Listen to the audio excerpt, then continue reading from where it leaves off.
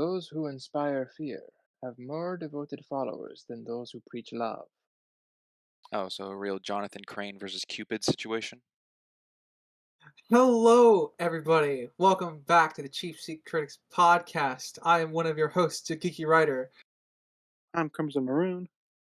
I'm a character called Sinister Boy. And I'm Sprinks. And you know what? I'll just get right into the socials before anyone steps on my toes about it. If you look up Cheap Seat Critics on any device that you may or may not have, go ask your mom for her phone or something. You look us up. We're on TikTok and Instagram at Cheap Seat Critics. We're over on Twitter as well. I've been referred to call it Twitter because it still is rather than X. So the ending of that, however, is CRITIX. For that handle, we're also over on Facebook, and we have a letterbox of the same name, and we're on youtube.com/cheapseatcritics and Rumble if you're interested in the visual side of things, where we have little PNG tubers and a slideshow we do. As always, thank you for that, Sprinks. Today we're covering my choices for the shorts this season, and there have been some controversial stuff that happened behind the scenes that I'm eager to hear about, but it'll be fun. Um, since the first one, I may as well just go right into it. Is Assassin's Creed Embers. Um, and it's essentially a short story that's intended to wrap up the story of Ezio from Assassin's Creed, the Assassin's Creed trilogy. Um, and I guess we'll go into some our histories to start. Sinister, would you like to start us off with your whatever history you have with this, either Assassin's Creed or Ezio specifically? Sure, right as I'm about to sneeze. Yeah, thank you. Happy to help. Yeah. Yeah.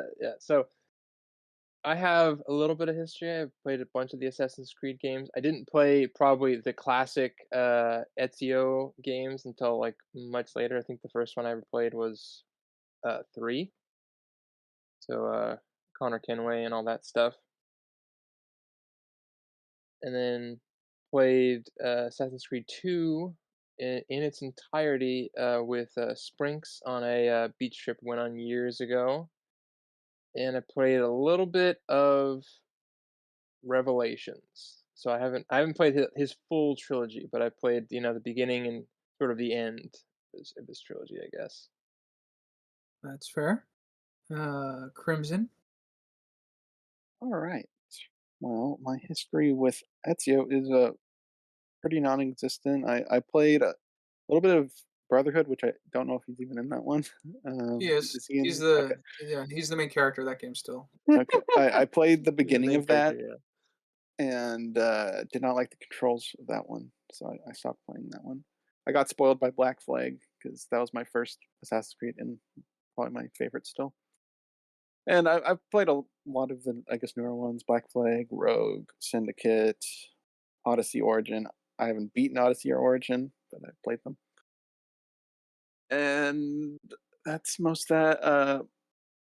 I have some history with Assassin's Creed Chronicles, China and India. But China is actually relevant here because the main character of that is in this short, which I was not expecting to see Xiao Yan in this. That was a surprise. Yeah, it's true. I mean, I guess I'll get into that in my history, but I'm kind of similar, I guess, to on the surprise when I first saw this. I wanted to see more for her. Um, Spriggs. Oh boy, my history. I've only beaten, when it comes to the games, I've only beaten Assassin's Creed 2 with Sinister, but I've played 1, 2, 3, Black Flag, uh, Rogue, Brotherhood, Revelations, Unity, Syndicate. Um, I've played a lot of them, I'll say. The China, India, and Russia one, those side scroller ones. I have not seen the Michael Fassbender movie, and I've read some comics. I think that's all of it. And this is my first time ever seeing Assassin's Creed Embers. Yeah, also fair. Yeah, my history has been. I started with Assassin's Creed 2. I played all of Brotherhood, all of Assassin's Creed 2, all of Revelations, and I've Played all Assassin's Creed 3 multiple times, Black Flag multiple times. I played. Uh, I forgot. I always forget the name of the French one. The one in Paris. It's not Revolution. It's like Liberty. Uh, Liberty. no. It's No. not Unity, is it? Yeah, it's It is, Unity. yeah, There you go. Unity. Yeah, Unity. Yeah, I have played Assassin's Creed Unity only once, and obviously you can tell that I don't remember much from that game. Um, Not very but I do remember despite all the bugs and the janky feeling of the game, I did quite enjoy running around with my friends in that game. Um, then I played Syndicate. I've played Origins. I have not played Odyssey or Valhalla, and I have not played the new one in India. And I did try to go back to play Assassin's Creed 1, and I thought the controls were terrible because I got spoiled by Assassin's Creed Brotherhood. Um, funny enough, that's how Interesting. I felt. Yeah. Um, so there are some parallels here. And this is, I think, my second time watching Embers because I actually no, it might be my third because I remember watching it twice after I beat Revelations, and I was much younger.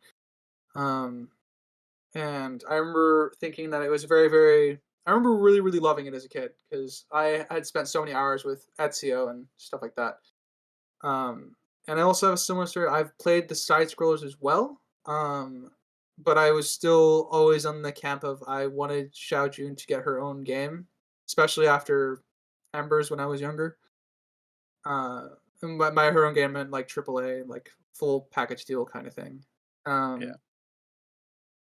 And I'm also similar to Crimson, having started earlier, and it wasn't my first game, but I still think Black Flag is my favorite Assassin's Creed game. Pretty good. Leave her, Johnny, leave her. Yeah, it's pretty much. It's that's where I learned a lot of my sea shanties. um, but I guess I um can start us off on facts if on Assassin's Creed Embers. If anyone, unless anyone has anything else to say about. I didn't mention this was my first time watching Embers as well. This was my first time watching Embers as well. All right. Well, uh, well, happy you quote unquote. I'm happy it was your first time for the podcast. I guess. Eh, Yeah. I didn't even know it existed actually. Yeah. That's I fair. mean, I wasn't surprised though, because I mean, Yeah, Ezio's like the biggest character. Ezio Yeah. franchise for a while. But yeah. So, let's see. I'll get into some facts and I'll try to keep it short. The first one is that the creators, one of their this will kind of almost get into what we're going to talk about, but the ending scene, where spoiler alert, official warning, where Ezio dies. Um, Wait, an old man dies? No, Yeah. I can't believe that. The young Italian man that sits next to him. The creators intended for that to be like a kind of a mirror version of like where Ezio was at the start of his journey in Assassin's Creed 2. Um, I got a very very different version of that when I was a kid. I can more understand what they were trying to do now as an adult with that, but I thought that was just a cool kind of thing to learn as I was uh, learning through the story. Yeah, I didn't get Um, that at all. yeah, right. Neither did I I. thought he was actually trying to kill him. Yeah, that's Yep. what Yeah, exactly. That's what I got too when I was a kid. I'm still like, even knowing what their intention was, I still have that reading is still too strong for me because it comes across too much that he was. It came to me like he was originally there to kill him, and he didn't end up needing to, Yeah. pretty much. Um, but there are some of Ezio's classic movements in this short as well, which I guess would be my fact number two. During the fight scene, he shows off some of his in-game move sets or that he does when he fights. Obviously, it's um, not Hampered as slightly. smooth. Yeah, Yeah. it's not as smooth. Uh, but I did think it was still a nice nod to make with that. That's good. And I think my third and final fun fact that I have is the credits spelled Sophia's name wrong. Oh, That's a is funny. goof. Yep. Yeah, and then the rest are just a bunch of history stuff, which I can guess I'll get into as we get along here, because I'm known as the history nerd. But I'll be doing mostly popcorn for this. I don't really. Well, I could probably do linear with this and popcorn for the other two. Actually, how do you guys feel about that? I feel like it's your call to make. So it All works for right. me. the classic shove off. Yeah, classic shove off. All right, then. I guess we'll do linear for the first one, and we'll do popcorn for the other two. But I guess for me, I just thought it was very nostalgic to see the old Ubisoft logo when I started with this, Yeah. because I haven't seen that in like over a decade now. Maybe I have to see what they have now. I didn't even notice that it was different. I mean, I mean, like it's probably close. It's the Ubisoft logo hasn't changed, but the intro to it has changed. Oh, it's changed over It's time. not. It's not. I know that. It's not. Well, yeah, but it's not. It's not the swirl of like mist or anymore. They don't do Yeah. that. Well, it didn't used to be like a full like huge tube, like a purple tube. Purple tube. I remember like the older Peter Jackson's King Kong video game by Ubisoft. It had that version. Mm, Maybe. yeah, I think you're right about that. Like the whole purple tube kind of mist thing. I think those are kind of the same. I don't know how they feel about it being classified as a purple tube. Yeah, Oh, well, I don't know how else to calculate it. Well, yeah, no, I know. I know you're not like Like going into like an trying to- avatar state, like that kind of tunnel vision thing. I'd have to see it. I don't. I don't remember. Well, okay, we're not covering the history of Ubisoft, so Well, we kind of This is the are. Do only it logo another I date. remember, but I never pay attention to company logos when You are the for movies, worst shows, or consumer. games. No. yeah, best consumer Crimson, everybody. Crimson never Yeah. noticed that 20th Century Fox got rid of Fox. Remember when 20th Century Disney. remember when Whoops. Paramount used to be like an oil company or something or an airline company? That was funny. Man, now that we're on logos, I'm thinking of like the evolution of the Disney logo over the last 2 decades. It's been a lot. I love the old Warner Brothers logo. It has Bugs Bunny sitting on the side. That's a good one. Right in the carrot. Yeah. Yeah. Funny. That's a nice one. I like that. But yeah, what's the history of Italy? Right. Yeah, let's cover the whole history Oh of Italy. boy, Man, where do you want me to start? Let's start at Pinocchio, the one we covered. Yeah. So it's our Is favorite. it? Is it? that's That was too far actually forward. after Remember? this. Yeah, that's Yeah. too far forward. We're like in the Forward. 15 or this 1400s. Yeah, this is right now. 1550 something, right? I yeah, think that's when Assassin's Creed this should- China takes place. Yeah, this is before. I think this is in the 1546. 40s. Yeah, 1540s. I think this is when it's taking place, because I know Ezio's family got murdered in 1476, and I know he's Fuzzy kind of in memory. this. Yeah. 1476, and we know he said that happened 45 years ago. Oh, he said no. It was 35, wasn't it? No, it's 45. Damn it. So I think this is in the early 1500s, somewhere in there. But I do like the kind of somber, slow opening that this has, where it's just the wagon going by and people are just kind of working along the side of the road. It's very, very like quiet opening, and I think it helps kind of set the tone for what this short is supposed to be, which is kind of a more quiet and somber exit for Ezio when compared to his like momentous life. Yes, he went the Thanos route, tried to be a farmer. Well, we could probably say that Thanos went the Ezio route. Well, no, because Thanos has existed like since like the 70s, right? Yeah, So, I know. I have no idea if that version of Thanos ever became a farmer. yeah, I can't remember. Yeah, I I don't don't know. know. I'd have to defer to Sprinks on that one. there is a version of Thanos. I mean, where he comics does become Thanos a is farmer. pretty different. Yeah. It's a bit more of a bastard. Yeah. If you're referring to the end of Infinity War, that is taken from a comic. Okay. Does Good it to know. exist before like 2009 or 2010? I think so. Was made? Okay. Then we can safely say You took the Thanos route. Yes. Um, and then one of the things that one of the details I do like about the game, or the game, haha, the short is that it actually uses all the in-game sounds effects, which is very, very like I guess transporting for me because of how many hours I spent playing the Ezio trilogy. The Like most evident. Oh, keep going. yeah, like for me, like the wagon sound effects, I think were the most evident for me. For me, Uh, it was the running footstep sounds when he Yeah, the was going footsteps. Yeah. towards his daughter, I guess, or whoever it was. She's It was the his young. daughter. I don't know the family dynamic here with Sophia and girl. yeah. Pretty sure that's Sophia's the lady he meets near the end of Revelations. So okay. yeah, that is his daughter and family.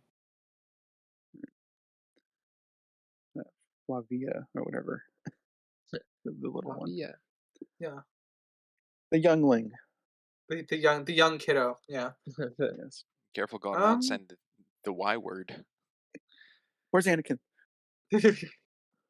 But yeah, so yeah, it was just one of those things where I thought it was the detail to use the in-game sound effects is really nice, just kind of help, I guess, ground my senses once more in like a sort of video game-esque kind of world. Are these How did are these taken from like the models of like Revelations? As far as I could tell, no, because the animation's completely different. Okay.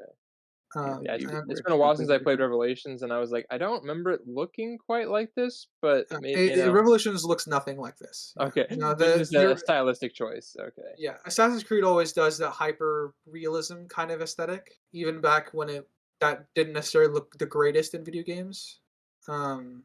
So they kind of stuck to that with Revelations, and that obviously this was entirely its own animation style. Speaking of that, what did you guys think of the visual aesthetic of this? Yeah, I'm not that into it. I'm not a fan of it. No. I guess I'll jump on the bandwagon. I did not like it. Yeah, don't worry about it, guys. I don't Oh like it yeah, either. yeah. No, I'm it's, attacking your feelings right now. you need to Yeah, defend yourself or die. you're all about to gear up to attack our feelings, and I just sidestep, and we all tumble into the same pot together. Yeah. Yeah, it reminded me um, of mobile game ads Oh yeah. Oh for come where you on. get a cutscene and you'd be like, "What is this?" And then it would cut to the bejeweled like gameplay. Save the Um, king. to you know what me, this this is? You looked know what this like looks like? pre-render It, footage for a animated Barbie movie. Ooh. ooh, it Ooh, looked like a very, ooh. very bad version of arcane animation. Is what it looked like. Yeah. It's um, weird. Like there's like moments where there is like some very specific details, on the face and everything, and then they'll just swip to like something where the lighting just makes it all just look like a matte, surface. yeah, It's so weird. I'm in agreement. It's one of those things where like the animation does not age well. Neither does the No. fighting animation. Like it's What year did I this don't come out? this was 2011. Let me pull it up. Mm, I have the facts Mm, page still up. yeah. I will yeah, say, 2011. I still don't know if that's an aging issue or if that was still not great at the time. I think the best animation is landscape shots when it's showing his house or the city. Yeah. So things that Yeah. don't have people really. Well, when people are distant, because Yes. I think a lot of those shots have people in them, like they're distant. Um, yeah, I'm kind of in agreement with that because the animation for me, I remember loving this as a kid, obviously, but I never would have picked up on my issues with the animation till now. I mean, Um, I guess at the end of the day, it's. I think this is meant. I mean, I would I would obviously love it if the animation was very crisp and really really well done. I'm not saying this is terrible. It's just I don't like the look of it because it's not really me the movements being and stuff aren't bad, but it just doesn't look very good. yeah, me Um, being yeah, spoiled brat gamer that I am, I don't know why they didn't like try to just use their assets from Assassin's Creed directly. yeah, Like that just would use seem. those assets instead of this It because might they be are like it might be yeah. because like at the time, whenever you made like a game, you had to use an engine and stuff that it was just not possible to kind of use that and make like. But that, actually, no, that doesn't make any sense because they have cutscenes, so they could have done. I don't. Yeah, I don't I don't know. think it was a Yeah. money issue, more of a time issue, maybe. I mean, Uh, for the behind the scenes in the Ubisoft stuff, the reason they actually went along telling Ezio's story is because they realized they had a really great character in a really great time period, and working with Ezio would have allowed them to plot out the next 4 or 5 games, which is what they did. They pretty much planned all the way to I want to say Syndicate, I think, Oh wow, when the they were twins. yeah, they planned all the way to Syndicate when they were working on the other Ezio oh, games. that makes sense. Why everything's kind of shit now, huh? Mm, I mean, kind of. The I mean, well, I because don't it's know how like, the stories have gone, but the gameplay is definitely different than gameplay the has original evolved version. every generation. I think yeah. I the mean, Ezio's gameplays can all be tied together. Assassin's Creed One stands on its own. Black Flag and Rogue kind of get tied together. They have they have the They exact reused same. a lot of assets in that between those two. yeah. Yeah.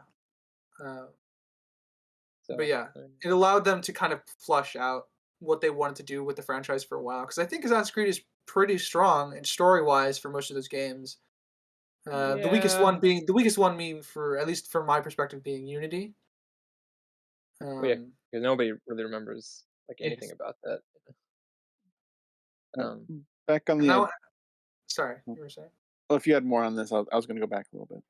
No, no, go right ahead. Back to the why didn't they use like in-game assets and stuff instead of this completely new animation style? I immediately thought of Overwatch, which is 5 years later, but they have the like high production shorts, and then they had some where they did in-game asset shorts, like the Junkertown one with Junkrat and Roadhog trying to deliver the bomb uh, in Junkertown. That was all. That was in-game. Mhm. So I think they could have done something similar with this. Obviously, not as good as Overwatch, but something. I mean, like, and you could make the argument that it would have taken like X amount of time and X amount of money or whatever to make, but it's like this is your big like protagonist It's the character, send and off. yeah, Yeah. like I feel like it's worth the time and the effort to just like make it as good as you can possibly do it. Not to say that I mean I feel like they still landed it regardless, but it is a kind of a weird thing that I've never seen these graphics in I think any Assassin's Creed game since or before, so it just kind of doesn't really mesh very well. Yeah. Yeah. Got 'Cause any final it thoughts? looks like Altair graphics almost. It's that kinda like matte finish kinda thing. Yeah.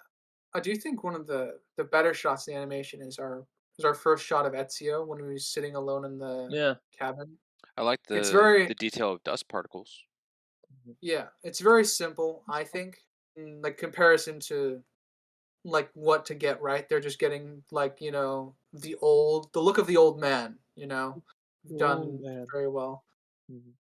Do you think this And would have I been? Sorry. Do you think this would have Mhm. been played out better if it was more of still imagery with dialogue and it did like that slow zoom in? I No. don't know. um I I'm can not see that fine. working mostly because I'm a But well, yeah, at yeah. least what you're describing to me, Springs, it reminds me of a bunch of some of the side stories in Genshin Impact, where they do more of the not necessarily side scrolling, but they do more of the imagery storytelling aspect with voiceover and stuff like that. But they do it in like a very, very artistic way. So it's like it's kind of fantastical more so than it is like quote unquote realistic, which I don't know if that'll work for Assassin's Creed because like I said they do the hyper realistic thing so much. Well, and I Um, think plus the movement aspect of Assassin's Creed is very, very important, and if it yeah. was kinda like still imagery, it wouldn't. I mean, you could still translate it, but I feel like they would struggle more, and it would probably not land nearly as much as it does on its own right now, as of the state it's in now. Yeah, I mean, I guess to kind of to give a definitive answer to your question, Springs, I think they could, but I don't know how it would work. It would work in my mind. Okay. Uh, I guess for those of for as a kid, it was very how best to describe this? It was very very juxtaposed for me to kind of see Ezio in I guess the state of where he's struggling to remember things. Because as a kid, I spent so much time with him and being like the main character of the video games that I played. So it was very very like it tugged at my heartstrings as a kid. I still think it gets some of that across now if you're more familiar with Ezio's story. The having trouble keeping these things straight and can't remember like what day of the week it is or stuff like that. And he gets disheartened when he's and frustrated when he realized he missed the play that was written by his friend. So Oh, okay. I didn't realize he was having memory issues. um Throughout yeah, the whole thing, it seemed fine to me. yeah. No, it's the beginning here is just Uh, kind of to imply that he's losing track of time just because days yeah, tend to blend together and stuff like that. yeah, And for that's me, how I that ties read into it. him being old and he's missing things now and his mind is moving slower. Yeah. I don't. It might be less of a memory thing and just more of like yeah, time. I feel like was kind of the which is I feel like the theme of this whole thing One of is the core things, yeah. yeah, yeah one of the core things is just time. However, Gets in to you soul. his deteriorating age, he still has pretty decent eagle eye vision But yeah, you to never lose spot that. Yeah. what happens when he's out in the vineyard. To be fair, Xiao Jun's also not really trying to hide. Yeah, So she's not wearing the white. Yeah, Well, the no, whole but when thing. it cuts to show the distance, he's far out there. yeah, it's true. Yeah. Uh I guess I mean it's one of those things where like if you train the muscle, it'll stay healthy for longer. And eyes work the same way. My one of my uncles never needed to get glasses when he was told he needed one as a kid. He just started doing eye exercises and vision exercises, and he never needed them. Fancy It's that. very, yeah. So it's might be one of those things where he is just one of those things. Sorry, yeah, I'm gonna keep repeating myself. Where he just used the muscle so much that he still is able to retain it. Mm. Use it or Oh, and lose it. Ezio in this does a lot of moves old men typically cannot do. So, obviously, keeps in shape a bit for himself. Yeah, Well, it's all like muscle memory, right? I mean, it would just be. I mean, you can. It's the same thing with soldiers and that kind of thing, where they just. I mean, those they won't be as good, years later, but they'll still have like those things ingrained. Uh, since we're in the vineyard part, uh, to pick on the animation a little bit more here, the go right running ahead. animation looks trash. It does not look good. It looks very Whoa. slow. Uh, kind of the music they choose also isn't the best, but not my forte there. It was very quiet music. It wasn't building up like much threat level for the audience to be like, oh my gosh, there's a threat here. It's just like a very quiet, intense tune. Yeah, I I feel think like they they could have built definitely. up the threat, the potential threat that was here.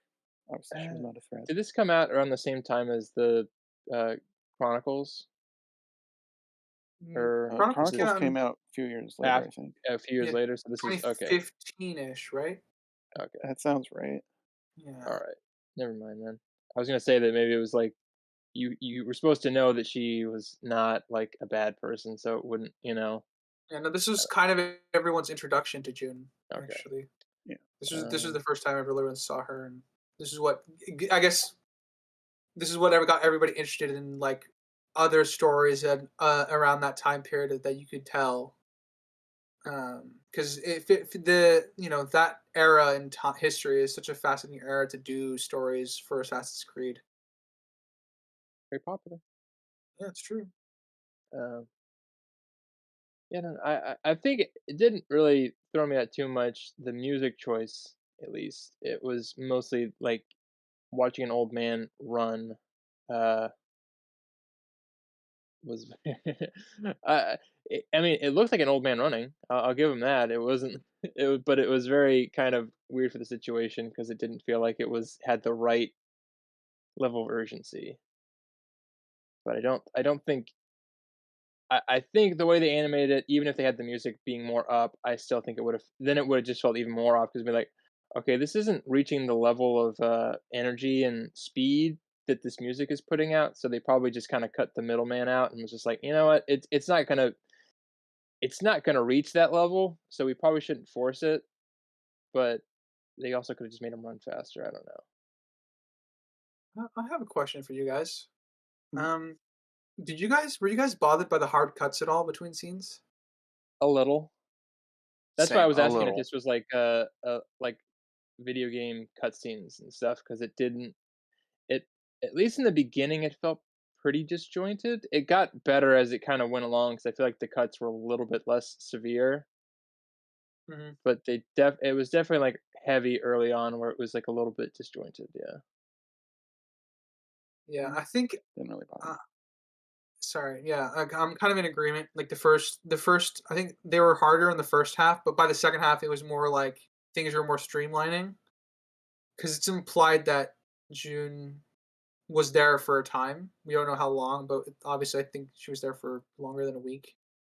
Um, but the first few hard cuts were, uh, I guess they bugged me more as an adult. So, Yeah, I don't know. Was this maybe like released in like pieces or something? I thought it would be. Because of that, I actually looked it up. I don't think Yeah. it was. I think it was all Uh, together. Um, Maybe it yeah, was partially a plan to do that, and they just decided, yeah, let's just do it all in like one go. But I don't see them just like doing the Castlevania thing where they just like leave in the bits that don't work in that format anymore. hmm, But who knows? They're a different company. that's true. Um, I guess we can move right along here to the fireside scene since now that I don't really have much to say other than she thought Xiao Jun was a threat, so he ran Well, across a vineyard uh, to get to her. Well, he to be also fair, he was saw not wrong. he saw her necklace marking the Assassin's Creed logo on it, or the Assassin's logo, Assassin's Yeah. Creed. before even talking to her, which could go into that situation of Edward Kenway, donning an assassin's outfit and disguising oneself without truly being one. So he let his guard down, I think, a little too fast, simply seeing the symbol. Ezio? Uh, Yeah, yeah. Well, to be fair, we hard cut away. It's suddenly nighttime, so we don't know what conversation they immediately had. that's true. I think that wasn't hugely common at this point in time, though. I don't know, Yeah, I but we don't don't. think.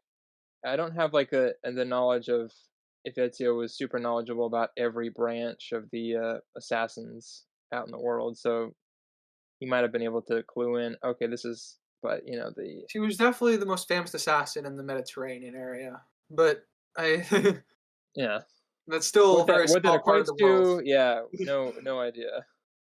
Okay, I just saw it as like he just seemed a little more relaxed upon seeing it before the cut, which doesn't necessarily go with what he said earlier or says later to her of, he's always thinking someone's going to come for him, come for his family, his kid. So he's like always prepared. Um, I mean, his first instinct, he still stands his daughter away.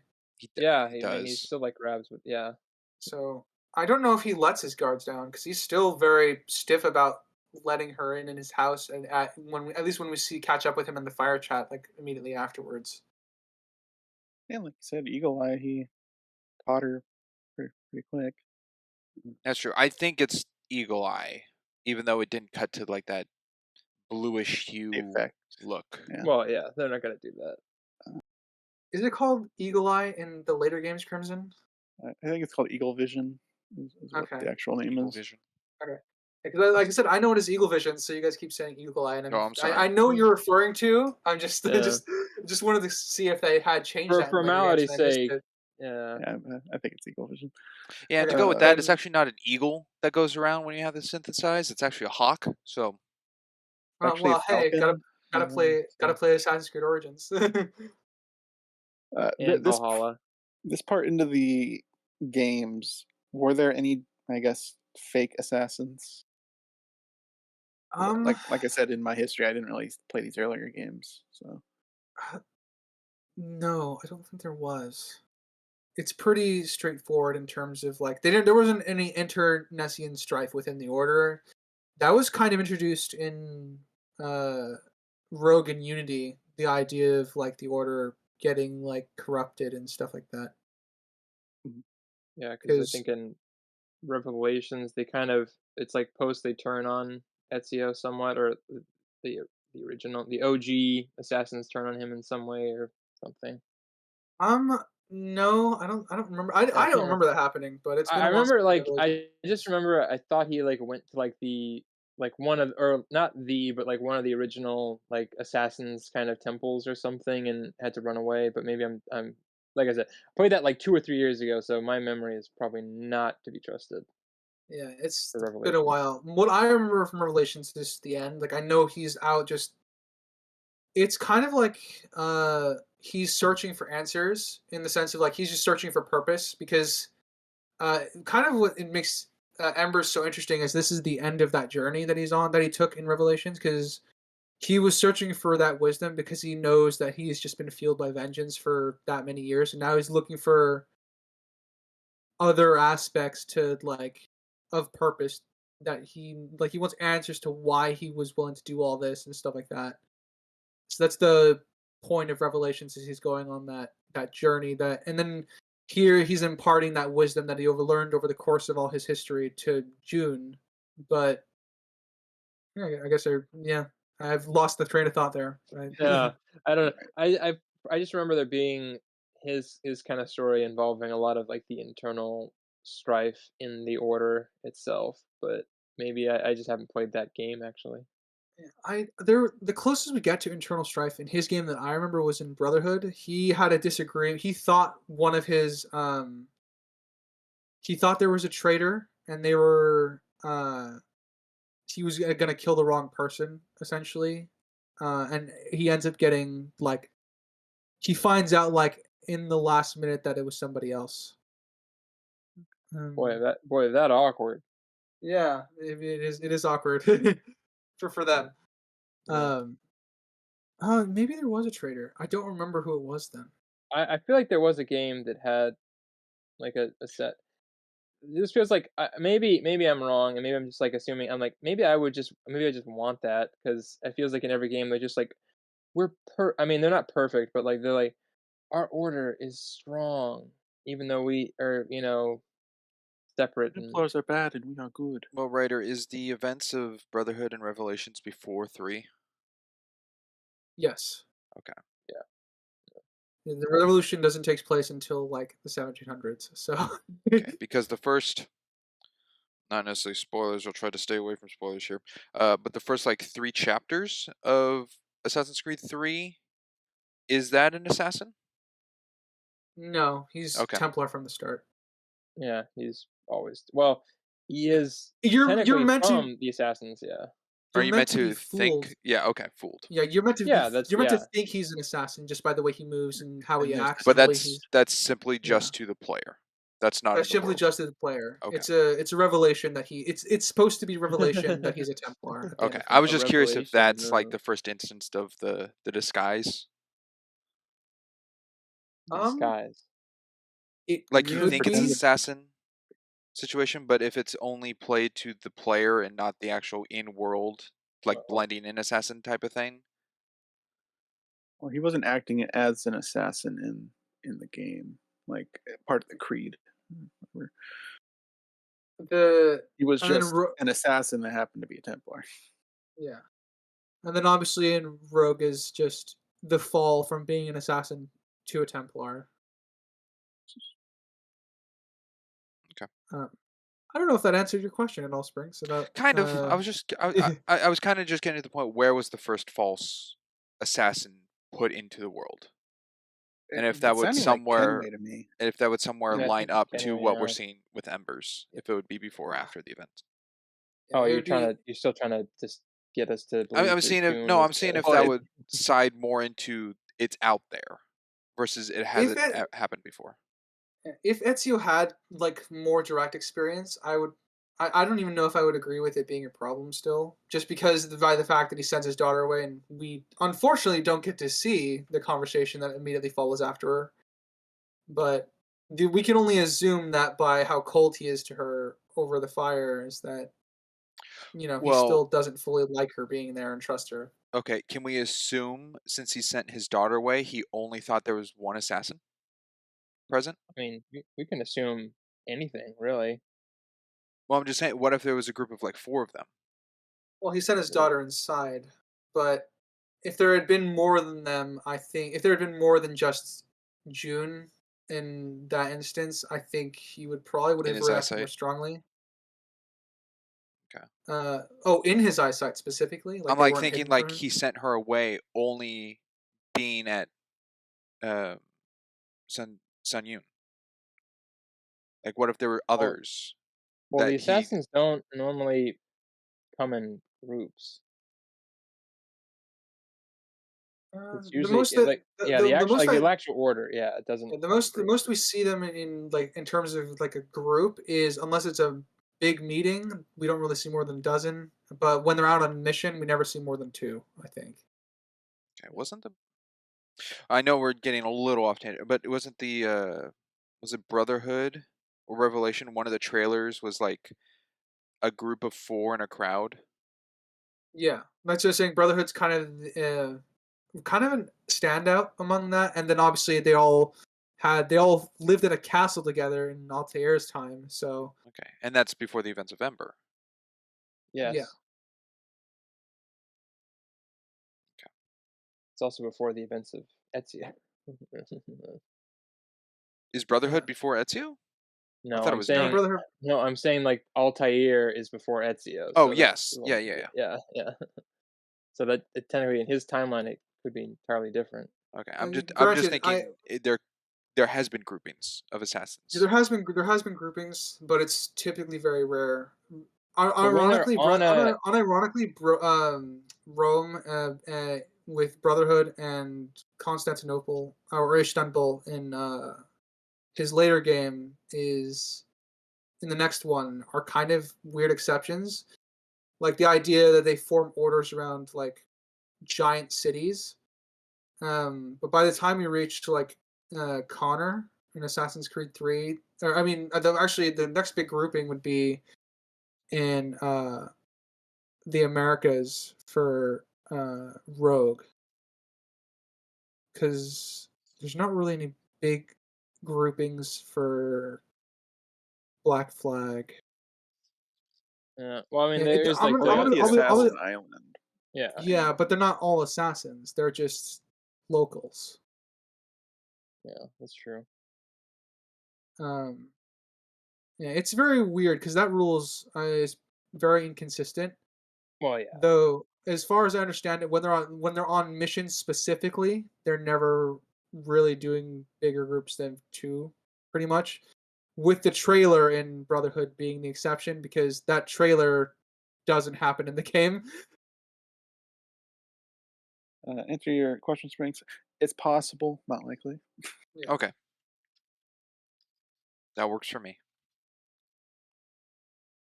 Um, one of the funny details, or one not one of the funny details, one of the details I do like about the fire chat scene is it's clear that Xiao Jun learned, uh, some Italian to speak, but she's not perfect at it. Dolce and Gabbani. Yeah, like she's trying. It's Yeah, one of the no, things no, where yeah. I do kind of like the fact that she's it's not her first language, so it's a little detail that I do like. I do appreciate the voice actress. Really got kind of the cadence of the because I mean it's very easy to you can just like do a half-assed version of it, but like the cadence of sort of speaking in a a non a non-primary dialect is she did a very good job because it sounded almost exactly like what it would, sound like. Yeah, yeah, one of the niche details that I liked. Um, do we have anything more to say about this? Even this night scene before we kind of transition to Ezio walking in and her in his office. I like that I they just pretty like much. that Ezio's There you go. abrasive towards her still, even after she gave her reasonings of wanting to rebuild her order and stuff. He's out of the game. He's retired. Yeah. Yeah, this is a kind of the classic, like, I've been the hero, I don't need to do it again kind of thing. It's Yeah. definitely a classic archetype that they did well here, unlike certain other movies that I horribly despise. Um, Episode 8? yeah, yeah. um, but yeah. So, did you were trying to say something as well, Sinister, or was that kind of Oh yeah, similar to? I this is not really like a huge thing, but it made me kind of laugh a little bit that like during that whole fireside chat, like is it Sophie or Sophia? Yeah, Sophia. Okay, Sophia. I was like, yeah, for whatever reason, I was thinking Sophie, but I was like, that doesn't sound right. She's like bedroom eyes. They like animated her with bedroom eyes, like whole scene. It's very odd, but I like it made me laugh. Bedroom eyes. What is bedroom Bedroom eyes. eyes? I suppose so. Yeah. Like seduction? Like, No, I'm ready. yeah, like that whole not I'm sure it wasn't on purpose, but that's just what it looked like to me. Like she was just like had her head cocked and everything, like bedroom eyes. Very what's the word? I'm picking up more adult themes than I wanted to. Um, Yeah, exactly. There's nothing there for it, so I mean, it's totally. I'm just reading into it, but I just You found it can very. stay the night. We well, are I very mean, look, relaxed here in Italy. there's a reason why she and Ezio clicked so well together. They're both players. Players played by players. um, let's see. I Window, guess open the next. door. So I entered and Yeah, went through all your what papers. a lame excuse. You know what? I think it works in that really dumb way, in the sense of like she probably doesn't know how to explain properly in in the I language.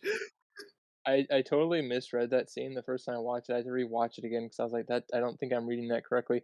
I thought that she was like reading his manuscripts and had like solved some puzzle or something. And then I realized I was like, oh no, she was just trying to snoop on him and try to figure him out. Little Max Um, Caulfield action. Yeah. kind of a bit of both, actually. Sinister. I think I read it as she's snooping to get information on it, but she's also going through all his papers and stuff like that because she wants to learn. That's what Yeah. she's there for. So she's trying to. She found stuff that he's writing, so she's trying to glean what she can from it. She wants to wrinkle her brain. Mhm. So yeah, I definitely get what you're reading there, Sinister. I definitely think it's a Mm. multitude of things. Yeah. Um, and then we have, well, unless you guys have any more comments on that scene, we can go to the comment scene when they're talking outside. I just thought, yeah, I just thought it was poor of her being an assassin, and that's what she tried to pull Yeah. on him. That it was the Yeah, wind. I definitely attribute it to being more a language thing, but that's a totally valid reading as well. Yeah. It's a Also, she didn't hear him coming. He is an yeah. assassin, but he shouldn't really be like sneaking into his office or whatever. I mean, though, like I So said, I think that just kind of goes into like the Especially since training he's thing. shouting Yeah. her name. Oh yeah. yeah, she So shouldn't have been caught. I think I don't know. because she is an assassin. Yeah, but she was Yeah, engrossed. She needs information. She was probably just like Wayne. Yeah. I don't know.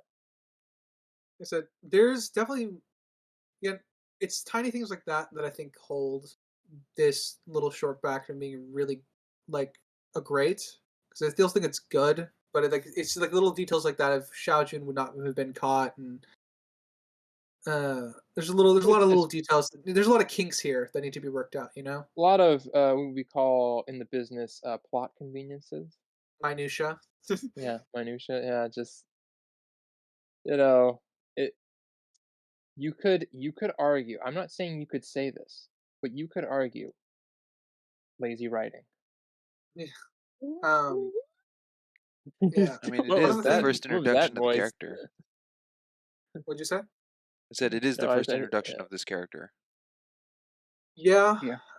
and I'm Which not doesn't help, I too think. Yeah. yeah, I'm not too well known on the Assassin's Creed China of her own game. If it gets better, Chronicles. if it's like She's an arc pretty situation, proficient. or yeah, Yeah, I She's mean, a one-man army yeah, she's in good. that game.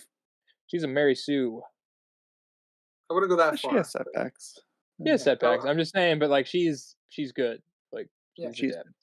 Yeah. So I mean, like the only thing that you can make in favor as to why she probably wouldn't care is just that she values Ezio's information, or she's still too new to the whole thing and gets caught. Does Because this it's take implied that place? she was an apprentice, at least on their journey there. Does this She take outlived place? her mentor, though, right? Yeah. It was kind of Yeah. implied that the mentor Yeah. died, and Yeah, the then mentor dies Billy on or the whatever way. that was. Yeah, like I said, I So don't think that it works as an excuse, but I'm sure that it could be made. I'm sure since this takes place before the game Chronicles came out, this is taking place before the game itself. Am I correct in Yes. that? Okay. Yes. Yeah. All right. So we're getting earlier. So I don't. There might be some level. I mean, but she's so good in this. I don't really believe that of like some level of still kind of learning the Yeah. No, stealth she's a aspects. full on assassin. Yeah. Yeah. Yeah. So She knows I how to be don't. assassin, just not a leader of the to be a leader of the assassins. To Yeah. But do they build up really? an You know. assassins. you Which have to is, go through a which training to be one. I mean, yeah, which is kind of, I like that they're at least paying respect to the idea of that, because there's a complete difference between, being a soldier and then being a leader. You have to Mhm. the transition between the two is always an interesting journey that a character to take a character on. And I do like that. That's kind of what I was hoping, that if we ever got a AAA Xiao Jun game, that it would be about that, like her learning to be that leader, you know? I really Yeah. wish I had the soundboard working, and so I could do a mic drop sound after you said that. That was really good. Oh, well, thank you. I appreciate Yeah, it. um, really good signal. but I do like that she uses Ezio's own words against him outside to kind of help him edge her closer to her side. Like, why she's there. And that's when she gets him mad and he slits her throat. She would What a deck dark him. ending Problem's that would be. over. She would To be totally deck him. He's out of it. yeah. Um, and then we cut away to the town, I think, after that. Yeah, they Um, go into so, town and buy grapes and seeds. Place yeah, is for the beautiful. harvest. By the way, this is where my family died. Yeah. It definitely, like, see, for me, that was such a weird jump Uh, as a kid, but I still uh, understood the idea that, at this point, I think she's actually been living with them for a while. hmm. I just don't know how long. We don't get any, like, time scale or whatever. Yeah, we could probably I mean, time or like traveling takes a considerable amount of time, so we can kind of infer that there's some, Yeah, we can infer that there. she's Yeah, been there for yeah. some time. Like, she's supposed to help with the harvest and stuff like that for regarding his vineyard and stuff like that. Another bad world clock. Yeah. Just Um, that there yeah, isn't one at all. yeah. there's none at all. And like I said, I think that would, if we had one, I think it would tremendously help these kinds of scenes, because we are essentially, she starts going through his history with her, like starting from the beginning, and then obviously we transition through other things of him talking about her to his story. And I think having a world clock would make things a lot more interesting, and it would help ground us in the fact that, like, okay, he didn't just start billing the beans like the next hour. He it was like a week later, and stuff like that. But I will say I do like, because I mean, I've had a similar thing where like I'll be driving past some place with somebody and I'll be like, "Oh, that's where my grandparents died," or something. I mean, even if it's just somebody I don't know fully, just it, because I find it somewhat funny of just having that downer moment in there. Yeah, I But mean, you do point out sightseeing and stuff like that, but I think because of the no, way no, it's no, yeah, framed, yeah, obviously it's supposed to be a part of the, like, him trying to teach her, like, what no, it yeah, prepare her, not really. yeah. We're just trying to I build up was defending the the payoff of the tonality. ending here. Yeah, We're just trying to get to the ending. No, they're trying to build up a payoff. Yeah. And Yeah. so Well, yeah. from just dying in the plaza, now there's actually some significance to the plaza. Yeah, The 'cause plaza.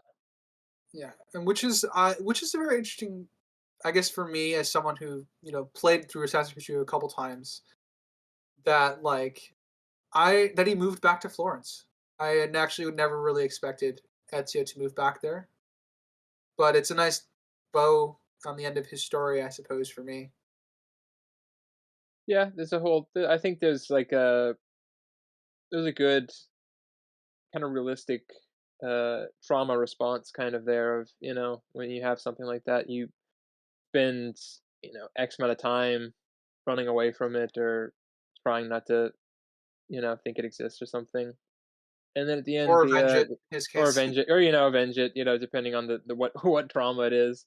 And the end result that's always healthy is accepting it, living with it. That's how you got to go. Yeah. I can't Um. recall, but the building with the clock tower on it in the square, is that the prison? No. Okay. That's Gosh, I don't remember. I know it's there in the game because I climbed it, but that's pretty Yeah, much all I remember about isn't it. that where Ezio's father was held? Was in a prison? Um. I No, I thought it looked It's similar to that, but Ezio's I father. Ezio's father's was in the fort of the city. Like there was a castle essentially within the city that his father was held in. I don't know. I don't think it was that tower. It might have been, but um, I'm gonna write that down as a possibility. I don't know. I don't think so, but it could very well possibly be that tower. okay. was gonna make a joke there, and I decided, you know what? No, I won't make a joke there. Good for you. Well, I Yeah. Maybe. I don't yeah, know. I didn't go back and boot up my copy of Assassin's Creed 2 to double check, but I do think each building is set in place to where it is in the game. So that's a Yes. good detail that Uh, it does match. yeah. You have a copy of Assassin's Creed 2? I do. Oh, okay. I was gonna say I maybe I was gonna assume it probably because you didn't have one or yeah. something. All right. Never mind. Now I kind of want to play it just to check. I might do that. I might do that after You the want to do podcast. that right now? We can take a No, no, break no, and you no. can I'm, do I'm, gonna, I'm that. gonna do that after the podcast. But Okay. We'll do it for the recap. yeah, I'll confirm or deny during the recap. But yeah, no, I do think they nailed the aesthetic of Florence very well. So like, I can definitely feel, and it has the aesthetic of the city that only aged pretty much by 50 years, pretty much. Um, so I wouldn't be surprised if that is the tower. Like I said, I just genuinely don't know because I don't remember the square where his family got murdered all that well, despite me being traumatized as a kid from Yeah, it. yeah. It was the original Red Wedding. Yeah, I uh, know it wasn't. I did not spot their house because their house had that Yeah, I don't think didn't somewhat it burn gated down? entryway. yeah, Like I don't know how to call I it. Kind of think like a it's a villa. yeah, yeah, a villa, Um, a yeah, and U-shaped building with like a garden in the center. yeah, it's definitely a villa. And I don't think that was in this at all. No, I didn't Mostly see it. because they had no reason to take the story there. So they condensed a lot of what they're trying to tell into these 21 minutes or so. Yeah, and I think they did a decent job. There's a couple, you pointed out, Ryder, a couple of instances of, paying off a lot of the standout things and everything. So they definitely got a good bit in here. Yeah, it's definitely tying a knot on the Ezio story, and like I said, because of that, I just have a lot more of a deeper want for this to get everything perfect. You know? You know what? We could you know what? GoFundMe. Let's do this proper. Writer will write it, and we'll put it together. Oh God, I never felt so much pressure. Actually, no, you could do like a fan. You could do a fan fiction. Yeah, I probably could. I'll have Yeah. to add it to my Well, I'm sure long you got list. you got like seven right I'll now. add it to my So long list. I already got 5 projects that I'm writing yeah, concurrently, and that's a fucking nightmare to keep track of in my then we brain. could have like a little. We'll go over it at some point. A little compare and contrast, maybe. Yeah. There is hold on. that was gonna take me my brain somewhere, and it's gone again. Oh well. You're just like Ezio. Yeah, unfortunately. Don't write 5 stories concurrently, kids. Don't do it. It's not good for your brain. Um, yeah, I guess. Do we have anything to say about the square? Else to say about the square? Because I know they kind of play off like Xiao Jun might see something and she gets suspicious. Uh, yeah, I just have stuff on the combat, which is kind Okay. of Yeah, we can roll right into the combat because I don't think I have much else to say other than like Xiao Jun's getting somewhat suspicious and they're just there to buy goods. yeah. Yeah, no, it's a good scene. I guess I'll echo that. It's probably one of my favorite kind of little moments, just because it's the middle, kind of quiet moment in between a lot of a lot of stuff of going on towards the end. So I think Mhm. it fits in really well structurally. Yeah. All right. Well, combat then. Unless you got anything in Sprinks. Not about the square. All right, combat. Crimson, lead us off. Boy, was it stiff. Yep. Yep. In terms Uh, of the actual choreography, it was decent. I liked the shoe knife. Uh, I misinterpreted it the first time I watched it. I thought yep. she kicked his own sword into his throat, which I thought was cool. Then I watched it again, I'm like, oh, okay, it's a shoe knife. Less cool, but still cool nonetheless. Uh, but it's just the I'm gonna common steal. animation problem. I have it with the later fight as well. This just the stiff combat. Yeah, the choreography is good. The stiffness of the animation is really what, unfortunately, I think drags it back. Um, and Crimson, good idea. I'm actually gonna write that down. Kick sword into neck. I'm gonna write this. I'm gonna make a character do this at some point. Kick sword. I mean, we kind of saw a kick sword when we did Castlevania. That's true. I saw kickflip. Yeah, but it's still Uh, a good move. I'm gonna take it. yeah, I thought like she like broke his sword and then like kicked like a shard or something into his neck, or which would be uh almost breaking some sort of level of physics, but well, we'll let that go. There's a brittle sword in that story. No, I was mean, well, actually, it would break actually the human nervous system, because I don't think the human nervous system could be that fast of breaking the sword and then managing to inject it or kick it into somebody's body, shard with force equal to the stabbing motion. It would very much depend on the angle of their sword. Yeah, well, it would be it would be a lot of luck, I'm sure. More Yeah, a luck more than lot of skill. luck for sure. It'd be a combination of both. Yeah, Not impossible, but hard to do. yeah, it'd have to be the right time, the right moment, the right wind shear. Springs, do you have anything about the combat, or is your commentary quite similar? Oh, it's just it has a lot of cuts. Yeah, I don't know there if it would do. benefit without. I know the reason why it cut to different angles so much is just that was a way of keeping movement to It's try to trying make to it look help. better. It's trying to help Yeah, hide the stiffness. Yeah. Yeah, but it's a little eye aching. I Yeah, would say. I can agree with that. Um, Agreed. I guess we'll go right into the next scene, if that's all we have for the combat. Uh, I think we're which just going to could, be echoing the Well, combat stuff later on. yeah, this why combat did stuff's they gonna. send the one guy? Well, he didn't. There was two There's guys. obviously the rooftop guy as Yeah. well. He didn't participate, but we see later Um, that they have more men. So it's possible that they didn't know who the person she was with, so they only sent the one and they just volunteered. There's a few reasons they could have given, but we're given essentially fucking nothing. Well, it I doesn't don't know. look I like mean, they're actually for going out to assassinate. They're more like spies or informants. It looks like that's why he just kind of stayed before drawing his blade. well, We learned that they're. Uh, and I they're there think. to take I her think out she. later. Yeah, they call her. She calls them. I think like I don't know what she calls them, but they all we know is they're sent by the Emperor of China yeah. So they're to probably like kill them. some secret police kind of They're responsible assassin. probably for killing her mentor. You know. Yeah, They are definitely well. Which She would mean they would explicitly, know she got away from whatever encounter that ended up being yeah, in Venice.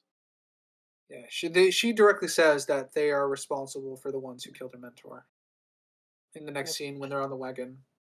So I'd Um, yeah. imagine they would have sent more. And if this was just a scouting thing in the plaza, he could have just gotten away instead of staying in the corner to fight. well, Eh, I mean, there's I feel like it works. I don't feel like I have any problems with see, it because it fits because it's like, okay, we'll send in a couple guys or whatever, and maybe they're, you know what, I'll be on lookout, and it actually ends up working out. I mean, I feel like story wise it fits, and it doesn't feel like too outwards because it's like, all right, we're gonna send in this guy. He's pretty good. We're gonna have there's this guy also in a there's also very much in this era, and especially for China, is there's the thing of prestige as well. It's like I was the one who did this, so the emperor can honor me. yeah. It's So also a there is factor. definitely that aspect that will go into that. But like I said, it's not overt about any of that. So like I said, I you could accuse me of reading that in, but I there like I said, there's none of because there is none of that in there. But I can Yeah. only imply based on what the history and context is.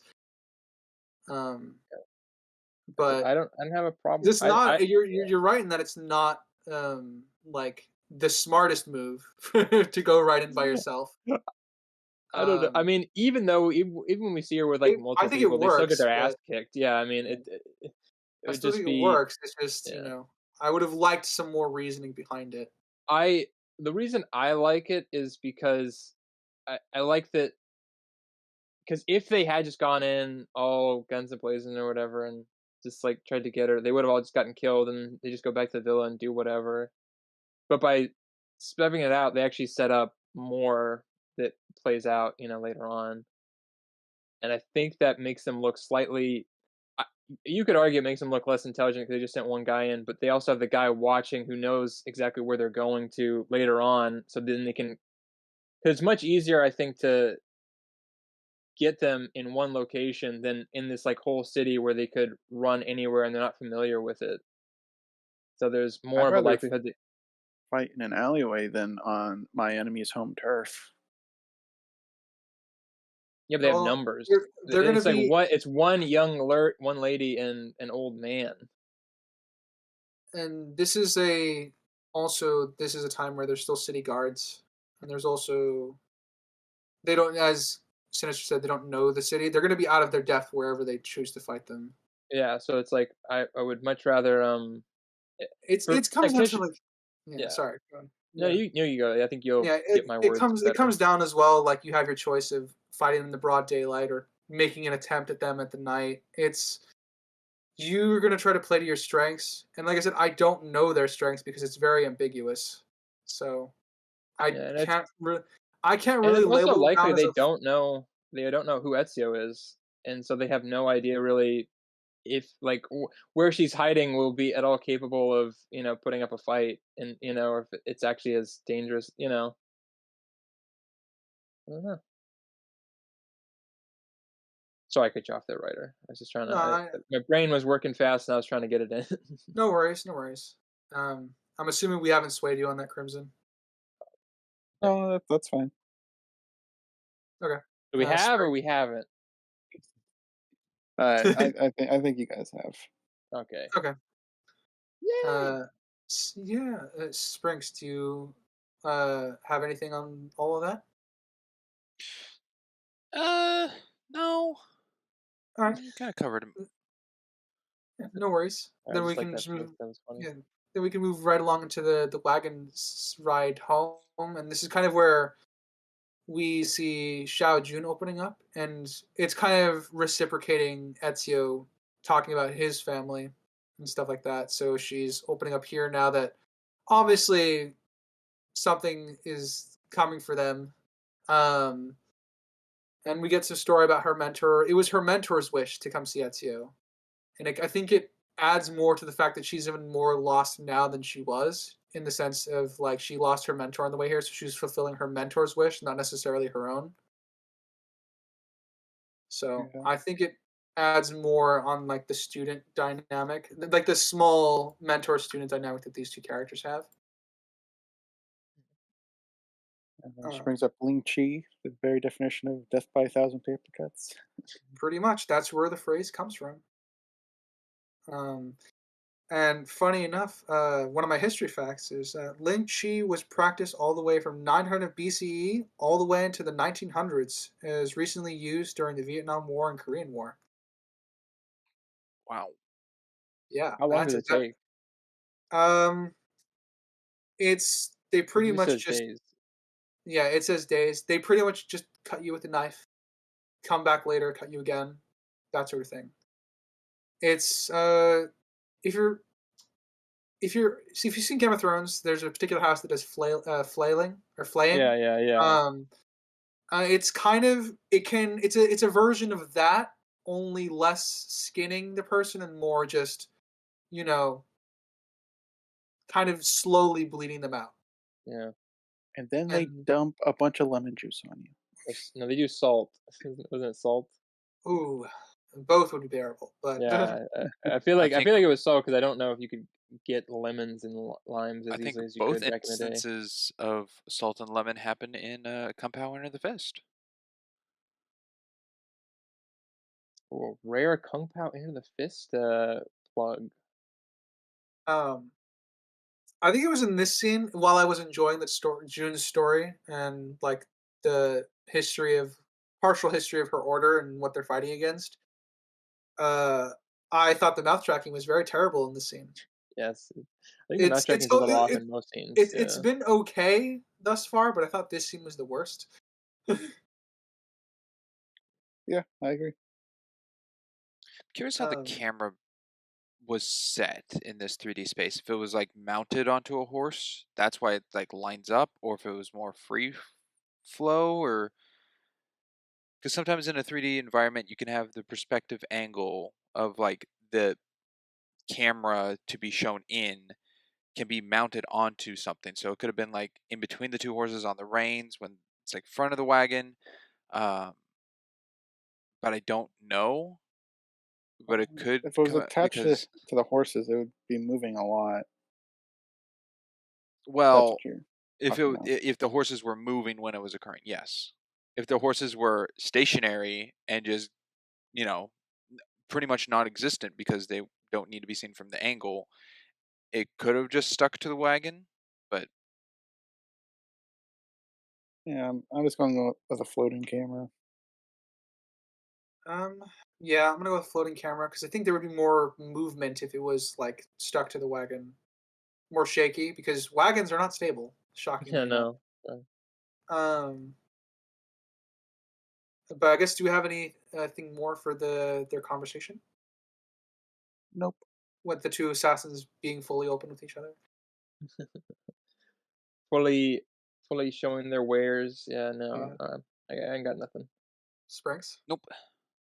All right, then we can go into Ezio sending his family away to be with Machiavelli for the night, and I think this is very smart because Machiavelli is a very powerful man. If you've ever heard of him and know him, and then we have I think the one of the core monologues that kind of was a capstone for Ezio's journey, especially if you've played the previous three games and you watch this right afterwards, which was the idea of why he chose to build the order the way he did, and the answers that he found at the end of his journey. About I Sinister said at the start of this, which was those who inspire fear have more devoted followers than those who preach love. It's a quote I've been running around with in my brain for a while, especially when I look at the modern world today. Not to break this, make this super depressing. But it's one of those things where it was for me. It's like it was the inverse of Ezio's journey because a lot of Ezio's journey is vengeance fueled, and then Revelations is an outlier in that where it's not vengeance fueled. It's just pure inane curiosity, and it's interesting that at the end of his journey he comes to a conclusion that is juxtaposed with a lot of what life's dealings were, in the sense that he was one of those people who inspired fear in his enemies, that sort of thing. Yeah, and now he just stood by campfire. Yeah. Words of wisdom. Uh, this is pretty much to me the only thing he teaches her in this short. Like I said, we get a perceived time jump, but we have no idea what Yeah, we have no time that is. indication of what it is. Yeah. So this is pretty much what she came here for, depicted. Do you Yeah. think that's enough? Should there have been a physical training as well, or just this more philosophical I don't training? know if you could give her physical training at this point. I mean, like he could definitely supervise something, like maybe a trick he learned in Constantinople with hook blades and stuff like that. Mhm. Um, because they clearly have very different fighting styles as assassins. Yeah, Um, because at least how I interpret this lesson was that he's trying to teach her how to build back the order in like the format that it should be in. It should be welcoming of like all cultures because the point is that they love the world for all of its flaws, kind of. yeah, Um, and I think that works in that this is the grand lesson she needs to take to heart when she goes back to rebuild her order. But I think there's a bunch of other little smaller lessons that I would have loved to see if this was a full length movie. I Um, agree. so I think it works with this within the context of the short. If that was the only thing over the course of like an hour and a half film, I'd probably have a lot more issue with it. Because I would have liked to obviously see. I would like to see more. Let's just leave it at that. Yeah. Ultimately, did I? Ultimately, we always want more. Yeah. Does that answer your question, Crimson? Yeah. Okay. Um. Then, I guess I'll open that up to the field. Does anyone have anything more to say about that scene? Because I know I went on a bit of a tangent there. So, About that scene, no. What the But scene following? yeah, the scene following about the introduction of the break-in. blunderbuss. Yeah, they did not want to go quietly. They, Oh no. That's true, but It's an isolated farm. I don't know if yeah, that's supposed to counter the assassin's sneak to them being Yeah, attacking loud. at night. well, they're not. Like I said, they're not assassins as far as we understand. They're just thugs that's sent by the emperor. True, but is that to like stand out more? To just see Um, like a cannon fire go through a wall? You want to eh, compare and contrast the two orders? Well, I'm just saying they it's didn't like more. sneak in or like break through the window to Well, try to get the jump on them. They just if I would have more issue with it if this was in the heart of Florence. This is out in the countryside. I think they can get away with it. oh, okay. Well, I Uh, think Sprinks' point is why did they open with the loud instead of trying the sneak first? Is that what you're going for? Yeah, like he just shot the door open, He didn't shoot it open. He shot through the especially door. with their windows being on pretty much every angle of the house. Like they they could were have very surrounded. well. Yeah, there very well could be. They did do the sneak thing because by the time we next see Xiao Jun, she's already fighting people upstairs anyhow. Yeah, so they that guy's just big. They might have done both. Like they went through loud once they heard Xiao Jun fighting upstairs. Could be. Because yeah, like we know that she's sent upstairs, and the next time that Or we see her, yeah. she's already fighting like two people upstairs. Okay, the So loud entrance from downstairs could have been like uh an eye a distraction, like an attractiveness, like to be drawn attention to there for the ones to sneak in to get past, but Chunjun was already present where they ready, did, so that yeah. could be it.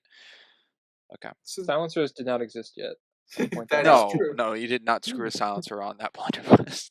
Uh, one of my favorite missions in Assassin's Creed 2 is when you get to use a gun for the first time. It is not quiet at all, and it terrifies people, but it works. Uh, also, this big guy, he enters the door, lets other men go by him with swords, and then he stands in the corner and just waits. Yeah, I wrote He's that gonna down. That was reload. very weird. That was Yeah, he weird. didn't Well, even he reload. reloads later. Yeah, I don't know. He just watched. Yeah, it's very weird. I think People like the to watch. fighting I don't know. again the fighting choreography itself I'm fine with, but that is definitely one of the odd cuts because I would have made him do something. Even reloading would have been nice. Because, I mean, blunderbusses are very difficult to load, so I would have been more than fine with him having to spend that time loading his gun up again. It's definitely an odd cut. I agree, Springs. um, I like seeing Ezio's moveset from the game a couple times. Like he has the face stomp execution, and then the rolling over the back. Like that's like directly from the games, which is really cool to see. But also Ezio's really old, so I'm balancing that between like, oh, I really love this. Oh, can he still do this? And that's what I brought up earlier about his exercise he must be doing to Like he keep his body. absolutely must still be doing exercise because I don't think he would. I don't think he'd be that lithe that would otherwise. Yeah, I do like that he has a little breaks of fatigue. Yeah, I do like it's clearly wearing him down. Like he's not in his prime anymore. Little Mr. Incredible's tweaked back moment. Oh yeah. It's not that bad. Something God, I I I like can't that. see it now, Kirsten. Why did you bring that up? something I noticed in comparison, and I don't think it's to the point because it's animated and not staged.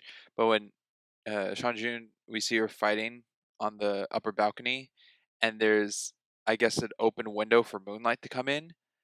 It very much looks spotlighted, and to me, connected right to the Evil Dead of the spotlight of Linda being Yeah, dragged I don't that know is if it outside. was that not a bright. yeah. No, no, no, no. I did not see that. But I will admit you could have. But yeah, I don't think that was a purpose. Well, at least with this, the light is framed through a window, and Evil Yeah, Dead, it's it not was like a little spotlight out in the Yeah, woods. that's a slight difference, but they're both a slight. a perfect shaped Uh, oval look, which was very spotlight. yeah. Well, I think one of them is moonlight and the other one is a spotlight. I think Take both your are bet. Which one? signify What? moonlight.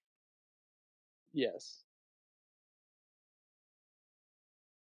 We get this guy who gets a knife in the face, and he's pretty all right. He shrugs it off, screams a little bit.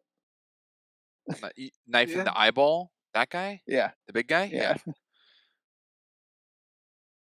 Yeah. Big guy, big Takes guy, it big pretty guy. well. Yeah, I It's not agree. impossible, but Nah, man, they're just. It's showing that those characters have a lot of health. oh yeah, this is actually a reference to Origins when they added like health bars. Man, they plan that years in advance. I know. We're on it. Um. Oh. I guess not necessarily related to the fight scene, but I actually have a notes about Yoon's body language throughout the animation. She comes off as like closed arms, very meek most of the time, just because like she's clearly out of her depth, and I think that adds a lot more to Your like clothes on. folded arms. Sorry. Well, I just like because when I Sorry. think of when I think of closed arms, I think of like a angsty teenager, and I was not getting those vibes from her. But I Howdy, like I'm the not getting my way.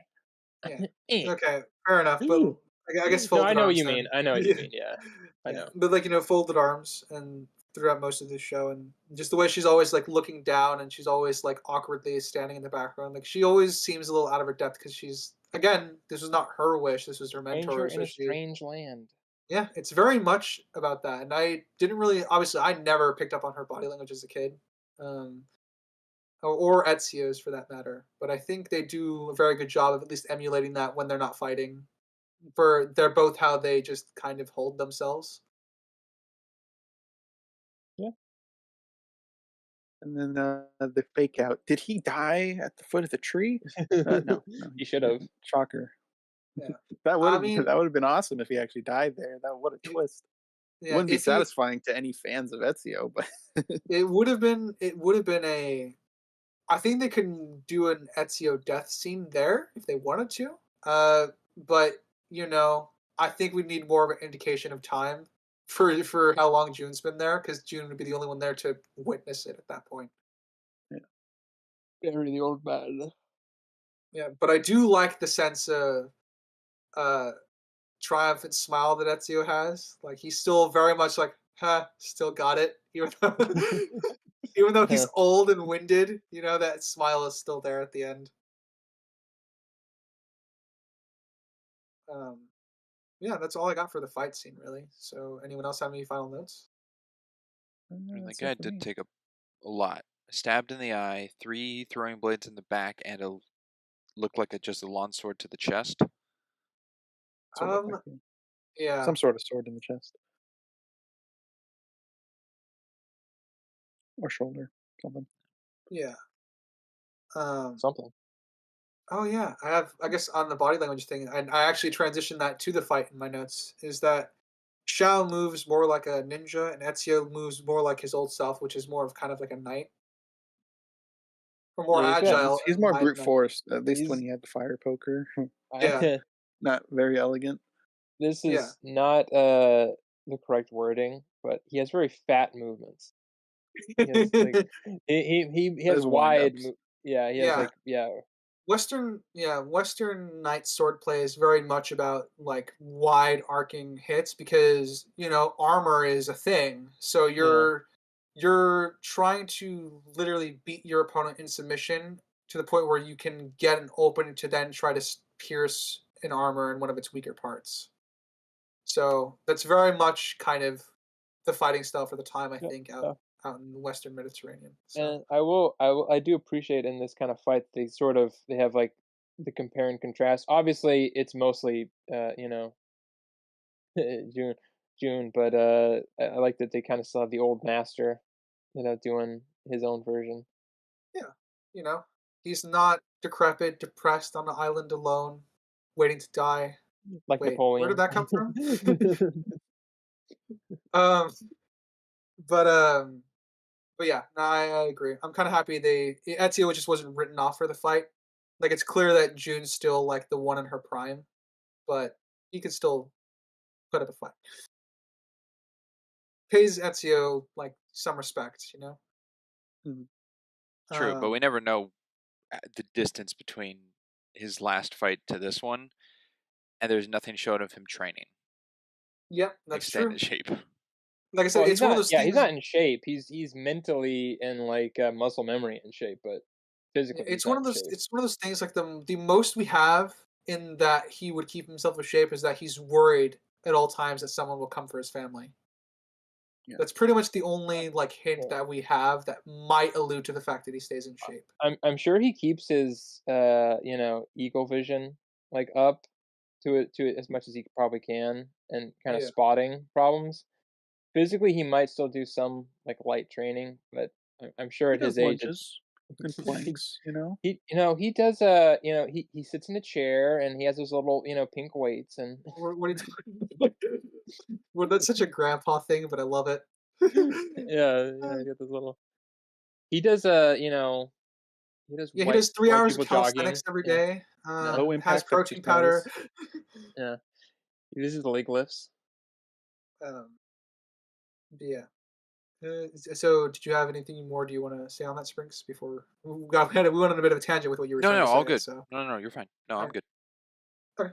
Um, uh, I guess do we have anything else for the story? Because the wrap up is mostly a Yeah. monologue, and then obviously him passing away in the chair. We kind of touched on that scene in general, but if we want to go in more in depth about it as to why we all felt that particular way. Is Yeah. it common for someone to have a heart attack to have a prior feeling that same day, or I guess just hours beforehand?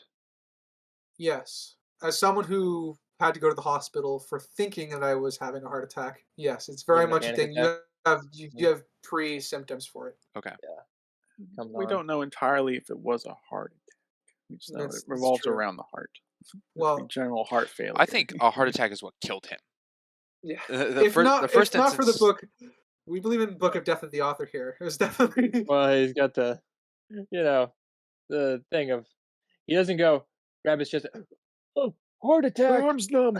No, he doesn't go into How do the I smell theatrics toast? of Gary's game That's not true. They of a don't heart actually attack. smell toast. That's a stroke, right? That's not a heart attack. It's both. Oh, it's Uh, both? well, yeah. supposedly and it's not. There is like some truth to it, but it varies from person to person. There's no like definitive thing that you'll smell burning toast or metal or something. It's It's that's like Love Potion, freshly mowed grass, no, it's not like this. It's an astringent smell. or whatever Hermione's smells were. Oh, the love Smells. potion. Yeah. The love potion. I made Um, him love me. does anyone know what was in the box Ezio gave her? The I was box. trying to remember the China game, and I couldn't remember a box. It's been a while since I played it. It might have been something that they were planning and then they just didn't go I through with. I don't remember. Yeah, I don't remember that being referenced in the game at all. Of her game, do you remember Crimson? Because we both played No. Chronicles, but I don't remember the box being relevant to anything. Me neither. It was just her revenge to the Emperor the whole time. So they really Yeah. didn't There like was get no anywhere. box reference I could recall. I mean, it's too Yeah. small to be like a hidden blade or Yeah, apple It's a piece of of Eden. Eden. Yeah. Ooh. yeah. Ooh, oh, ooh. Could be, but like it could also just be like a book for all we know, really, like something because Could be anything. he explicitly specifies that it's supposed to help her when she's at her lowest It's his memoirs. or when he loses his way. Yeah, It It's a could be that box too. with a string in it. It could be the memoirs for all we know. They But pull on and then there's a photo of SpongeBob all funny looking. It actually That would just has be- like the Animus logo on it. It's like, oh yeah, be people wary watching of us from this. the future. I saw the future. Yeah. Be Um, wary of Put the your stock in Templar. Google. If a man Yeah. comes at you with the name of Desmond, be wary. If anybody funny screams at you, run away. I don't know. It works to its strength. It's a mystery. But I obviously would have loved to see that paid off in like a AAA game or something. Yeah, there would have been like the Agree. whole reference to Seven of like, what's in the box? What's in the box? Yeah, it's Who Gwyneth. knows? It's Maybe a after strand of Mirage. Gwyneth Paltrow's hair. Don't say it. Don't spoil it. Come on. Be better than I that. said a strand of hair. Yeah. Uh-huh. I do like that this is to play with the, I guess, off of the box, that this is Ezio's epilogue and June's prologue. Kind of, yeah. It's essentially Ooh, what it good is. words. It's Nice. aiming for the ending of his story. Continue.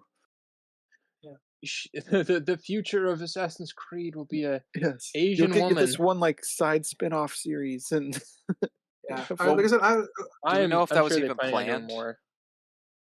upon I'm her sure I and they mean, don't. Embers? it looks like they're setting her up for something. I don't know if they had Chronicles in mind, but they had something It in mind. definitely feels like they were like, we're gonna go in this I brand new direction, and then it just kind of didn't happen. I and many other people were super excited for Imperial China. But I still am. Like that will be when I come back to Assassin's Creed for sure. If they ever do a game in that era. Maybe. There's a couple eras that I want. I would love like a World War II era or a Oh, I have you played the Syndicate DLC? I have not yet. Oh Isn't my that god. Jack the Ripper? That's Uh, well, there's two. there's There's like two. three. There's one of the Syndicate DLCs is well, it might be Assassin's Creed Unity, but I still think it's Syndicate. But one of the DLCs is World War One. That's probably. I feel like that's Syndicate. No, I think I no, no. remember the Actually, no, no, DLCs from Syndicate. no. It's World War Two because it's Nazi occupied Paris. Okay, then that's Unity. I want Assassin's Creed Caveman. Assassin's Creed Primal. Oh, Just yeah, bashing they rocks did into with his Far heads. Cry. Yeah. Assassin's Creed No. Primal, please. There's World War II. I would also, unfortunately, I think the cultural climate would never allow this, probably now or then. But Civil War one would be kind of interesting too. But that ain't gonna happen. Oh There's man, way I too much. I would love a Civil War one. And There's I way don't too much subtext that you'd have to get in and context you'd look have to put as everything through. a person who loves history. I would just love making a Civil War one because I know to make a good one, I'm gonna piss a lot of people off. Yeah, that's the thing. I mean, I think they would have to. That would create a lot of conversations that I'm sure a French gaming company do not or and cannot have. We'll say that for the end, but we can do some wishful thinking at the end. Wishful Wishful thinking. thinking about future Assassin's Creed games at the end of this for sure. In context Um, with this, I will say if my last conversation was with a guy who had that haircut, I would be very pissed off. A Yeah, but at bowl least you cut. got to Face. see your mother, your wife and daughter. You know. Yeah, it's true. My hot wife and my beautiful daughter Um, off But enjoying their fun times together. it kind of helps that I just saw this movie, but Snow White and the Huntsman, that guy looks like the Evil Queen's brother, Oh, it kind of does. just like him. yep, I agree with that. That's He funny. looks like what I'd imagine Prince John from the Disney Robin Hood movie would look like as a human. That's a comparison, maybe. Uh, fair enough. So Um, with this guy, we now know what the intent was for him, but since it's not properly portrayed, should this have even been here? yeah, I would have cut it out.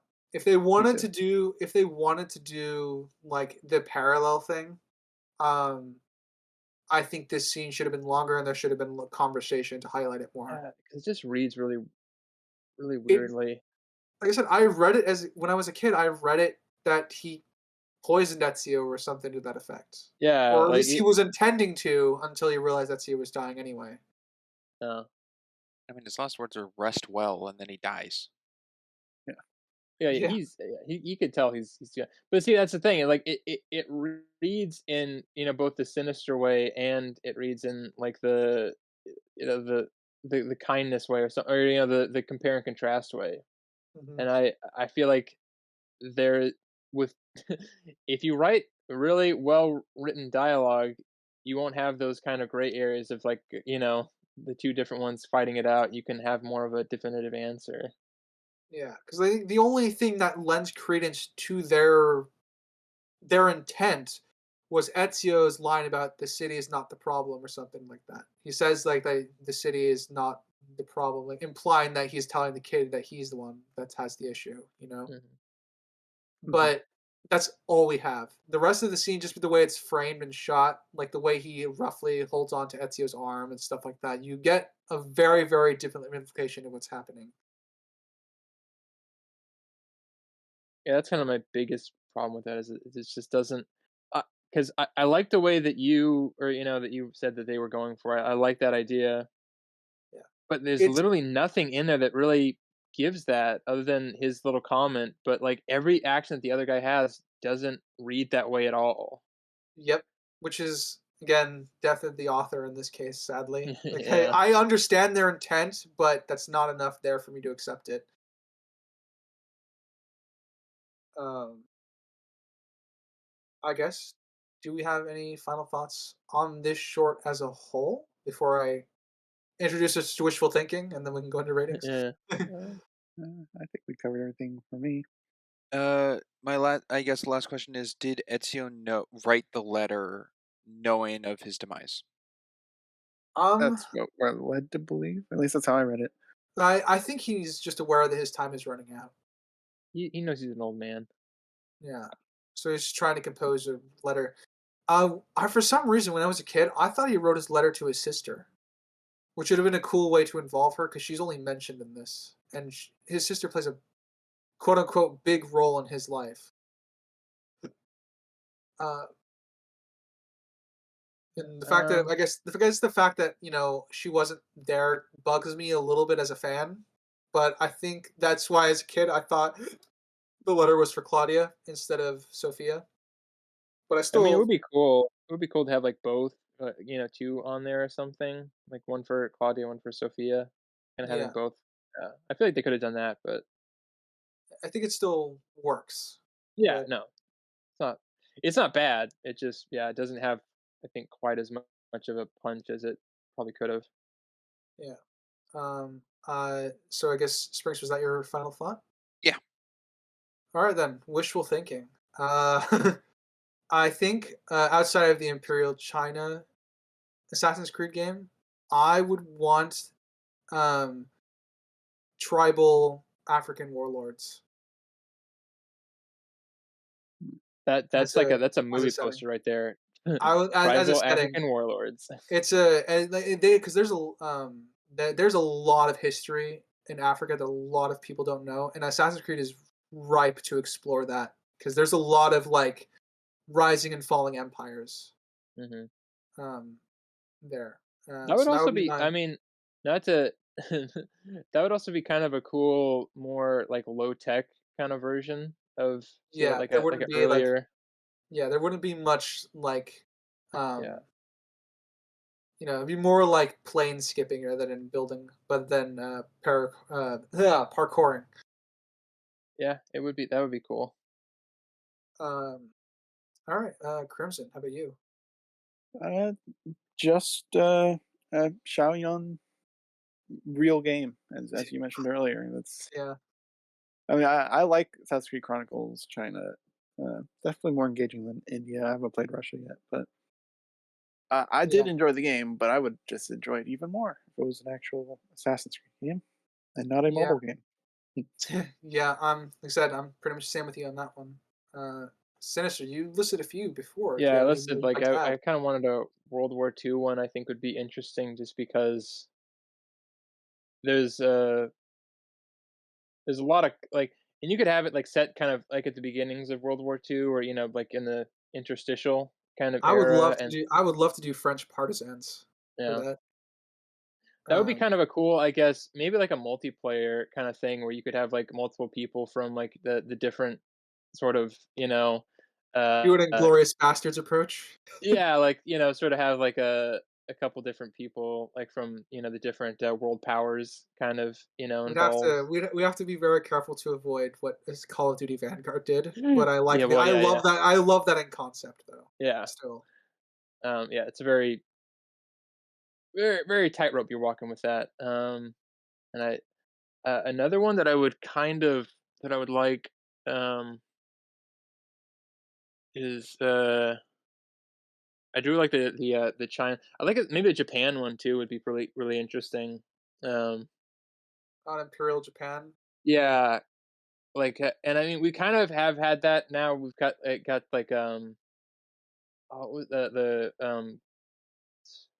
the ghost of, Ghost of Tsushima.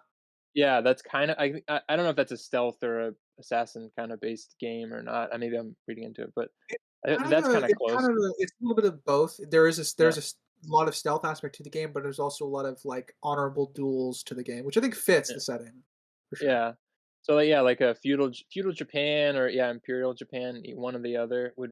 I feel like that. I mean, because I feel like a lot of the assassin trade, trademarks, you can kind of trace to, like, ninjas and, Japan especially. So, it'd be really cool to have them kind of take on the classic, I guess, style of a, Yeah, assassin. I can agree with that. Sprinks, do you got any wishful Assassin's Creed Oh games? boy, I'm not much of a history buff guy, so I'm gonna just spread out. How about the War of 1812, but set in Canada Wow. How from the about a Star Canadian Wars crossover? perspective? Okay, well, okay, I actually gave a Well, legitimate For answer Honor did that. still, Yeah, that's true. You did. All right, He that's did. fair. but I'd Battle like of to see the Assassin's White Creed House. in more snowy environments, so Canada. What about Russia? Well, they Kind of do on the have the snowy, Chronicles Russia. yeah, Well, kind of on the yeah, but I mean, snowy like, environment thing. I my favorite part of Assassin's Creed 3 was always exploring the map in snow. Like I waited until snow is everywhere to do all the world exploration. you know what? And Not just, you get a but, lot of snow in Rogue, actually, so That's you true. might um, want to play through that one. as what's the setting of the Russia Chronicles one? What's that? What's, like the timeline for that one? Is that, like, later or about the? They have guns in that one. Okay.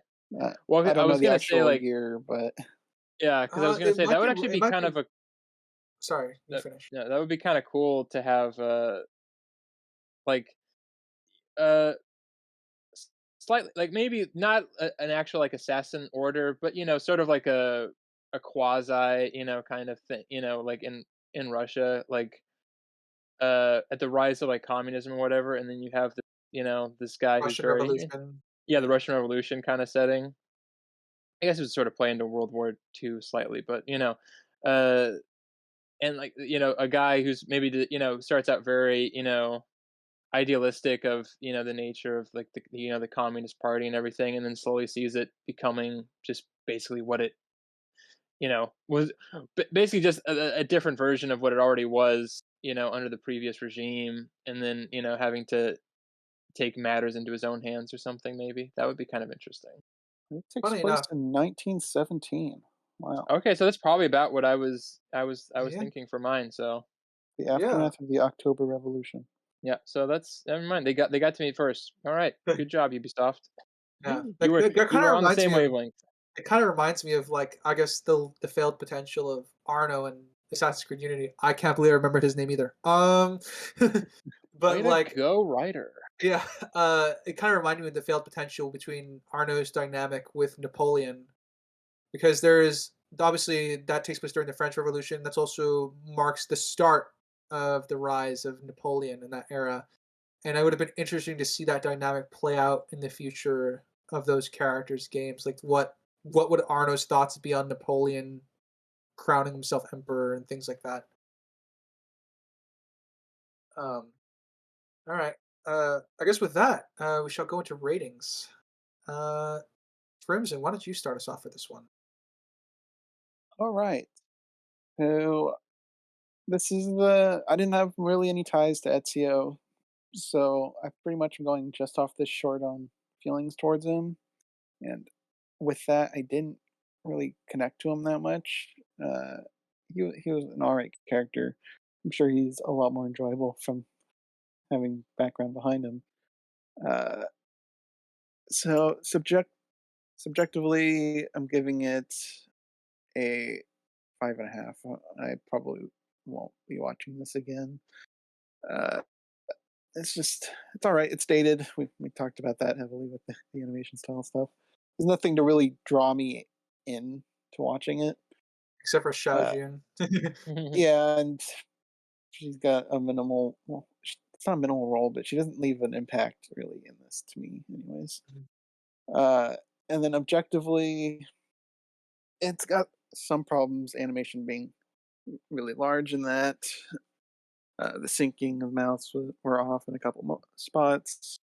Um, Xiao Yun being caught, I think, doesn't make sense with her character. The ending guy, even though there is technically reason behind him, what is portrayed to the audience isn't necessary. So I think him being pretty much the end of this short kind of dampens it. So objectively, I'm giving this a 6. That's fair. Sprinks, do you want to go next? Sure. I'll start with my objective. I think the sound design is probably the strongest part of this, both with all the Foley work pretty much taken right out of the games. Sounds great. And the voice acting and everything, I immediately recognized Ezio's voice actor, which is Roger Craig Smith. Big fan of his work right off the bat. And everyone else, I think, did a great job. So I think that's the strongest point. I think the animation's the weakest point. Um, it just looks a bit ugly to me. Um, I am agreeing with Crimson that the portrayal of the guy at the end seems like a sleazy dirtbag and not some not exact Ezio, but to portray like a version of Ezio when he started off in his life in Florence. I didn't get that. Uh, the camera work at times I thought was fine. Other times, like all the cuts in the alley, I see why it was done, so I'm okay with it. But because I think with the animation they have on hand, it strengthened what they could have done, opposed to if they did it still, it would have looked very sluggish, probably. But other camera work was just like there was no need for movement in a camera work, especially like pointing with the wagon. To me, the camera was moving with them talking, even slightly, not necessarily to the point of like handheld or put onto a fake moving horse. But I don't know why it didn't stay still over like either a left angled shot or right angled shot of Ezio or June. So there's just like choices made in the camera work that are a little confusing. I think the lighting was fine. All the sunlight and then all the candlelight and all that played well, and the fireplaces. Yeah, and the outfits I think stay with the time period of what it was. So I'm gonna go with a 7.5 on objective.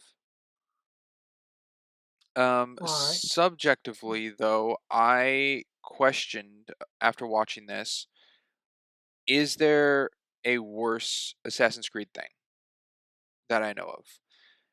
And I'm not saying there isn't, because I haven't seen or intaked every piece of Assassin's Creed media out there, but I believe out of everything I've indulged from it, this is probably the worst that of my enjoyment out of any Assassin's Creed thing I've done or partaked in. Have you played Origins or Odyssey? I have not played Origins or Odyssey. Do you know anything about Origins or Odyssey? One's in Egypt with pyramids, and one is like Greek, and you can climb on a penis. I think He's not that's wrong. right. Please take the soundbite of that out. Sure, I think that's what's in it. Please. I want it. Yeah. Um, Yeah. I'm just saying. I think like just if you ever played Yeah. those, I think No, I have like not the played those are sake of it. Yeah. Yeah, like I said, yeah.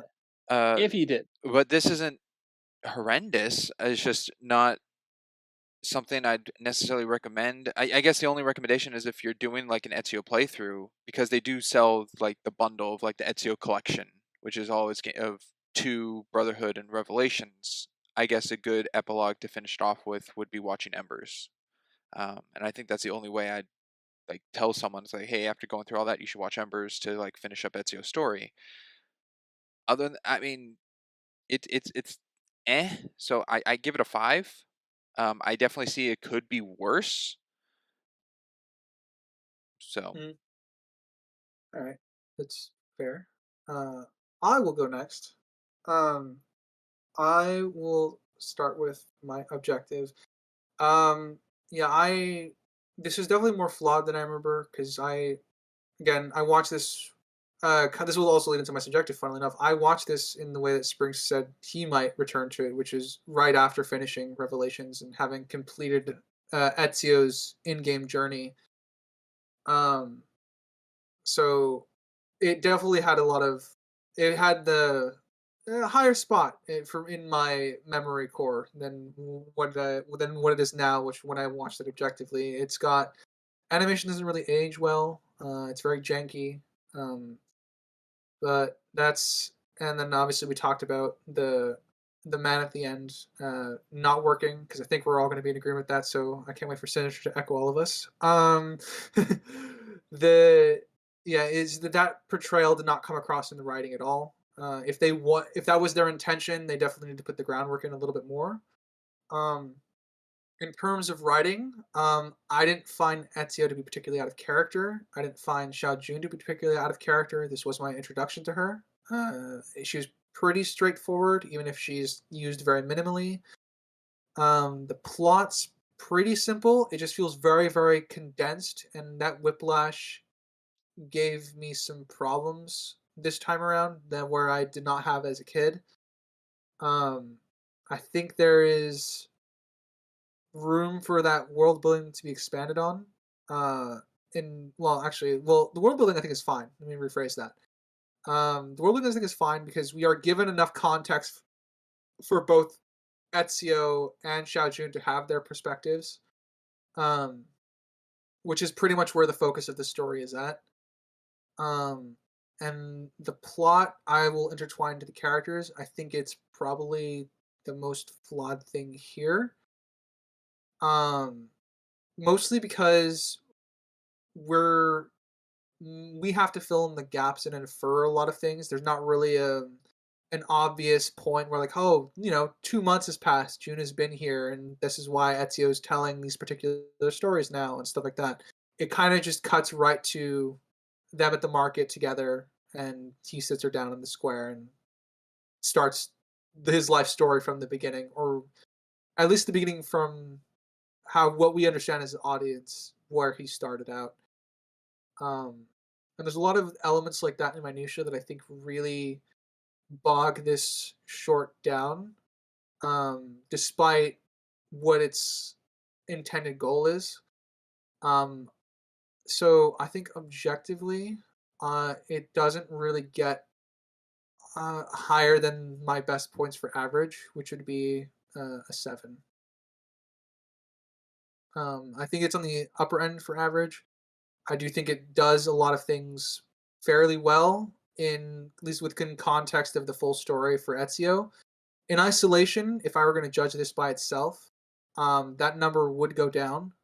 But I'm not judging in isolation because I have played all of Ezio's story. So I guess that's my caveat for that particular rating. Um, Subjective, I give it an 8. I have returned to this. I don't rarely. I'm obviously rarely return to this because it's been a while. Um, but it's always for me. It's hard to divorce my childlike appreciation for the journey that Ezio's character took me on. It influenced a lot of my own perception on Ezio influenced a lot of my perception and takeaway on, I guess, life ultimately. Though obviously I'm less bloodlusty. um, and obviously I think even now I there's still some echoes that I really took from this into my own life. Like my perception of life is very much in that recognition that what Ezio said is kind of true. That fear, uh, people who inspire fear have often more devoted followers than those who preach love. And maybe that's just my cynicism that clouds my vision on how I perceive our world. But I feel a lot of that in my gut, in my heart, you know. Um, and then on a slightly more fun note, one of my first original characters for Ruby that I ever created, because I'm a fan fiction writer, I based their appearance off of Xiao Jun from this, because I was looking for kind of like an underutilized female like appearance to kind of give something to base off of for that character. So a lot of what Xiao Jun is in this short, at least appearance wise, ended up becoming aesthetically what one of my original Ruby characters turned into. Back in the day for me when I was a huge nerd, which hasn't changed much. So yeah, subjective 8 for me. It's hard for me to divorce all that. And that leaves you, Sinister. Oh boy. All right. So I have some history with Ezio and the Assassin's Creed franchise as a whole, but I would definitely say probably my Ezio knowledge is the most limited out of all of it. I tend to know more of the more recent stuff, probably more, especially the Kenway line and going down. Uh, I can safely say, in comparison to Sprinks, this is not the worst Assassin's Creed media that I've experienced. I think as far as if we're counting with overall gameplay as well as story wise, I think Odyssey is probably the worst. If I had to pick one, just because I think that's such a departure from the overall aesthetic and feeling of the previous games, and especially the story is just sort of a little on the weekend. But yeah, and so I have a little bit less of a, I guess, a subjective love of just this story in and of itself. Um, so I'm kind of probably gonna be rating this a bit more of objectively than well, definitely than Ryder, and probably about the same as Sprinks and Crimson. But uh, I think the worst thing for me in this is definitely the animation. It I it was a very weird choice to go divert from the source material as much as they did, and honestly, I can't really see much of a reasoning for that, other than maybe they were trying to save money or time. I'm not really quite sure, but I think it is kind of the one of the main issues, and it definitely holds definitely doesn't age well, and it definitely gets very limited very quickly. The story is okay. We definitely brought up some issues and some problems that could have been solved by just a few lines or slight changes in the structure. Um, so that's another kind of knock on it. The the use of having an old man protagonist is very limiting, and I'm not against it, and it's definitely fitting for it to be the end of the main hero of their story for 3 games. Uh, but unfortunately, you have to write around that in some way, and they kind of just they do a decent job, I think, for the most part. But it definitely, I think, with and I kind of I'm repeating myself a little bit, but with the combination of the animation, it just doesn't feel like it lands, and it feels like it loses a lot of the. I know Crimson touched on it, of like the music choice and his physicality just made a scene that probably would have been felt like just a couple seconds, felt like a whole minute, and just didn't have any kind of punch to it. But I think overall, I'd say they mostly do a pretty good job of not uh, not doing a bad job of writing for an older character with less especially for an action franchise. The Foley work is really good. That was like one of the only things where they used the actual sounds from the game, which I guess was easier than doing the animation from the game. But we'll give them a slight. Uh, I don't know enough about game design and everything, if it's how, but I'm pretty sure audio wise, it's pretty easy just to get those sound fonts in and everything. Some more positives.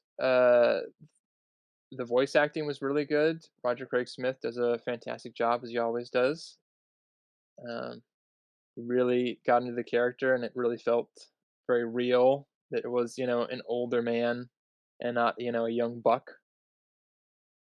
I complimented the voice actress for June. She got the cadence very spot on of non-primary language speaking, and definitely nailed it very well.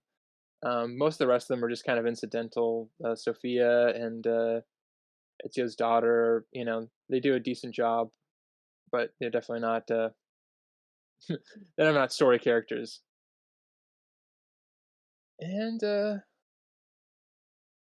think that's it. I was kind of debating on where I would fall with this, and it was kind of trying to figure out where my subjective, liking of this,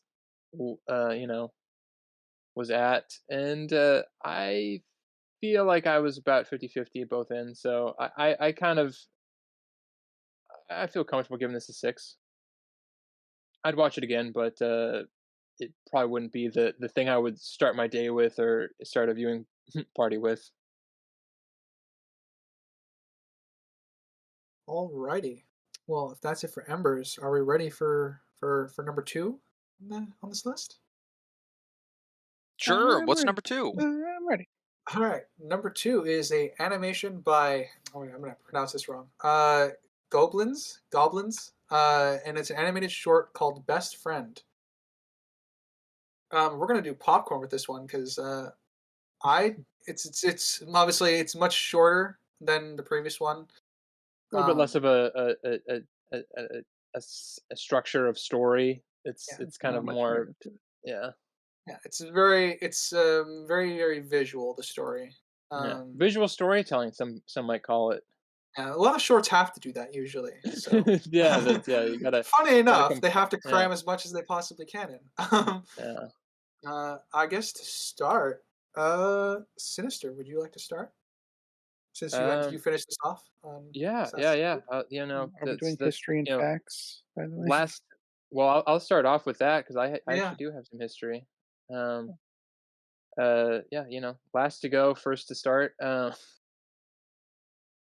So I didn't realize when we did the snake draft for this, which I'm sure the audience has already seen if they're already watching this. If you haven't, go watch that. It's really good.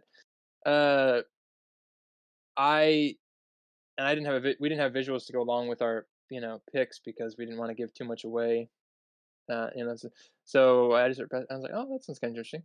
And then when I watched it, I've actually seen this years ago when I was kind of going down, I was watching a lot of short films stuff and animation things. All the good indie stuff. Yeah. Yeah, all the good indie stuff, and this was kind of. I remember this being was like kind of like a big one at the time that was definitely recommended a lot to people.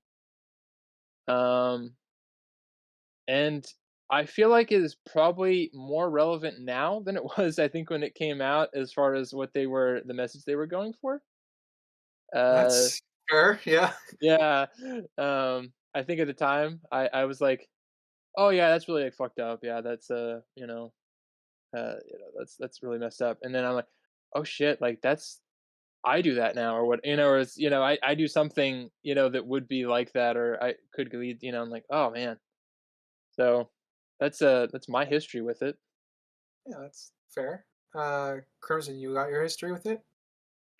Uh, yeah, I have none of it. I never heard of it. Never seen it until the podcast. Have you smelled it? That you know what? I haven't smelled it yet. I'll save that experience for later. Springs? Okay, so I've heard of it. I've never seen it, so this is the first time viewing it. I recognize the art, the animation style.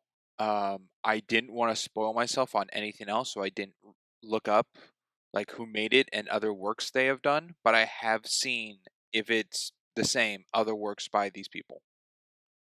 Yeah, Would you like to? they've done quite a lot. They have Yeah. like a whole department for their of students that make their animation, more or less. So, my history with this is I've similar to Sinister actually. I've seen it a couple times before, kind of forgot about it, and rediscovered this before the Snake Draft, pretty much. So I threw it in there. Um, the but that's pretty much my history. It's pretty short. And there weren't very many facts about this one. The main thing is that it was the best. It won the best student film award at the View Conference of 2018, and 2018 was also their production year, so they spent a good amount of time working on this that year. Um, and I think it's French made. Um, Yeah, I think it's yeah, French. Yeah. Yeah, and that's pretty much all I have for facts because this one was difficult to find, even in the comment section for the video and other places. There wasn't much for it, which is kind of a And shame. I'd like to those know are more. kind of student ones, or like the independent ones. It's usually really hard to find information. Yeah, when I went to the website, it took me to like here's the school page. Do you want to apply? I'm like, dang it. um, but yeah. So I guess from now we can properly jump right in. Crimson, do you want to start us off? All right, Um, and you said we're doing popcorn. yeah, we're just gonna do popcorn. Go All right. anywhere. Anywhere. All right, I'll jump towards the end here. So the addict at the end that steals what's Arthur. Arthur. Arthur. Hi, Arthur. Uh, steals Arthur's device. I was wondering why he stole the device and not the actual liquids, because he bought a pack of it and Good only used question. one. I I had the have same no question. idea. And we see a little diagram of at least for the product where it looked like it was a brain implant device. So I don't know what the little cap outside really does. What stealing that does. That it's like a visual indicator that you're running low. That's I don't know. That whole sequence there didn't really add up to what I thought this device was. Yeah, I think you touched on the one of the main problems with science fiction stuff is that Yeah, sometimes it just doesn't really make sense, and it's yeah. very I hard mean, to I mean, they it's you showed know. it as a neural implant, and then he No, no, just no. takes the Yeah. exterior piece, which I would which would imagine means nothing, other than yeah. it probably doesn't work properly anymore for Or they Arthur. was trying to like harvest like the juice that it had in it or something. Maybe I don't know. I think like maybe like it's not like he's not actually trying to get like the stuff. He's just so out of it that he's just trying to like get anything that he thinks is related to it. You know what I mean? It's just like that hyper fixation of like there's no rhyme or reason. Like it wouldn't actually do anything, but he's just so dead set on getting something. I think it does have a purpose and does something. Well, it always has a person does something, but I'm like All right. I can't talk on that. Yeah. Well, Springs, do you want to share? Well, yeah. I guess going from we'll go from the end to the beginning. From the end, seeing Arthur have a new one on the opposite side of his head to show the wound of the previous one of the scratch. I immediately connected that to the mugger guy, the addict, who when his beanie fell off had multiple of those scratches on his head. And implant scars. Yeah, because it definitely costs money to have it implanted, and it probably doesn't last forever. I also thought the mugger having the clamp over it is also to prevent theft because Yeah. he was stolen from too many times, Mhm. which is an So interesting thing about. yeah, it probably. I mean, it does stuff. I used the wrong words there, but like it's not like it's not something where you could then get the experience from it. You still need the other stuff, but if you don't have it, then it doesn't work. Yeah, it's Because just low on battery. the addict still had one implanted. It just didn't have the juice, which Maybe he he was could have like, maybe, taken from Arthur. what if I have Yeah. two? What if I have two at once? Maybe Well, that'll get I my function going. Maybe it's like because if you do like I don't wanna I don't wanna talk about drugs or anything. I mean, it's kind of But it's like an if it's like an addiction. heroin, Transfer So to this. yeah, yeah. like if you have like heroin, if you just you know do a bunch of heroin for years, gradually like your dosage is gonna have to get higher because you're gonna get used to it, and that's how a lot of Well, yeah, addicts but die is he because they was get used stealing to the that. syringe, though, not the drug. No, but He I'm wasn't. saying like no. I'm saying like maybe in his like like it's very hard. Logic doesn't really work with addicts, right? I mean, there's very little logic other than I need something that makes me feel like this, right? And that's all it is. It doesn't. There's no real logic other than that. So it's very hard to kind of put that in there. But I'm trying to like illustrate it as maybe he's under and this isn't written. This isn't in there. But I'm just gonna say maybe it's like I have one and it works at like I don't know 50 level or like let's say there's like an infinite amount like it works at the 50 level, right? I have one. If I have two, it'll be like 100. See what I'm saying? I guess at a primitive sense, he could see as the chip equals some, but to start his addiction, he knows the drug is the eyedropper. So Well, we're I don't also know why though he would like shift away from eyedropper and just the implant. Doesn't- I don't see how that could be a jump. It's like that syringe and drug thing that I stated. He's taking the syringe that has some drugs in it, but he doesn't take the bag of drugs. I mean, was Doesn't. Arthur's the whole time was still yellow, right? It never turned red like no, it the was red. muggers. It was Yeah, red. no, Oh, it it was was red. red. Yeah. Yeah, Okay. yeah.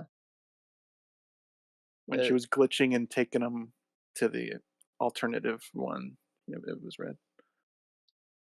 I think we're reaching what I was mentioning before of like the limited storytelling is sometimes more difficult than I don't because there's a whole world building thing here that we can't have, and I think they're trying to get a lot of messaging in that maybe just doesn't fit because we just don't have the world building to give it merit for because at least when I watched it and I've known a couple addicts in my life, and I know that at a certain point like I said earlier, there's a losing of logic where it's just all about getting the fix and then also getting the fix to be better.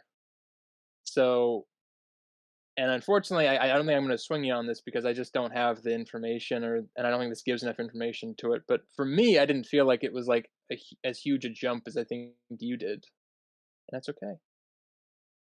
I guess the one thing we don't know is the vendors give a box, but we don't know how many are necessarily in the box on purchase. I think that we showed it earlier. I think it was like They 15 show or it like 20 or 1,000. something. Yeah, Well, it they was like show a like full 15. box, but did he buy a full box at the vending?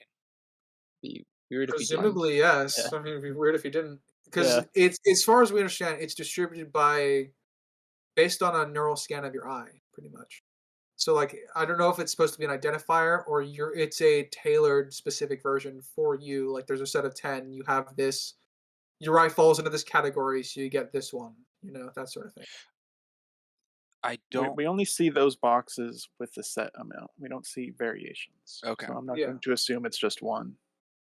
Then it's even weirder that the mugger didn't steal the box. Yeah, that's my point with it. Yeah, I would rather him have stole the box. It would make more sense. And then it also could be that like Arthur hit him first, technically. Even though he was getting in too close for comfort, so he just decided to, rub salt in the wound, as it were. And this guy's done this before based off the scars, and the Well, it's machine been done next to his was Yeah. broken already with the It's been glass done on to the ground. It's definitely been done to him before, and it wouldn't surprise me that he's done it before as well. It's definitely implied that he's kind of an expert at it, or at least familiar with it. One of the things I do like is I like just some of the small details. I like the consistent. It's a very, very minor thing. I really appreciated the consistency in the reflection for the reveal. He just got it replaced at the end. Mhm. And I also really like that when he asks for a new vending machine, we see his friend or the AI girl. I don't remember her name. Kay, Cammy? Cammy, Yeah. something with a K. But I like that she shows the vending machine really quickly, and then he kind of dismisses it. But in that brief moment, we see that it's a 1-star vending machine. Yeah. But he needs to cut the line. There's 10 people in front of him. He needs to go somewhere else. Just impatience. Yeah. Oh, he is an Um, addict. Fear. it's kind of Oh, an wouldn't interesting thing. everyone in line be an addict? That was something I had written as well. No. Not Not, necessarily. not inherently, yeah. Not inherently, but Yeah. everyone in line is clearly there to get the fix or whatever. Um, it would be one of the interesting details that I picked up on. I think this view that I don't know if I'm reading too much on the world building, so I'm gonna actually put this as a question to you. I remember the marketing ad like offering it like one particular friend for you, like the one that fits you the most, that sort of thing. And the fact that Arthur's going through so much at the beginning is because it's the program or whatever's projecting all of them to make it feel like he has more friends. Did I it don't know if say it. one friend? Or... No, it just kind of was an implication to me, but the idea that it comes with all of them, I think, but you can choose to have one just because the advertisement showed only one at a time. So I just It assumed that's what it it's probably did. like you can have multiple, but it probably lasts longest if you just have the one. But Yeah, that's so like probably why these people become addicts is because they do so many, and then you're only really supposed to have one. yeah, like and the idea is that's why he is going through it much faster, like getting the eye drops much quicker, is because he's not projecting just one; he's projecting all of them to have a group of friends. Mhm. It's Well, kind of in the same way that like your phone battery is going to run much lower if you're running a game and a movie at the same time. it's also not just this is a friend device. This isn't like a AR reality device where it's not just projecting a friend. It's Yeah, it's also augmenting projecting an his entire cake when he has one slice of cake on the table. yeah, it's It's augmenting his perception. adjusting, yeah, his entire perception. So I don't really know how the device actually works in that way. Is the friend building the world, or is he building the world? I don't don't know. know. We don't get Yeah, anything for that. we don't get You anything gotta for you that. gotta infer that information from Yeah, based which on what you which I guess is see.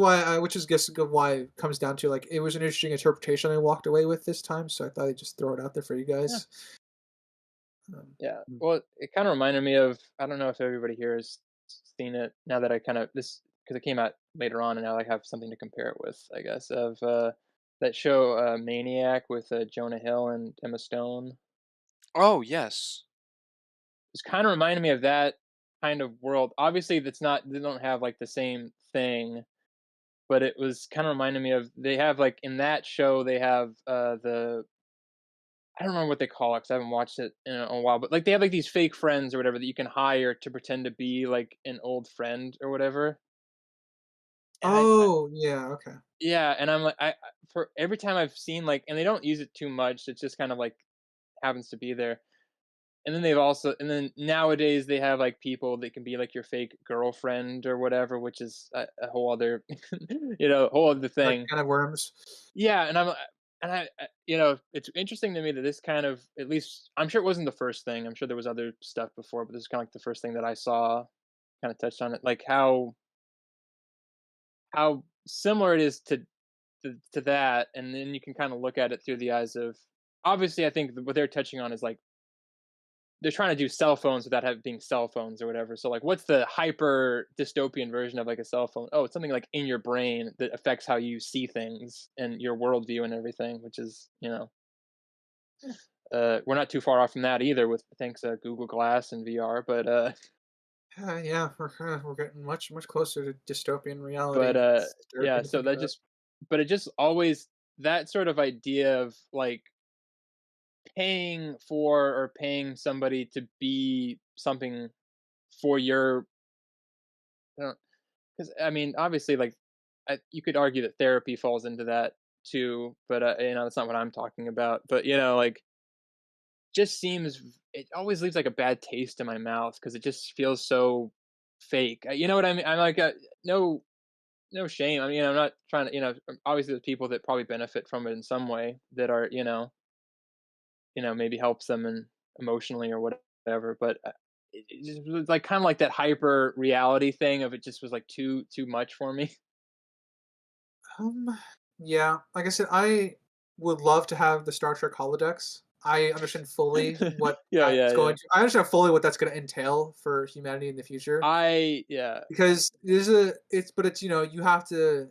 It's one of those things that you would have to learn growing up in that era. Is you have to learn how to balance that with real life, so that doesn't become your real life. see, that's the thing. And I was reading, weirdly, it's just like this is most of the stuff I'm talking about. It was like all separate. It didn't like do that. I didn't like watch this and then I looked for stuff similar to it. Just all happens to. But there was a.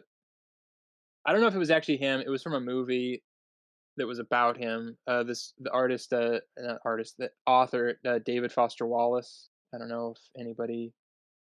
No, Not okay. familiar.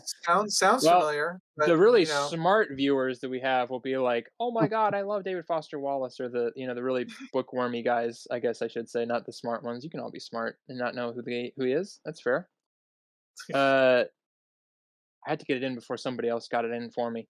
So yeah, he wrote a book called Infinite Jest, which is a big, huge book. Um, but he was talking about like in the future because uh, he was using it strictly for masturbation, or he was using the masturbation as like the main point, but you could obviously use it for friendship or companionship or whatever, of like whenever we like this is gonna get probably flagged, say that.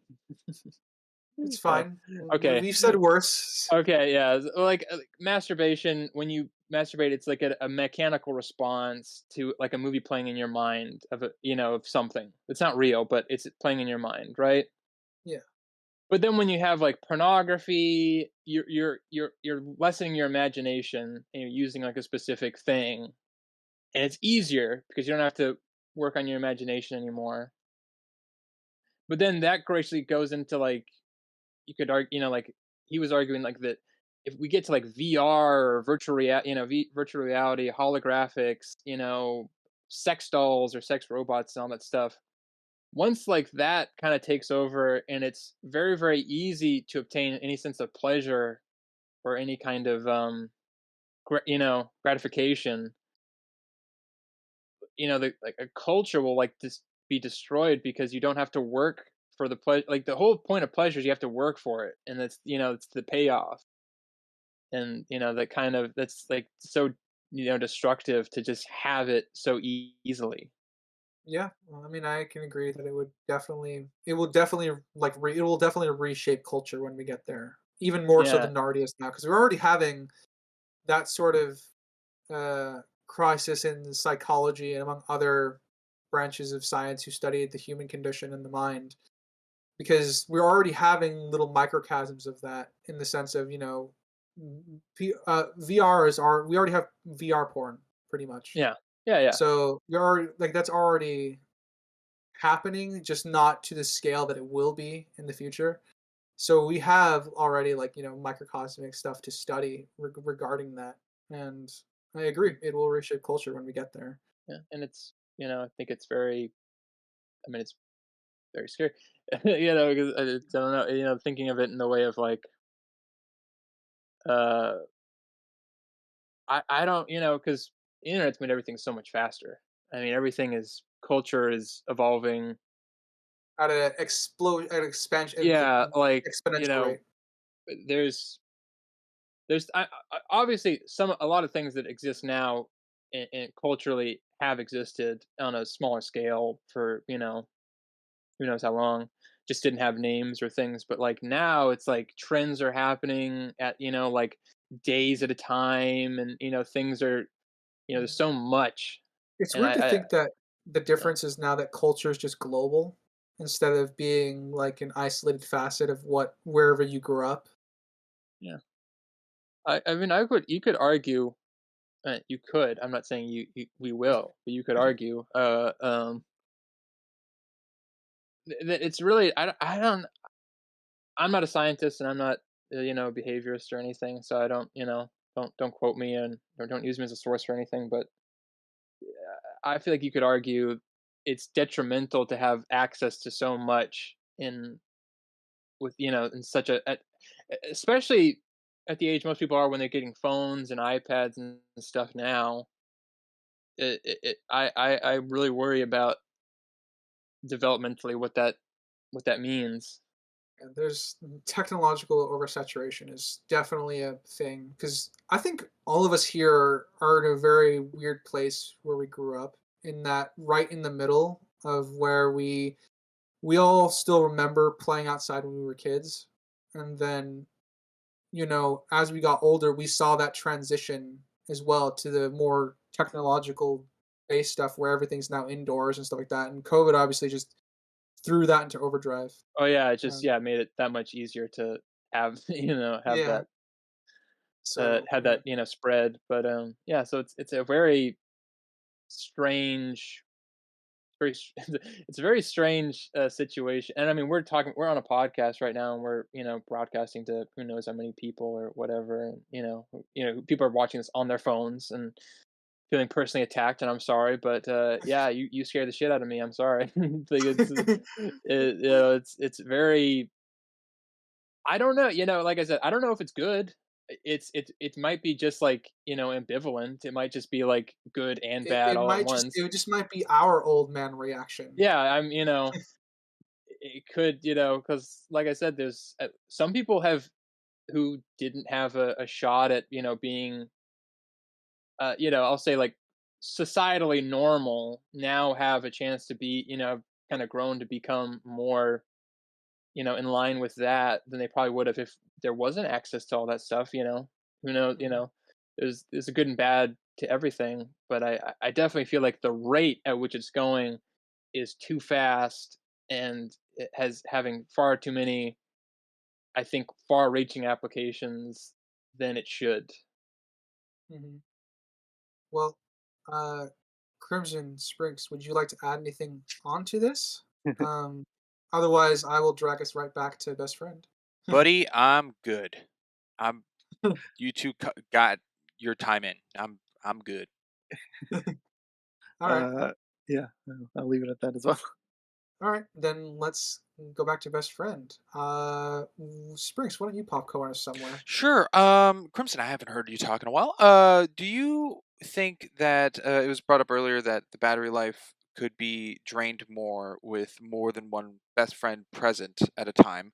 Do you think a person's like metabolism rate and body size and whatnot could also affect the battery life? Well, it depends on how the device works. We don't know how the device works. We don't even know if it gets drained based off how much is projected. That's just a theory that was thrown Yeah, out. We don't know if that's yeah. actually how it works. But So that's just could a be, could not theory. be. Uh, I don't know. The only thing relation with the battery life that I know that I had a problem with is that she was glitching out at 13%. Uh, why? Why? Why is that an indicator? 13% is when you can tell it's running low. Why would they glitch out at low instead of just a visual indicator saying battery low or something? That was odd, and It's a initially, cool reveal, but yeah, I agree. yeah, Sorry. that doesn't really make Yeah, sense technology yeah, wise. yeah, it's just all for the visual side of it, I think, more so than the logistics. Yeah, and the, this could go towards the addict point that Sister was bringing up, but I don't know why he used a new thing at 13. Well, I guess it went down to 12% instead of waiting for it to be lower and get the most out of the He vials probably because it boosts it back to 100. the glitch Addict. probably took him out of the immersion. Yeah, once he realized he was not one, because we kind of see later on, um, with him kind of being around like regular people, he's like, oh, it's very weird because I was trying to like figure out what his issue kind of was. I think he's like he gets like overstimulated really easily. I think without the actual thing, which is very strange because I think it would be the opposite. He would once he kind of has like a group of friends, he would just always be like that would be fine. So I think it is like a security blanket, and once that immersion is broken, all the anxiety. Same with any like addict Addict. or abuser. Once kind of that thing that keeps them in like a grounded or like they kind of know where their footing is. They it's all about the next fix and getting that next thing. There's a lot. I've heard a lot of stories of it's like well gotta wake up. I gotta go get my thing. And I gotta go back. I gotta go get some more. It's just like that cycle, and you do it like for years. Um, on the subject, I And guess the withdrawal. Sorry, Crimson. You Yeah, were I think gonna. I cut Crimson off no, there. I was going to shift it to a different thing. So go ahead. Oh, okay. On the kind of subject, a little bit to that, related to that, in the withdrawal aspect, I would assume from the interpretation at the end is that like he either has severe social anxiety or it's the withdrawal that kind of knocks him out. Which I guess with the yellow tears that sort of come out of his eyes being the same as the liquid, I would assume that it's kind of a combination of just actual social anxiety and um, I guess withdrawal Yeah. symptoms. But I'll throw that question to the floor, if what everyone's interpretation of that was. Hey, pick that up. You don't want to put that there. That's true. Cool. All right. No one wants to touch on it. No, Sorry, I'll yeah. I didn't He hear was the trying to go. question. Yeah.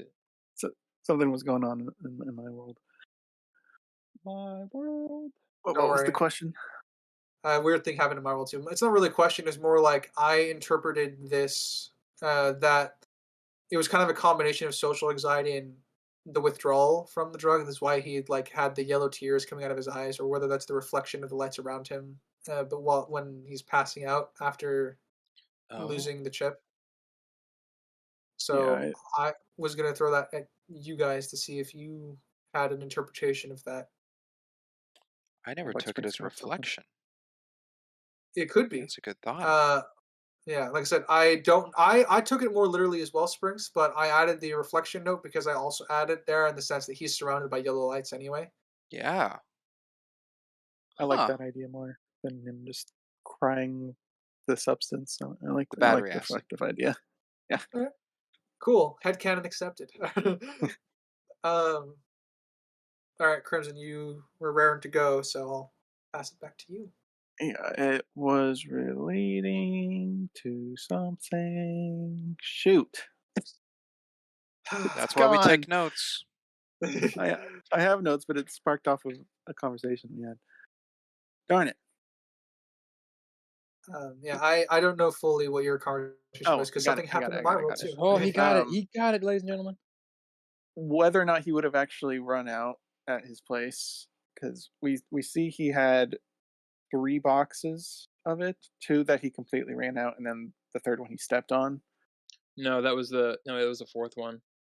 He Oh, used all the wait. third one. Yeah, yeah. Uh, Well, that's even what it more, showed. I don't more know so why then. they. Yeah, I think that might have Um, been just a so error in the thing. I would Yeah. think he'd keep that pretty well stocked and not let it run out to that degree, especially with the whole willing to boost the 13 to 100% thing just for the safety blanket, as we brought up. Um, Obviously, it's for the whole rest of the story to happen, but with what we see his character is, I don't think that would be all he had. yeah, I guess it depends. Like, it feels like he's just burning through his stock because it's his birthday and he doesn't want to be alone. Um, Yeah, that's kind of the feeling I got of just like not.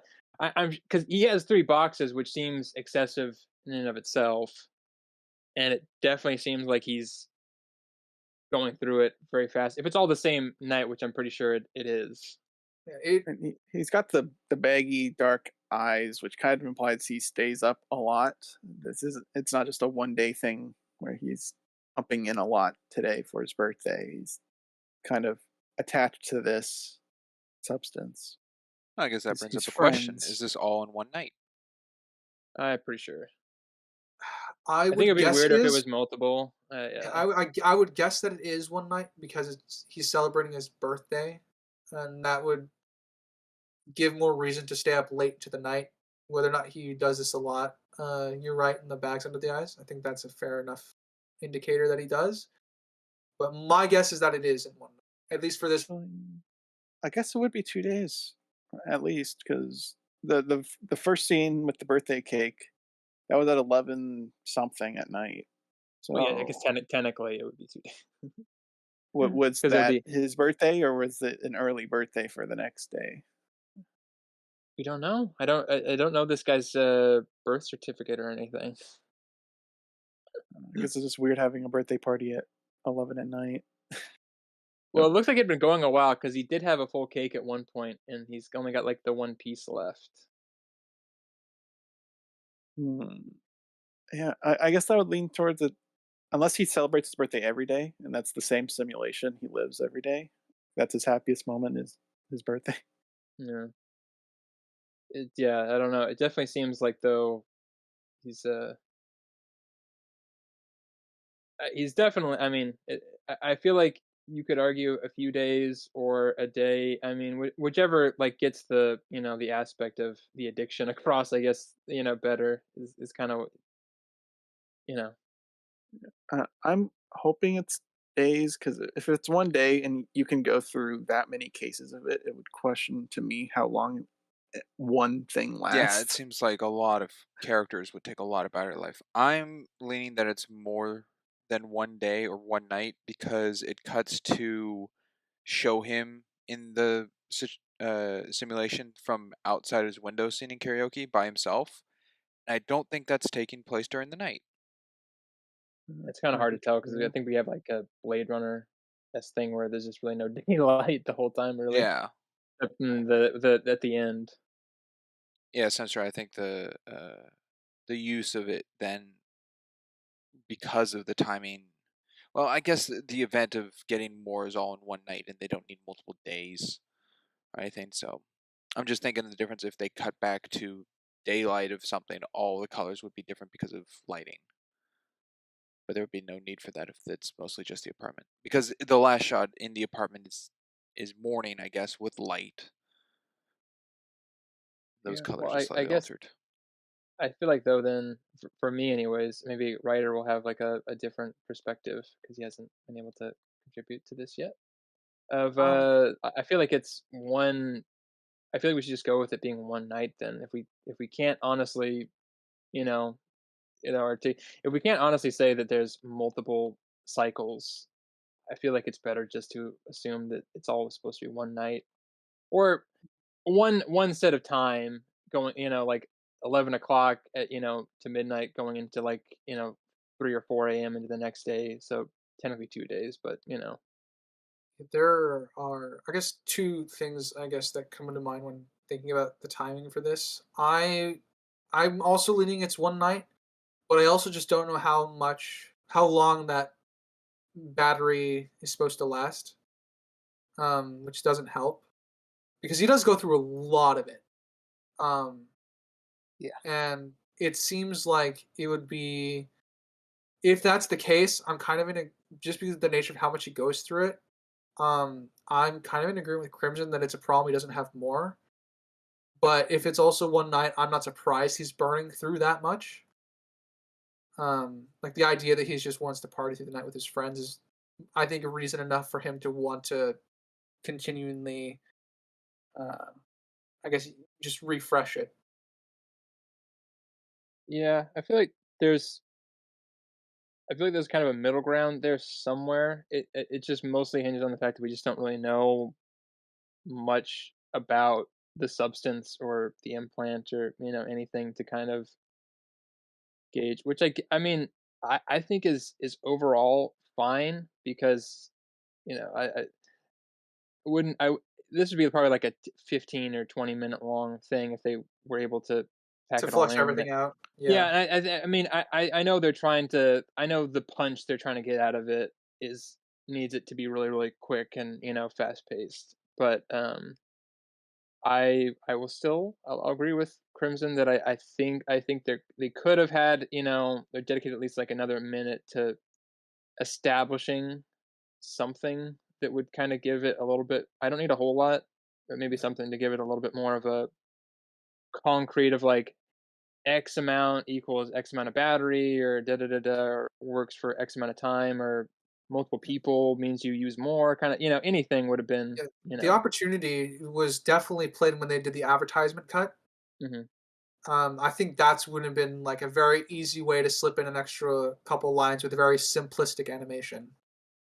I guess that falls onto the mistake of no one doing the math for it. I mean, I did Balloon Boy math, but I guess if you wanted to calculate that each case has, what was it, 12 or 14 vial doses in it, and then he had 4 of them. The last one was broken, and the first one already had maybe, I'm trying to remember, like 3 He's or down to 4 taken 3. out of it. Oh, it was 3 Yeah. left. So Yeah. then that's at least 28 doses in 2 full containers, and then 3 left additional. So around 30-ish is what he had. And Crimson pointed out the party started at 11 to daylight time. That's about the span of, I don't know, 10 hours for 30 vials to go through. Well, that was why we were trying to crack down if it was one day or multiple days, because we don't have an end point. We Yeah, we but if don't it know if is it's one reasonable day, to go through that many or if not. it's one night in the span of roughly 10, 11 hours, then It would be about 20 minutes per vial. wow. Garbage. You can't well have real no friendship with 20 minutes. I don't like I said I feel like they're they at least with the advertisement they had in there. I feel like they're trying to get across that you're not really supposed to have that many of these virtual friends kind of at once, and that definitely probably Drains the battery life. is drained. I feel like I still agree that I kind of wish there was more of a concrete statement about that, Yeah. but I feel like there's enough there where you can make that distinction and feel that you're pretty on par with what their message is trying to be. But I'll still admit that I think there's more opportunity there for giving a more definitive answer than and would have more impact that way Yeah, than that's just kind of having it be why vague. I led with that question earlier, because I think that adds a layers to why everything's draining so fast for him, and like why he overstocked on this particular, like, because maybe even he doesn't do that very often, but he's just because it's his birthday, he wanted to do this, he wanted to splurge or whatever and feel like it was a party instead of like a one-on-one thing. Yeah. Yeah, it's possible. Which is definitely an explanation, but like I said, we really don't have much for it, which is a shame. Like at best it's inferred upon an implication, which is not the strongest connection that I make. And then there's the baggy eyes that was brought up, which kind of implies he kind of gets into this more than just on his birthday. At And least he Yeah, doesn't yeah, sleep for all we well know, he could be at the bare up minimum. for 48 hours at a time, and he hasn't slept. And it could just be like, again, that also ties to we really don't know, because at worst he could just stay up talking to Cammy all night and then doesn't project everything else to go with that. It just happens to just Cammy for like the previous night or something like that. We don't know. Yeah. We also don't see Unfortunately. a setting that chooses multiple versus singular friends because it's the Yeah. whole party until he has to go get more, and then it's just Cammy who guides him. But then when he's getting attacked, all the friends are there. That's why I Yeah. brought up whether or not it's the friend or the Well, user that builds the projection. It looks like, at least from what I'm seeing from the UI, because it's a multiple faceted thing. That's just a setting on this implant itself. Oh, each implant sets the number of friends? No, no, no, no, no, no, Oh. no. Like the implant itself doesn't create the best friend thing. Look, I think that's like an app that he has on it because there's a bunch of other stuff. There's like a call thing, a bunch of other, like an iPhone or whatever. But you know, so from I'm looking at like the UI for it, it looks like the the like the implant itself, I think, has multiple apps that you can use on it, but he's using the best The friend. Friends app. Yeah. So it must Well, there's that so we makes don't. less sense for the addict to just take the whole thing then. God Yeah. dang it. I'm sorry. Oh, after the punch, as writer I think pointed out, is the initial instigation to. But the guy grabs him first. Yeah. Well, no, the He guy didn't just like punch yeah. him. He was walking away. The guy shoved him against the machine, and then he punched him. Yeah, it was definitely provoked, the punch. Mhm. And you kind of with you, Garrett Crimson, I think something is going to break in this. It's just a matter of what's going to break. What are you willing to save in order for the other thing to not work? I guess is kind of Do we the know? usually. Do we know if the vending machine next to the one that works is the same? Are they two in the same, Same and one's just Yeah, broken? it's shape the and same. size. Well, no, like it's but a it's turned off because it's broken, so it's not really yeah, yeah. I'm visual just curious why And the indication. mugger didn't break into this one. well, probably probably because if it's like okay, like you can teach a man to fish, but if or you can give a man a fish, or you can teach him to fish, that kind of thing. It's like people will come and buy, and you can just take it multiple times instead of breaking it, and then it will never get like Resupplied. restocked. Yeah, exactly. So That I'm would sure. lead less from the randomness of a addict then, because that's more preemptive thought. Well, they can see though that it's rated really lowly, probably because there's multiple thefts in that Yeah. area or whatever. So Actually, it's definitely a Arthur, feeding ground. thinking even prior, Arthur was the one to instigate an interaction with the guy because he bumped into him first to get his attention. I'm sure if he just walked past him to the vending, there's a higher likelihood the mugger wouldn't even followed. Uh, I would say higher likelihood something could be different. We don't know what could, or even if it would be different. yeah, I'm pretty sure that guy would have. There's a chance he would have made an attempt on it Somebody would have anyway. showed up. I don't think he would have been safe in that area, no matter what. It just happened I to be just that guy. I do like the very quick animation shot though of like when we see him coming out of the alleyway, just as all the friends appear, blocking Mhm. like Yeah. the main character's perception. Which was kind of a problem I had with it too. 'Cause It wasn't see through. well, no, I'm fine with them being solid looking to him, but the fact that the friends didn't do anything, Well, they because can't. they can interact with the world. Cammy's like, oh, there's 10 people in front of us. Oh, follow me down the stairs over here. Well, There's yeah, another but they can't machine. like touch things. No, but they can. No, No. but they They just also stand there. can They're see not like, stuff. hey, Well, look out, there's a guy behind us who looks suspicious. Or when he's well, assaulting him, they're not saying anything. They're just standing in the background. It's They're not there's no emergency alive protocol. here. Yeah, there's no emergency protocol They're just or standing anything. there watching him get beat. Do you think it would have been weirder if they're like, "Oh, the two of you are dancing," and then just start dancing along, like thinking they're in a dance when they're I struggling? would have liked that actually better because that would have That held would in. be more. That would be get the message across more of it being disturbing, Yeah. like an AI Anything misinterpreting better the human interaction. than them just standing there doing nothing. If you want to Yeah, do the more humor aspect or semi horror aspect of that, I think that would fit as well. Yeah, Yeah. Like that they would can work. only interpret it positive vibes or signs. Well, yeah, yeah, because they would never be able to interpret like a negative reaction because yeah. Oh man, it's the limitation of machines are so fun to write stories. It's yeah, it's a unfortunately this is a sci-fi, so we have to pick apart the parts that are Yeah. I mean, less it's so. harder to get everything condensed properly into like a Oh god, small yeah. I mean, I feel like they do story, a especially for sci-fi. It's yeah. yeah.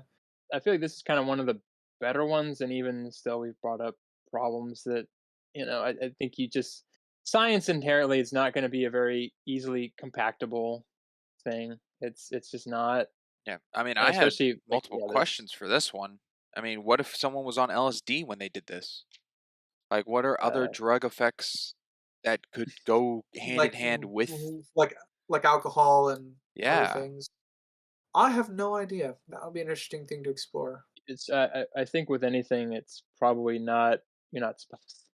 Best Friends Part 2. I know you're not Yeah, but supposed to, but or probably not implied to, but there's probably still Uh, people in this world who have Oh experimented yeah. and I tested. guess it would. I guess it would be depending on how cerebral the drug can get. uh, Um, just by like the that would be the nature of level of effect. Yeah. yeah, the nature of that, it doesn't seem to go all the way into like which is also a problem. It doesn't seem to go all the way into like the brain, at least from what we can see. It seems to be pretty easily. Like a little puck thing. Yeah, it probably. I don't. If it actually hooked into the brain, it would probably the LSD and everything would probably have more of a function. I doubt it would do. I mean, I think they would coexist. They wouldn't be like they wouldn't affect each other really. Alcohol, I'm not so sure, but it, it's very weird because a lot of that stuff is usually affected by other medications. And it doesn't seem to be a medication so much. It's a very weird system that because you have to have like stuff to charge it, but you put it in your eye. I don't know. It doesn't really make a lot of sense. And It's it just could one thing where cause like yeah, existential crisis. I guess with maybe drugs. Like, why can't I touch any of you people? It's, I don't know. I don't know. Probably Maybe. have some Yeah. weird interactions through them not being physical. Goblins, Paris, Best Friend 2. There you go. There's your idea. Give Sprinks Effects full of drug credit. and alcohol. um, One of the things I guess I like overall about it is that it's just a very simple tragic tale where it's just we find this particular we're just kind of it's a day in the life of this particular person if it's going to be a day. If It's a we day in the decided life of it's a this day. yeah it's of this particular person where it's just him having a bad day. It's no journey or recovery, no arc because he's just right back to it when he just goes to get another implant. That was my favorite Um, part. Was I guess fake out. Like, you see that he's kind of has to live with it now, but then the other mirror shows nope, he's still addicted to it. He hasn't changed, yeah. which I like. That it's more realistic that way for an addiction. Yeah, Yeah. it's a very simplistic like dystopian story, and I think that typically with most dystopia you don't get happy ending. So I think like them keeping the addiction for him was very more powerful of a message, I should say. Yeah. Well, a lot of times, even when you really you don't really change unless you see that bottom coming up. And I feel like he almost did, but with the kind of, I think he probably would have if he didn't have that interaction of like that massive social anxiety, at the end there of, reinforcing the bad, uh, decision making, I guess. Yeah, I do. Yeah, yeah. I guess. Do you have any other points, Springs? Um, well, one of them was this cartoon animation film has a lot of the color use of yellow, uh, which explores to me the color theory of yellow and what it pertains. Which I did write down that some positive emotions associated with yellow are happiness, excitement, originality, enthusiasm, confidence, hope, and creativity, which I think go into what this best friend uh, company is doing. But then also the scary side, which the dystopian look about the world and everything, which goes into negative sides of the yellow color theory of could be cowardice, illness, caution, betrayal, egotism, and anxiety. Yeah, there's definitely a lot of that in here, so I wouldn't mind applying that as a base for the color theory. Um, one of the one of the details I really like is Arthur's reaction to realizing he smashed the box. Like it goes straight into like panic Yeah, mode. yeah. As any addict would if they broke their stash. Yeah. Which I think is, it sets the tone, I think, more so than anything else in this does. We see how much he goes through, but we don't know that he's addicted until that like switch goes off and he realizes he's out now. Um, which is nice. I like that. Yeah. Note to everybody in the audience and on the podcast. Don't ever get in the way of somebody looking for their fix. It is a woo. I don't want to see that. It's certainly an experience. Yeah, it is not fun. Um, I'm kind of running out of my points here. So I'm does out. any? Yeah, you got Oh, you're more? out. You're Oh, out. you're out. I am He's out. out. All right, I do Sinister. have one more. All I'll right, go Springs. all Um, right, Springs. the when it cuts to him like going to the building and like the transition of the I guess bus driving by showing like the advertisement. The advertisement shows the heads of like the friends of they could be, and I don't know if that's to be like the defaults of what could be, but those heads are the ones in his group. So I think rather than like a customized option of like what you want your friend to look like, it's more of like, do you want your friend to be verbal with you? Do you want your friend to be a pet, more like like an animal, a nonverbal thing? I think those are the choices in the friends you could choose. Yeah, it seems like a set avatars almost for Yeah, them. Because, which like, this is the person company has to program them. It kind of makes sense. which kind of goes also to, does everyone have the same friends? Like, does everyone have access to a cami? I Like, I mean, mean, it's yeah, like yeah, Blade Runner, right? based yeah. It's on the all the limited same model. information, yeah, based on the limited information, I would assume so. Okay. And Sinister, do you have any final points? Um, I don't know. I kind of front loaded, I guess. That's fair. Yeah. I don't. Yeah, I mean, I appreciate that they went full dystopian with it. There wasn't a happy, a Hollywood ending, as someone would like to say. Of he a lesson really. Well, a lesson was learned, but just not probably the healthy the healthy lesson wasn't learned. I Yeah. appreciate that 'cause I think it is very rare to. Thankfully, short films usually can get the bummer endings more. Yeah, the lesson Yeah, Arthur they. learned is no more karaoke. Yeah, no more. No, you know what? I'm never going to the 1-star vending machine. I'm gonna go to the 2-star ones next time.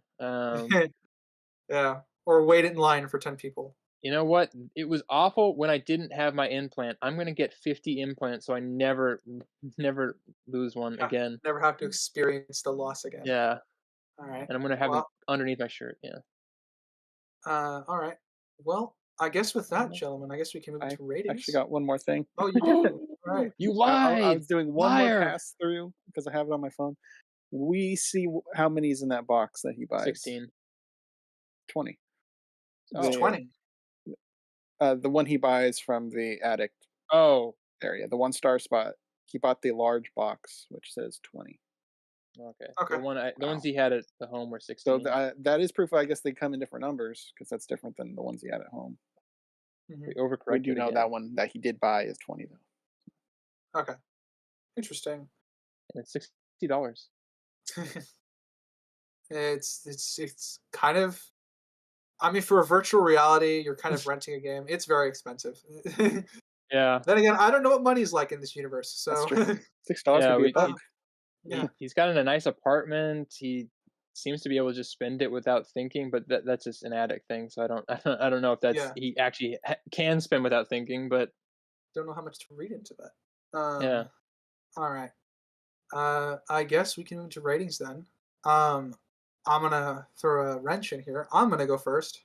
Oh my god. Um, That is right. Oh, yeah. I am gonna give this a subjective 7. I quite enjoyed the film. It's very unique at the animation style. I don't know if I would recommend it a lot to people. outside of stuff like this, because we dug into it and I think it gets its point across very clearly, but I'm not sure it like impressed me. Um, at least on a personal level, to where like I really really enjoyed this. I'm like, I'm not gonna go, oh, I want to rewatch this today, you know. But I It do think wasn't it's, groundbreaking or anything, you know? yeah, I do think it's good. I like Yeah. I'm not gonna avoid watching it again. Um, and I'm gonna go into objective. And I'm gonna keep this actually kind of on the shorter end. Um, I think my biggest issue here is world building, which is where all the little nicks and problems come up in.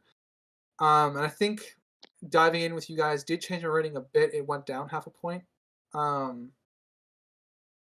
I think my objective rating would be an 8.5.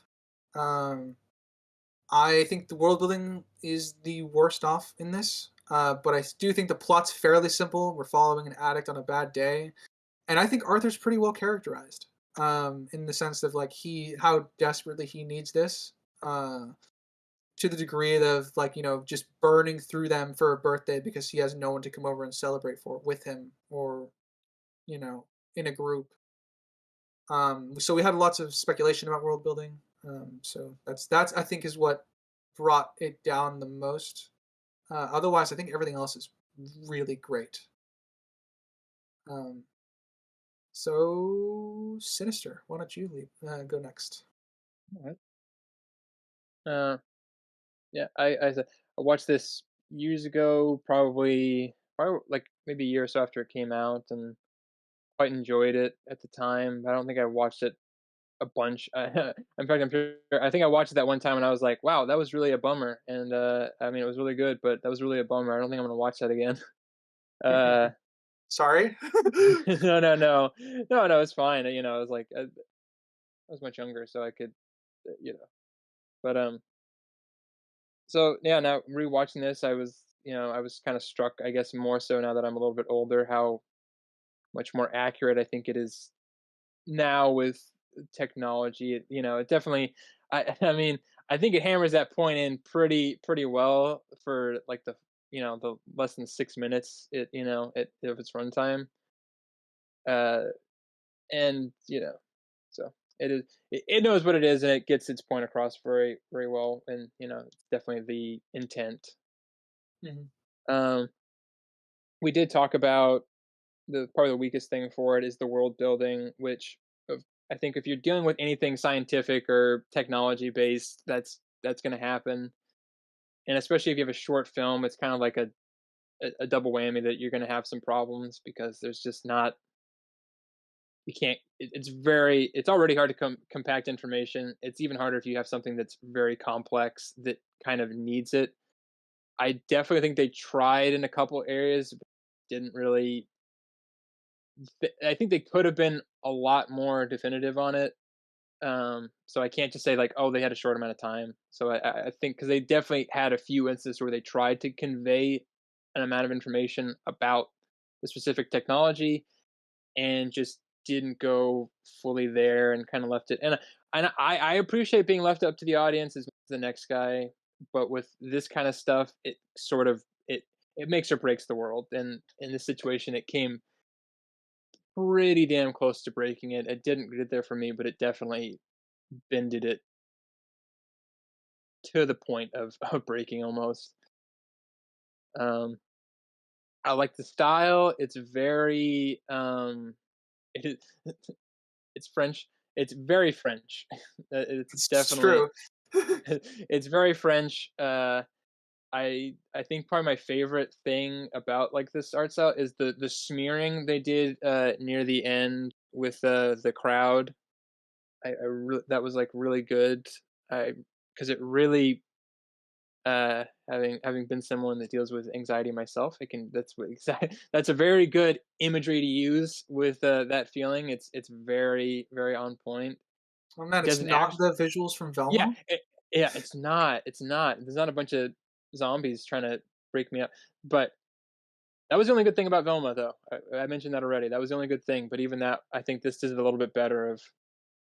And to be fair, it doesn't actually look like that, but that is like the feeling. That's what it feels like in a visual form. That was probably my favorite shot, or my favorite like part of the whole thing was that was really good. It's voice acted pretty well. It's limited, they do a lot of just visual storytelling, which is, you know, always refreshing. Um, yeah, I think the main thing that was just really hard with this is just that the world building was so close to being broken a bunch, and it's very teeter tottering. But I think this is they got the message they wanted across. It fits only kind of when you start breaking it down like we would. Do you kind of start to see the cracks and the little missing bits? So I think for like a one-time viewing of just like, hey, this is an animated short film, maybe you'll like it. Uh, it works. It's upon reviewings that it, I think, loses. You can kind of get lost in that. It doesn't really make as much sense as it could. So I feel comfortable giving this a 7. I would watch it again, but it's definitely lacking in some things that I think if they were to have made it a feature or something, it would definitely need. But for what it is, it's okay, but it could be better. All right. Sprinks, why don't you go next? Sweet. I'll start with the subjective. I quite enjoyed this. I thought it was very fun and creative. Uh, I do agree. It was very French in how it was kind of portrayed. But yeah, I thought it was good. I would recommend it. I give it a 7.5. And then objectively, my score did go down, actually 0.5. Not to copy writer there, but I think there's just so many questions it leaves you with that it like upon thinking, upon like trying to Reflection. yeah, try a lot of reflection, but trying to like figure out things that could be, or like other people in the world, because Arthur seems to be the only one like distressed in line and everyone else seems happy and fine. But it's like what's the difference between them? Is it just like overusage? Is it ha- do people have different usages to it? Is the iDrop only for the friend app that Sinister pointed out? Is there other means to it? There's just so many like questions out there that I think kind of dwindle it down of thought, because it's only this one story of Arthur, which is fine. It's a little small captivated story, but with the interaction he has around people, like it's not all in his apartment. It's also with like the people in the town, and then the mugger, and then the man he like thinks is the mugger who like tells him to buzz off, and like all that. And I guess Cammy even as a character as well. Like all these interactions Arthur has, it it just questions of like what could be, um, which just to me kind of just drew it down a little. But other than that, I think the animation's really nice. I think the voice work that's in there syncs up well and is good. I think the foley of the noises and everything that they have, the design is good. Um, I like the futuristic costuming where it's not everyone's a robot kind of thing. Like there's not cyborgs and robots all over the place. Not saying that's a bad thing. I'm just saying this is just more like it doesn't feel like it's hundreds of years in the future. Like this could be 20 years from now kind of situation, which grounds it a little more in scary dystopian reality. And like all of that, I think makes it work very well. And it's a very, very quick story, and I think it portrays what it's telling nicely, especially with the end that Arthur necessarily didn't learn that you can live without it. It's just like he'll be more cautious, I guess. Which kind of reflects him to the mugger who had all the scratches, and now Arthur has his first scratch. So I kind of like that little connection. So I give it a 7. Alright, fair enough. Crimson. All right. Subjective. I did like the messaging behind this. For the art style, you guys are saying it's French. I do get the French vibes. This particular style, I wasn't a fan of. It was very smooth animation, though. I thought they did a good job with that. Uh, this Arthur character, I didn't really connect too much for a subjective level there. So overall, being 5 minutes, it was entertaining. So I'm giving it a 6. Objectively, for it being so short, a lot of problems were brought up. You guys are all saying it was world building. It is world building, but the whole story is revolved around Arthur and this device, I guess, the best friend thing. And the best friend thing has so many problems that were brought up, and not just in isolation to itself, but within the world through the addict as well. Uh, I don't know why the addict would take now that it's like an app and not just that's the best friend device. That's like a phone, and the best friend dropper is just the app activating or whatever.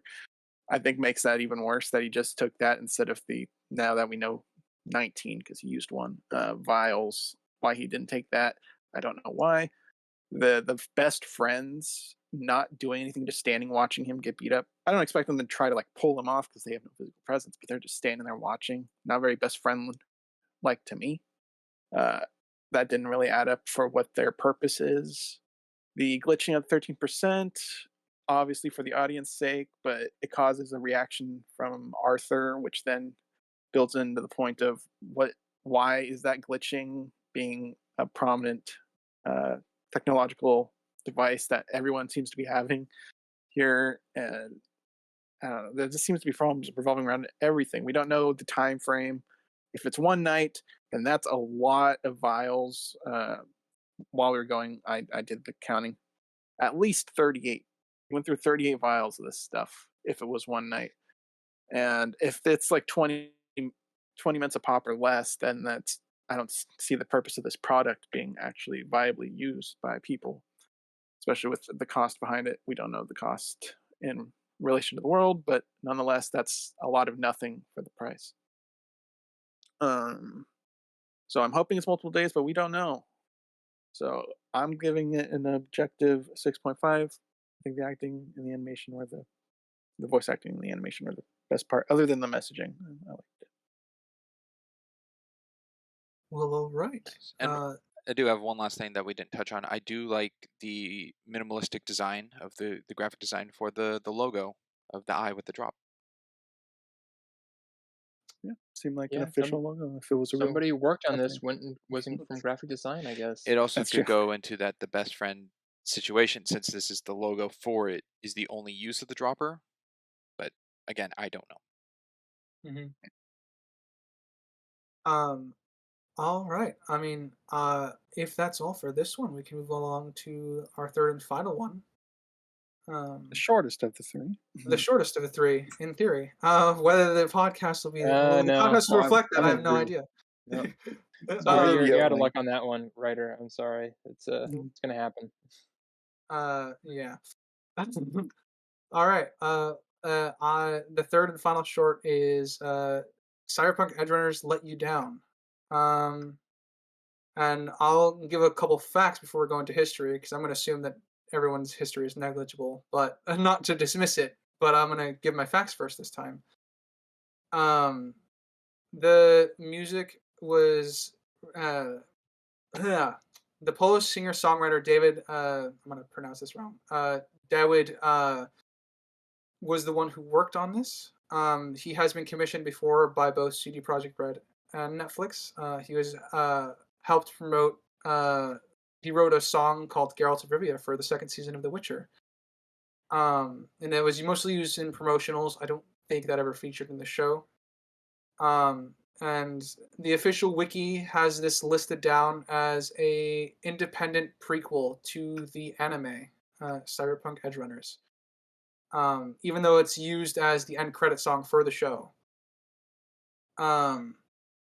And I guess with that, we'll go with history. I'll start with you, Sprinks. If You sly fox, you mischievous trickster, slipping not in a history. music video under our nose.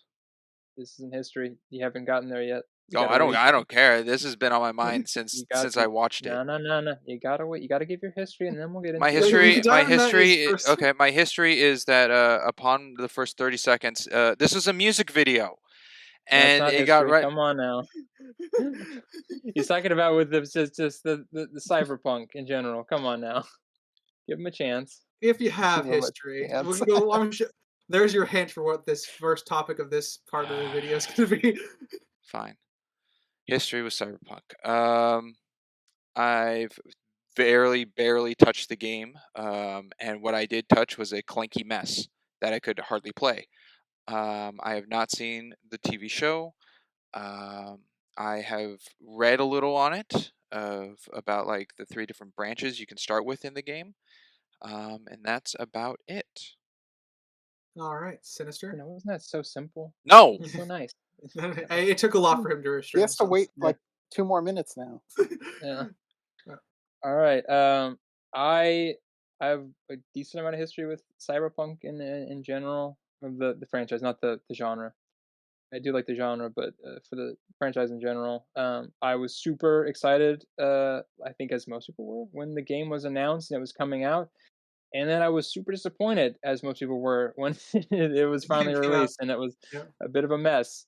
To be very lenient on it. But so I haven't seen the show yet. I plan on it at some point. It's one of like probably like 50 things I need to watch That eventually. But ever-growing list that never yeah, seems to yeah, shrink. ever Yeah. expanding that this podcast is not helping with. But yeah, so yeah, so and yeah, watch this, and I played the game and I've seen this, so that's all. That's all I have of the franchise. And Crimson.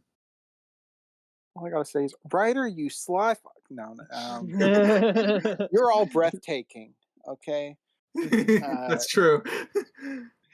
My history with Cyberpunk is I haven't played the games. I haven't seen the show. I took in the whole Keanu Reeves stuff because he was the real driving force of this game. I think, anyways. Clearly, I don't also think a it drive for the would have memes been as nearly well. as massive without him being revolved around it in some fashion. But that is it. Yeah, so I'll give him my brief history. I also share the experience of being super hyped for the game, and being extremely disappointed when it came out. To CD Projekt Red's credit, they have since done a lot of fixing and repairing of the game. There was a sort of relaunch that came with the anime that brought me back to the show. I mean, that brought me back to the game because I don't know if it was intentional, but it fucking definitely helped out the game a lot. It's got a lot of active players again because a lot of that stuff has been fixed. And the anime made a lot of people interested in the game itself. Um, yeah, see what you're saying? I was gonna say I think like I will give the story is really good in Cyberpunk. I think the story is really good. It's just unfortunate that the gameplay was really bad. Yeah, it like I said, they managed to fix a lot of it, but I Hmm. agree that the story definitely very much overshadows the gameplay aspect itself. Um, That's what kept me playing it. Was just like, oh, okay, this plays like shit, but I'm really invested in the story. yeah, right. Um, and then I guess for my brief history around this particular story slash music video, um, I heard the it came from the anime, so it's pretty much when I pretty much sought this out because I occasionally come across shows where they introduce me to music, so that's how I found it, and I've since listened to this quite a lot. Um, all right, Sprinks, take it away. All right, oh, take it everybody, shut away. up so Springs can talk for like 20 minutes here because he's got a lot to say. It's not a lot to say. It's just we did You the whole. had 3 pages of notes. Come on, Oh, man. I had to I'm a add notes mischievous because sly of this. fox, is what it is. Yeah, I Yeah. had to add notes because of this. I don't think any of us knew you would put in a music video or discuss music video. I mean, we've I discussed music videos in the past of coverage, of being its own thing, potentially. But when it came to the shorts, I don't think any of us had that on our radars or excluded it. uh, yeah. Funny enough, I had two perspective videos. So there was this one and another one, and then I obviously went with this one because this one's more. It's less related to what's going on in the story. So like that's it's more isolated in that sense. Um, I think I don't know if I ever used the word music video, but I asked about AMVs, fan made AMVs, if they were on the table. And those are pretty much music videos interspliced with whatever content. So think like, recapping Iron Man's story in a very specific, emotional way with a specific song to it. That's what AMVs are. And I got the green light for those. So I ended up not picking a fan-made AMV. I went with I guess, an official one. Did we I'm greenlight glad you did. AMVs? I We're greenlighting AMVs. I 'Cause got, I've seen a few Ruby AMVs. I know what yeah. those are. I remember, I've seen a few Sonic AMVs. yeah, I remember asking, and everybody said yes. So I don't know if that was. This is not in the snake draft. Sorry, We're audience. just being polite. This is our fault for not recording our previous discussions on this topic. Yeah, well, I remember asking about AMVs, and I didn't remember getting turned down. I think if I remember correctly, and that's big maybe Yeah, big what if on that one. If shame on us for not recording it, but yeah. I think at least the point that I came to with it was I it really varies from case to case depending on the what it is because I've seen some really good AMVs that I'm like, yeah, that's like I'm amazed they're able to find that kind of emotional thing from these visuals and make it to this song or whatever. Hmm. But I feel like as a whole, it's a very different kind of thing because I don't not to say because they're still creating stuff and they're still like doing work and everything. But I usually prefer it if it's like an original piece that is kind of created for it and not just Much like this was on. yeah, I prefer Yeah. this because I was like trying to figure out. I was like, wait, is this an AMV? But then I was like, no, it's like it's got the Netflix thing in it, so it's official. Yeah. Yeah, just because I just like for anything that's like based like taken from something else, I kind of like to have the context, the original context there. So, Mhm. and this does have, I mean, this has its original context, and we kind of know, you know, what what the story is, I guess. So I guess that's they my take on it. I intentionally. don't know if that's the group dynamic though. Yeah, I think. Well, I mean, it's listed on the wiki as like it was an intentional like prequel to the Yeah, show, but being yeah. its isolated thing. But yeah, I'll turn this back over to I guess you, Springs. So Well, if upon you asking if you could do an AMV, I am sure my answer was I don't know what that is. And thank you for telling me what it Animated is. I just music learned video. right now. I didn't know yeah, what you're it welcome. is. Stands for Um, animated music video, I think, Yeah, I right? didn't know that. Yeah. yeah, yeah, it stands for animated music video, and well, you know what it is now. On the note of it being, because there was the Snake Draft will have come out by now, so I'll actually talk about this. I didn't really go into much detail about this specifically, mostly because this was I think my second choice in the Snake Draft. I didn't go into much detail about this because we started giving summaries about what we're picking and why. And it had nothing to do with the music aspect of it. I think I just had mentally kind of cut the summary off because I felt I went into too much description for the one of my choices that got shut down for round one. So I ended up not giving as much of description for this Yes. as I We give you normally would have. A PTSD on the on the six-parter division. short is not. Yeah, like I said, but kind of within, like I said, within the context of Sinisters that came out, I actually was kind of a little miffed in the first half of the second video. I'm like, this is compilations, and then I realized, oh no, it's just all one thing done for the purpose of this. Uh, Um, so yeah, no, like I said, I'm not angry that I got shut down. I just think I was in the back of my mind, which is why I didn't go into over explaining.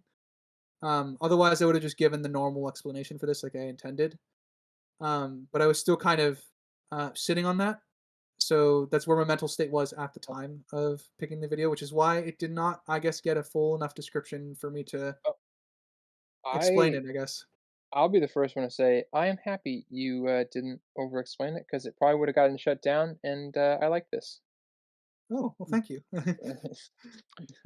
um, I, for the longest but time, thought you knew exactly what you were doing the whole time, nope, nope, complete accident. which is why I was so giddy about you getting this across all of us.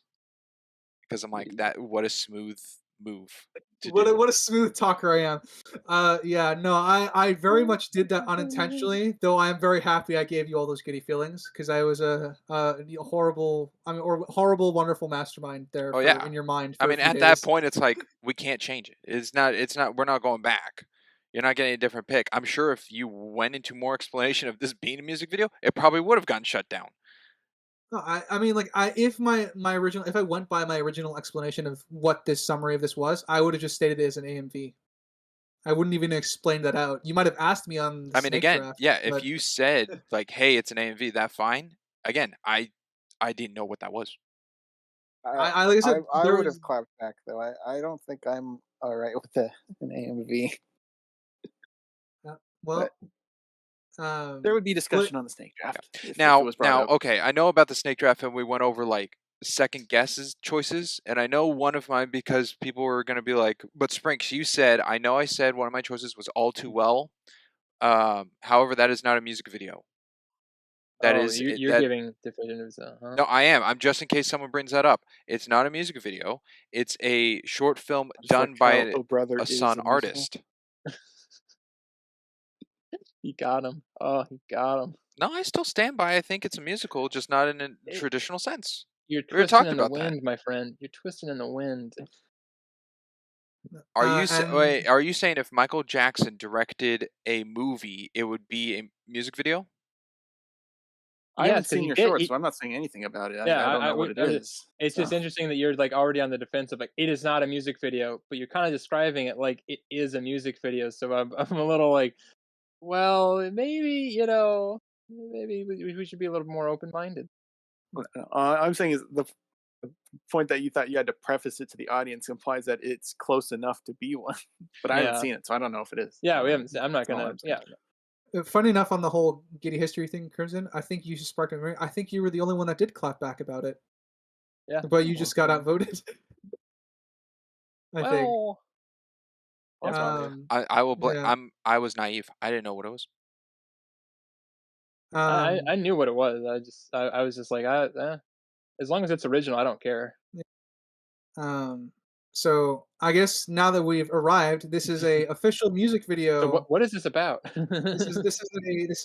We follow the story of a single character in Night City. And over the course of this music video, um, and it I think functions both as a short on its own and a music video. Yeah, I think it doubles as both. So Yeah. I would have argued for it even if everyone understood If what it was. yeah, if I was to argue on what it is, I feel like it's a short film that just happens to be a music video. That's how I kind of viewed it. Yeah, I mean that's how I saw it too. Because I think you could have it without the music, and it would still make sense. Just Yeah, happens to be music, it just happens to be a music video. Yeah, yeah, having seen this, I agree. I think this is a story that a song was put to, not a song that they put a story to. Yeah. yeah. Springs, would you like to add your input on that? Oh, that's dicey. If it's Well, you've easy been for you already, to add you feel one. like you've already been attacked or something? No. I No. mean, No, Oh, it's a okay. Oh, tricky okay. question, I think is Oh, what he's okay. saying. Fair yeah. enough.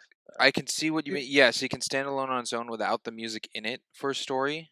I get that. I think a lot of music videos though can do that. Um, Yeah. and what Crimson said, Yeah. there's the thing of like this. This can be seen as this was made and music added to it versus music was made and then something to go with it. Which is the dicey part to me because they still go hand in hand. Like the song had to be chosen for this, or the animation was made to fit the I think they were both song. created together. Yeah. Yeah, Yeah. but I'm like that thin line is so spark because fan made ones is like you can have a character far on one side and then a song chosen far on another side and they just put it together, opposed to like the Mhm. actual choices of being made in an official music video of the song and the imagery. So Yeah. to me, that I haven't made a music video, and I'm not in the music industry necessarily. I don't think so. So that line is Crimson's made very a music video, back and forth. I think. kind of. Yeah. You actually, Do Crimson's think kinda made an AMV. I do think this. Funny enough, I made an AMV too. It's one of my Yeah. first videos I ever edited together. That's lost to time because it was a Ruby AMV. Um. But yeah, no, I think this was for your benefit, Springs. I do think they were made concurrently. Both the songwriter and the animation team like worked together for it. But I do think it's portrayed in a way that it feels more like a short story with music added on. Uh, to kind of benefit it. 'Cause But like I said, it's definitely I understand the line that you're on, Springs, though, in the sense that like it's very dicey. It could go either way. But I figured that that would be the opening question to this, since we all came to this with I guess shock and surprise for a few people. So Yeah, I think something to help with your example of being a separate story is the fact that in the story no one's actually singing the song. No. yeah, That helps give a little They're breathing dancing. space. yeah. The character's name is Sasha, and she is in oh god, I think it's called an Edge Runner or Night Runner. Um, and the characters that she's with at the beginning in the Afterlife bar are characters that are in the anime itself. Like, they are characters who will come back in the actual show. But obviously, they have a very minor role here. It just kind of shows the group's history and like what her role was in it and how they kind of eventually lost Sasha. So, I- Mhm. Is she referenced in the show at all? um, Or is it Or is I like this her pretty much actions are her? This is referenced? all she's they in. refer to like a past teammate who died, and that's pretty much Okay. all she got. Um, Probably good to keep it vague, I guess. To yeah, I think they kept it vague because this came out after the anime, so I don't know if it was finished. They had finished production on this when the anime was being worked on. Um, that being said, I will, I guess, take volunteers. Who wants to start for this one for popcorn? I mean, Spring says like 3 pages of notes. Okay, That we well, go through. yes, Probably a good idea to go I first. do, but it's more like I have 1 page of notes in what you're asking, and then 2 pages in the other vein being a music video. So I'm gonna keep them separate. Okay. You can keep it vague, dude.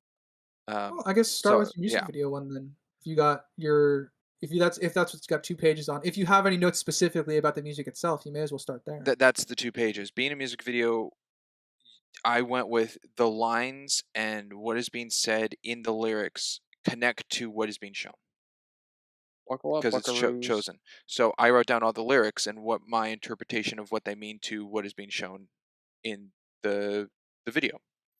Yeah, that's fair. Um, Uh, so we begin with, I guess if you want to go down this rabbit hole, the first line of "Feel the rhythm of the streets, neon lights and neon dreams, bloody fists that feel no pain when there's so much more to gain." I saw that as having a clear and colorful dream to strive for, doing multiple dirty jobs slash heists to get her closer to her one goal. yeah, Sure. Okay. which I guess would work to overlap with her mission. So, um, You want me to yeah, just go through the whole song? Yeah, if you just want, yeah. I mean, do it. I mean, however you yeah. want to handle your notes. I don't Okay. know what yeah, you're like I picturing. Well, said, I have one set of notes of like just like Yeah, yeah. the animation, like the story going on, and then the other 2 pages is all the lyrics and how they connect, how I see them connecting. yeah. Was I there mean, anything in the lyrics in particular you felt like needs to be shown off? Anything?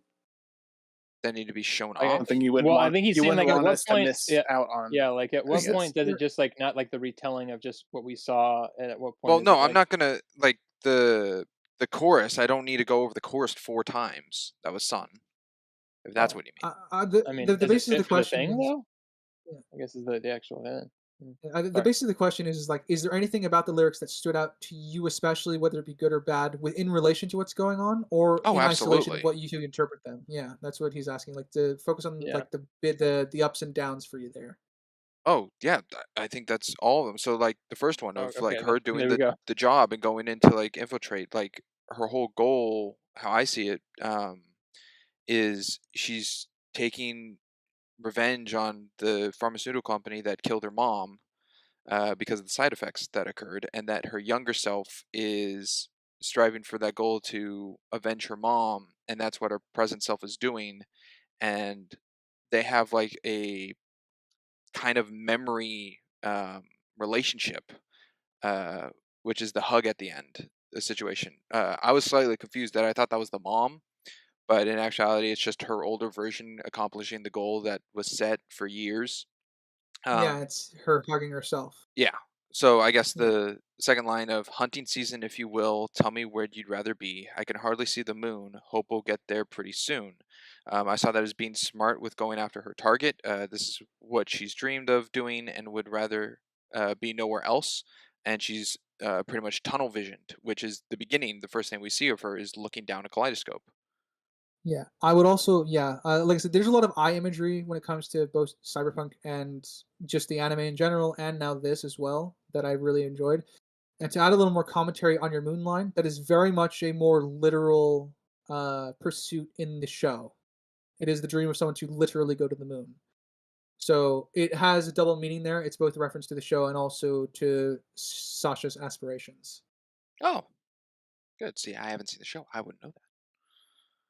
I'm here to add some more. Yeah. Next line after that is trying so hard to release you out of misery. Hold on to your wishes if you can't hold on to me. I saw that as trying to cure her younger self of pain that's been going on for years since the passing of her mom. There's no guarantee that it will work out. However, she's trying to accomplish getting the information of the pharmaceutical company out to the world and the news outlets. So hold on to the thought and not necessarily the present self that is acting on it.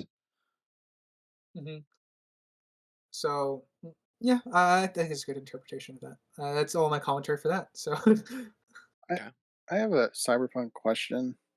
right. Uh, the people are in this world are cybernetically enhanced. What's like a general ratio Like a of like man versus machine. organic? Yeah, what's the general ratio you'd say? Even like Most you.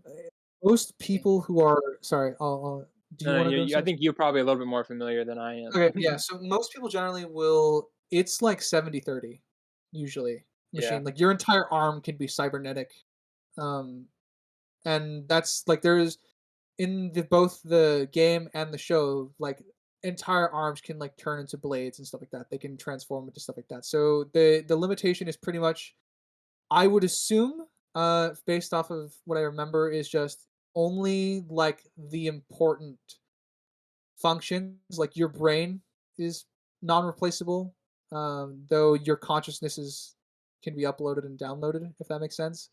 Okay, I was going to Um, bring that up if your consciousness can be uploaded to a different body or something. um, Well, not. it, No. not Yeah. normally, not Yeah. normally. So this is spoilers for the games. Keanu Reeves' character is kind of an exception, an experiment. Which is Um, yeah, the whole thing. it it's a whole it's a really big facet of the actual story in the game, and I won't go into it. But the point of it is that the additional consciousness fusing with you does cause a lot of problems for you. Um, is because that's not normal. Um, and then I think everything else has been kind of. I don't know if hearts are necessarily replaceable because I would go down your specific organs and whether they're replaceable or not.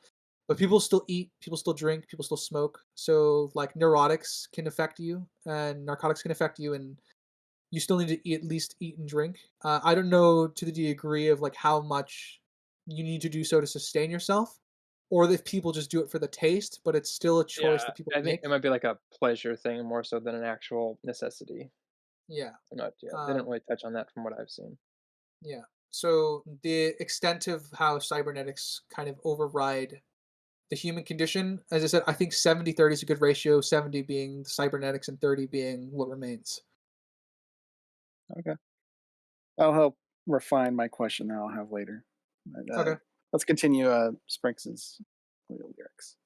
All right. Okay. Sprigs. So then it goes into the chorus of "Forgive me for letting you down. Forgive me for letting you down again.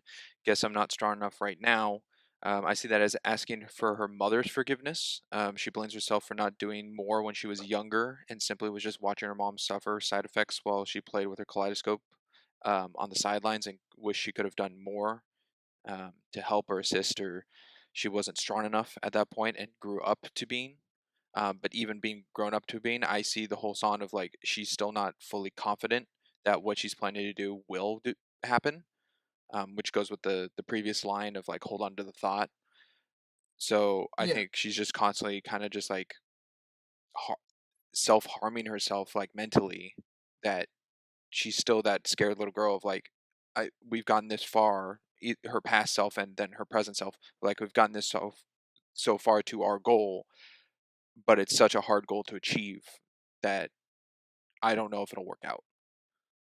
Yeah. I think that works into the transition at the very beginning, which was where she just transitions where it focuses on the eye, right to her being an adult drinking out of alcohol glass, like in a low life place. I think that also definitely adds to that as well. Yeah. The idea of regret that she wasn't able to do enough, and furthermore, like why it's a driving force for her here. So Shoot. Okay, I'm gonna okay, stick with this. I'll touch on that later. Um, okay. Next, we got they will finally feel the flames, flames that run down through my veins. I will take the city. I will make the city burn. We're not planning to return. I see that as the pharmaceutical company will feel the pain of dying, much like her own mom felt, a death with no coming back from. Also, to be played onto herself if she's planning that she won't return because of how dire the consequences of doing such a thing will be. Yeah, that's also for a much larger from point of view as well. Knowing both the game story and the show story, the idea is that the city is just known to be very, very cruel to its inhabitants. So that also lends to all the revolutionary aspects that Keanu Reeves' character once fought for, as well as the just, I guess, the rank like corruption that runs through the city, like its own lifeblood, pretty much. Um, But and I also that think, once the deed is done, there's no reason for her herself as well to return. So not just like the yeah, pharmaceutical company coming back because of them dying with the news being out, but also herself. It's like, oh, they're gonna crumble. I don't need to go back as well. yeah, it's like it's just a sign of also her commitment, I guess, in that aspect as well. Yeah. And then after that, we Uh, got trying so hard to be free to make you see what I see. Hold on to your wishes if you can't hold on to me, which is slightly reusing a line from a previous verse. So similar to that, this is trying to match perspectives rather than freeing the misery. So trying to match up the present and past self with like they've done what they achieved to do. Also, how long and tough it's been to get to this point so far in their life. yeah, isn't that also coupled with the visual of her like dancing in her mind, or is that a little Um, later? Because I know there's a visual of that as well. I, yes, th- yeah, but then again, the visual of dancing in her head is her previous self or present self, not the past. yeah, but she's still celebrating the fact of what she's doing. Yeah, yeah, it's pretty much when she hits the point of going rogue during the mission.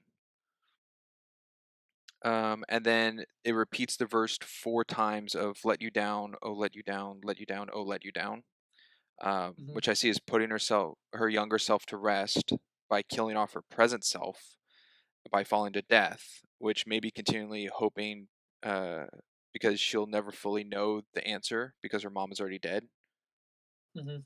Um, so don't know if she can get the forgiveness since she's already passed, but the, the forgiveness of her younger self um, by ending, I guess, not both consciousnesses. They're not both distinct, two separate, but like one and the same of the past memories and current. Yeah, it's like she's done her job now. Like she's done what she needed to do for living, so she's okay with what happens next. Yeah, which also goes into the not planning on return if she's just gonna die. Hmm. But that's the Um, entirety of the song. yeah, like I said, it's a pretty simple song with very strong visuals to go with it. Um, all right. Sinister. Why don't you go next? We had a bit of a long tangent there, but we can Yeah, start yeah, going. yeah. Um, yeah, I'll start with I guess something a little bit large scale, and so I think we focused on kind of the minutia so far. Mhm, Uh, I really like how it looks. I was really kind of worried because I was kind of when I heard they were going to do a show for Cyberpunk. I was really worried they were going to do kind of like the 3D, like Star Wars Clone Wars, oh, kind of yeah. style. Because I felt like that was sort of because video game stuff. It's usually how they do video games productions. Are usually kind of like that. So I was really once I kind of saw it and I was like, oh, it's like a really well polished, kind of newer anime style. I was like, all right, awesome. That's really good, and it really lends itself to sort of I think It like the lends world, because it it le- is sort of that Japanese, inspired technology and everything. it lends itself to the strength of the aesthetic for sure, because a lot of the things in cyberpunk, as much as it's a good line in the song, but neon lights and Yeah, big cities and stuff like that is always usually very, very like attached to cyberpunk. yeah, So I do think like the anime tends to lend itself to being animation in general tends to lend itself to being very, very colorful. yeah. Especially like Um, not Metal Gear Solid. Ghost in the Shell is a really good example of that. I think oh yeah, that's a this is very definitely heavily indebted to that. yeah, for sure. They're like it's animation in general. I think is very indebted to being just. It has a lot more capacity to be colorful than Hmm. live action, and I think the closest I've gotten to that like animation feeling in live action is probably Everything Everywhere All at Once with how it uses its colors. Hmm. Um, and Maybe that obviously, and like Blade Runner is also kind of they have that same sort of thing of that juxtaposition of like yeah, colors and yeah, it's different, but yeah, kind of similar. yeah, in that sense of just like how Yeah, colors are very, very are permeating the world, and I do yeah, think that the choice they made for animation in this was very good. And Sinister, if you ever do get to the show, this is pretty much what it looks like. yeah, yeah. I probably will. Maybe I'll do that on one. Maybe I'll do that over Thanksgiving because we'll be off that week probably. Recording Uh, wise, stuff will still come out. Um, so yeah, I really like how it looks. And I like the rain that they have kind of in the middle section when there's like the police or the security car running out. I love how that looks because it's very misty and it's very it feels very realistic, but mhm. it's definitely it still has like it feels realistic, but it also has that nice flair of like artistry to it that I think you don't usually get if you have like real rain. It's really downpouring or it's just sprinkling a little bit. It's very hard. It's much harder to find that artistry in it, but they definitely I think found that little nice little medium there. Mhm. Uh, Crimson? All right. I'm going to blow this whole thing wide open with a Da-da-da. completely alternative look at this entire video. At least based off of Sprix's lyric readings. I saw I saw this maybe 4 or 5 times watching this for the podcast. Wow. Alright. Because I saw things here and there. I'm like, oh well, that's oh wait, okay, okay. So it was interesting. So my first time I saw it the way Sprinks did. By the times I've seen it by the end, I'm convinced that she's the mom in this parallel that was brought up. Interesting. Because Alright. she's got the same hair color. Not the young version's got like a brown. The mom's got the dark hair that she has that we see in the present. At the end, when she's falling out the window, we get a flash to her hugging the child. She's wearing the same outfit as the person kneeling crying, which we perceive to be the mom. So I think she's the mom in this story, which would make the guilt aspect make more sense for her taking the pills and her losing her mind from the side effects and what effects that would leave to her daughter. So Oh, thoughts like her daughter took the pills instead. Like they were because they were just left out in the open while she was sick. Is that what you're kind of implying? that, or she took them herself and whatever effects could be seen, but she doesn't have any effects now. So I like the Yeah. idea of the daughter also taking it. That could be it. I What, like what that do you guys idea, think but on that? it's I like that idea because that's kind of how I read it, like the first time I saw it. Um, Actually, I'll have Springs say something because I have something to No, I like the idea of that. It possibly could be. say. Um, I will. Unfortunately, though, they show like a military thing near, like in the middle of it, like Valeva Galina. She fought for our country. Yeah, Kind they of. show her grave. Yeah. Yeah. So that doesn't that is a cool. I kind of wish that was the case. Um, but yeah, unfortunately, there's It that would be a whole nice subversion if that were the That case. Um, yeah. well, then I do I think guess there's for a you cyberpunk knowers, the you Sinister and writer, um, can someone fake a death? Can you falsify mean, death, yeah, like dying and it'd be then Yes. get weird. Yeah. cybernetics? That's why I was Yes. bringing up the limits of It's these cybernetic it's definitely enhancements and possible. stuff. Like I said, it's not an impossibility. So like I said, I'm not going to dismiss this new interpretation outright because I think there's definitely a possibility for it. I just don't know if there's enough in this to buy that interpretation fully. Yeah. Um, Another point that you brought up with the eye overlapping, they're not the same eye.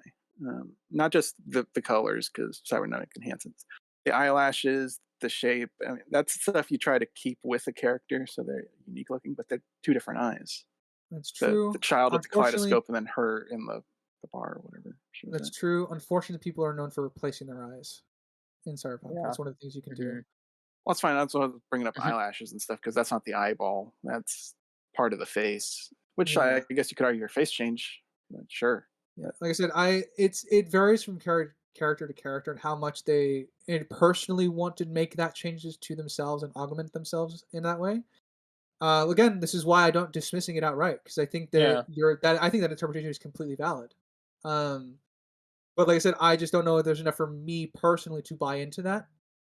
Um, but then again, that's me because I guess I'm more attached to the idea of the young girl growing up to do this. I'm not as far along as Sprinks, where like this was her plan all along. I'm more in like this was her plan when she was certain that this was the company. Yeah, I don't think it was her plan all along because she seems surprised when she finds, like, a thing about the medication that was taken. So, it doesn't seem like it might have just I mean, she might have known this was the company that made the drugs, but didn't know if there was anything with the drugs that was actually a problem or not. Yeah, Because it's yeah, so but I'm not gonna dismiss yeah, because I like that interpretation of it, and I think that there's enough, like, vagary there where you could argue that you can that absolutely changed read place. that into here. I Yeah, think. Yeah. yeah, Um. and have it not be Because a I'm. problem too. That's Yeah. it's not vague That's enough where it's a problem that you could read that in. yeah. It's surprising that how well that actually slides right in on on its own accord, pretty much. Again, I think with Springs, the only contention right is the grave. Um, and it would be weird to say that the little girl fought and died for the country because that's what it says in the grave. I think that's literally the only thing that really puts a damper in it. Yeah, but it's Um, you could but argue again, faking a death, yeah. Oh, yeah, the but it grave could said be. the girl died? No, the No, no, mom. no. No. It said that someone died when they fought for their country bravely, pretty much. Okay, yeah. It would be a little Well weirder if it was referring to well, the and girl. they had the little girl standing in front of it, which would also be Yeah, would be weird, yeah. which is also a bit weird. Like I said, that's the only scene that's out here that I Yeah, think that's really what poses a problem to the interpretation. But again, as you say, you could technically fuck around with your consciousness. It's not common, but it is a possibility. Now, Sensor, you pointed out that her seeing the confidential files on the computer stood out to be like a shock for her? Like Well, it this seemed like she wasn't her was plan? surprised. Yeah, yeah, because they were there to get the financial records. That was the job, and then she stayed to get the To get the more. records. Yeah, the more records. That's what. Otherwise, she would have been totally fine. In that regard, I'm curious what your thoughts on the lyrics beforehand connected to then, if I they don't weren't know. for the job. I don't know. You That's got to where I kind of remember. have my difference here of the it's a short film that happens to have a music that is somewhat tied to it because I don't it's not just like you know it's just it's the opposite. Some of it works, some of it I don't think does, but that's just music. I'll jump in as well. I'm same side with Sinister, where she absolutely looked shocked to see that file there. Her mission was, I had it down what it was actually called. To do immunosupport, immunosuppressant prototype is what she was there to take and send to the guy whose name I forget, Maine. Main, yeah. That was the job. And while she was going through the computer, she came across the prescription or medication for her mom or herself, depending on which version you're going with. And then she looked at it, saw that there were side effects and they didn't release it.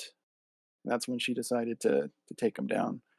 My question with it is, why didn't she send that to Maine as well instead of just sending it directly to the news outlet, which kind of sealed her fate, having to wait Because for that the to net upload? I'm runners are total. They have to be anonymous. They have to. So I mean, he she could have sent it to Maine, but it's probably like he's like, I don't want to take the hit for having that information. It was definitely a personal choice that she made. In the Yeah, same it's way like that like they dump all of Shield's files onto the internet in Marvel. As much as you might want to take problem with that, it's the same. It's in the similar fashion as what she's doing. She's going to take the hit for that. I'm fine Um, with her sending it to them. It was just her doing it there. well, because She they could don't have have. taken it and then send it later. I think if I'm gonna read into it, I think either way it would have taken about the same amount of time to download all that information. And maybe and who knows if she was probably like at that point she'd already had them on her, to she already knew she was probably blown. I think the So difference. I think the yeah. difference between the two aspects of it, at least in how I would quantify it in my head, is that she was after a very specific thing, but now she just wants everything, which is why it took the extra time. Could be. Could Mm. Um, I I'll jump to one of the few flaws that I have in this. Um, outside of like uh is just I wasn't the string that's a USB into the computer when she's going around Yeah. fighting that's still connected. I and knowing that you can replace the all pretty much all the ligaments in your arm and all the joints, muscle fibers with the wires and stuff like that. I still think I needed to see like a little bit of a limitation because she moves around pretty freely with that. I think I needed to see like her fighting with it in the sense of like she's not using it to fight, but I need to see her um just be more like aware of it and cognizant of it in the fight because she can go Well, it doesn't get to the snagged on the computers, or it doesn't yeah unplug because of all of yeah her tugging on it. yeah. Like I said, I mean, like I Sure. said, I'm fine with it being that long, but I think I would have liked her fighting around it more so than it just following her wherever she goes. Um, uh, Oh, Sprinks. yeah. Oh, Sprinks, I brought up my perspective agreeing with Sinister. Did you have anything else on that? No, but that's not how I interpreted it at all. I didn't see her as shocked because I took it as the lyrics of this was the whole plan, especially with the first, actually, I guess the second imagery of showing her mom. Like the first thing is her as a child and the mom. you definitely it's very intertwined in that. Um, I guess for you when you combine the lyrics with what's going on specifically. Um, Well, what's her reaction convey to you, then? That it was easy to obtain. like surprised that she just Like got she it. didn't go through a firewall. I mean, I don't know how fast her cybernetic hacking abilities are, but she just there's no firewall or it seemed the only loading process was getting it to the news. She didn't have It to said it like was a hack a lot level of stuff. one file, I think, didn't it? Yeah. The one Possibly. they stole was above a level 2 clearance. But even that took a Everything long else is a fast enough yeah time. yeah I yeah. mean, you can just I mean, if she's really good. We don't know what like a level 1 versus like a level, what what the I'm sure it's probably huge. It's probably not just, I mean, kept she under. remotely hacked into a guard. Yeah. That's definitely a reference to the games and Yeah, that's a game the right there. show. You can definitely you can I mean, Cyberkinesis. yeah, but I don't know the difficulty level of any of it. yeah. Well, I wouldn't be Depends how you build your character is what that yeah. is. Yeah, exactly. I don't. 'Cause you can actually because one of the this goes into more of the RPG mechanics of the game. Doesn't really necessarily translate to this or the anime, so you've been warned. But the game, you can build your character very specifically, and you have a limited amount of points. So, like, you have your hacker build, which you can very much definitely build into. That as an option where you can hack into robots and other people's cyber gear, or you can not build into the hacker at all, and you go and to build all your stuff into combat. So you go and hack and slasher pro, with a sword and a gun, pretty much, and fuck everybody up. So that the game is designed to like if you can do a jack of all trades, but you will not be a strong enough student in it. So it's very much designed to like you go down one specific life path. It's best if you stick that way. I guess she could have just been down the path of knowing how to hack very well. I mean, it seems for this set crew, she is set as the hacker one. Yeah, Yeah, she is definitely agree. much in the Yeah, hacker the line gamer, for yeah. sure. So I guess to answer the question to Crimson, it could just be she's surprised at that it's such an easy thing to get into. It was already in the system before she looked at that, so I don't think that's the same thing. So again, this is based on the visuals for me. I interpreted it as she was just skimming the files for what she wanted, and then that was kind of like a watermarked thing for her, so she was notified of it when she spotted it, because that's just among the files that she was searching for when getting what she needed for the crew. So I'm again I'm with Sinister and Crimson on this one. Whereas I interpret it as she's surprised to have found it, but it pretty much makes her decision for her as to why she's going to stay now.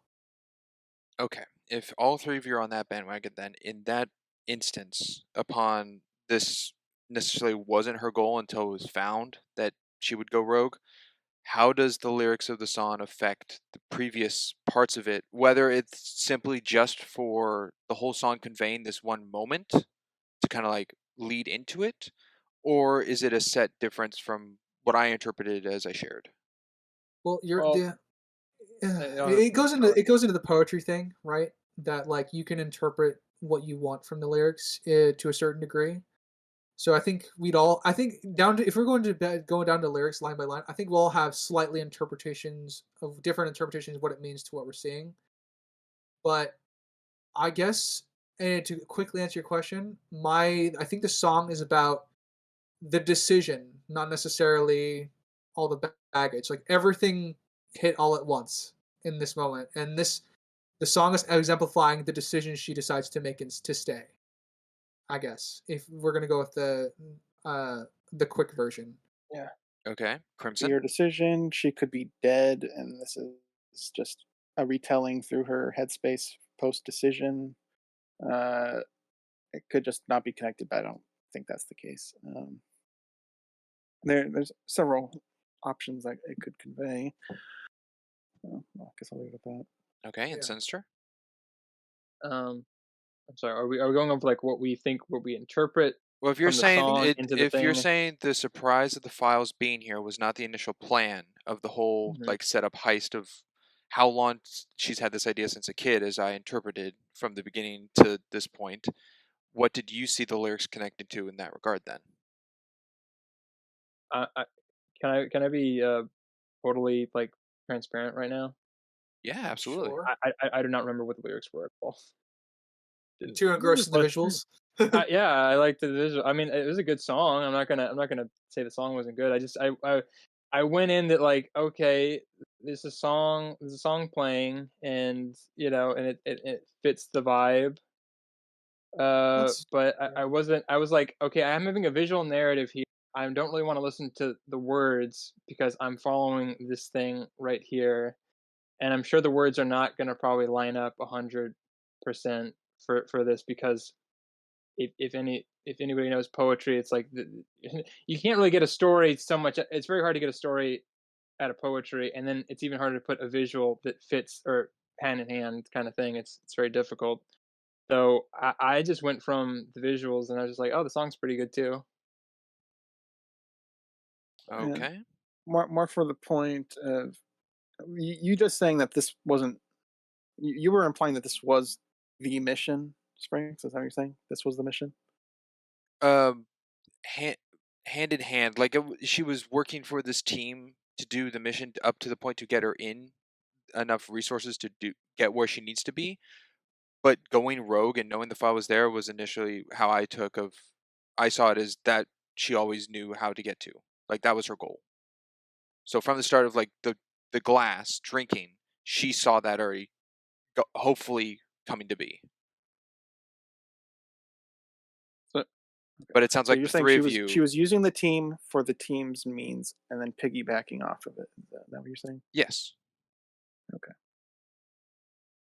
Um, hmm.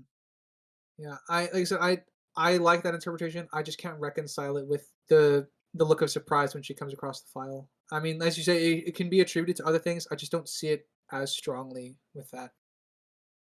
Um, I mean, if I wanted to read into it, let you down. Maybe she was the one that gave her mom the drugs, and now she realizes they're bad, and so now she's trying to make up for it in this ending or something. Maybe. Now that's a thought. oh, that's another thought. Yeah, the idea that she's the one that gave the mom drugs, and then this was her chance unintentionally. That she well in this version, and she still happens upon it on accident.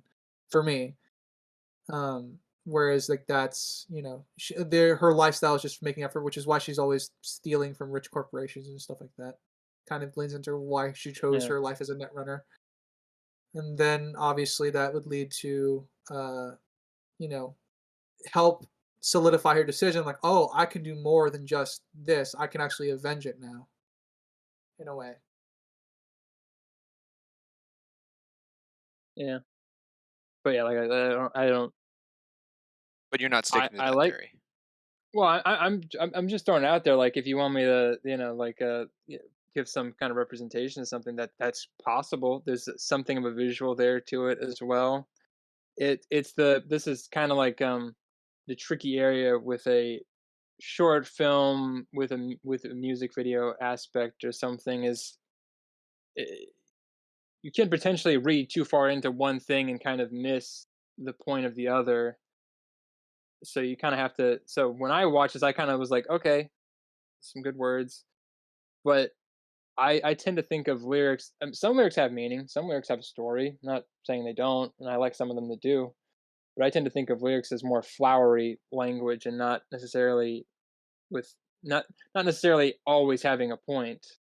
It Because changes definitely with the artist. yeah, I mean every art like Bob Dylan, he's telling a lot of his stuff has a point. John Lennon, a lot of his stuff has a point. Lots of people have points with their songs, their messages they want to convey, and that's fine. And that's that definitely is an aspect that you can get out of anything. Uh, but I guess what you're saying is that that's just not your default setting when you're listening to most music. I always think of the example of when you're reading a story, or the example of reading a story and the curtains were blue and they symbolize this and that, or the chair was slightly flipped in, or what, all that stuff of, and you can like, oh well, he had an emotionally abusive father, or his mother never loved him, or what, all that stuff you can tack on. It's like, the curtain was just blue and the chair was just old, or that kind of thing. You don't Sometimes, want to, sometimes yeah, I'm not opposed to it, because there's definitely some stories do have that, and some stories that is what they're trying to convey in a flowery sort of language. Uh, I, Lyrics, I'm usually less so in my thing of like thinking that they all have to mean something, because like if you listen to a foreign language music, right? Like Spanish or Japanese or whatever, mm, the lyrics, when they're saying them in the foreign language, they sound correct and they sound like they fit very well. You don't know what they're saying, but they sound like they fit correct. And then when you translate them, they don't make any sense, because they're having to kind of manipulate their language slightly to make it yeah, fit to the rhythm and the stuff. So that's one example. Not that their stuff doesn't have a point either, but or a message, or story behind them. But sometimes it just fits, because I've seen enough songwriting stuff where it's like sometimes words just fit right and they just work, but there's not yeah, necessarily intent behind them. That's what I guess my final thing is. There's not always intent behind lyrics. This probably does have some intent, but there's probably also some creative licensing to make it also stand alone as a song without the music video.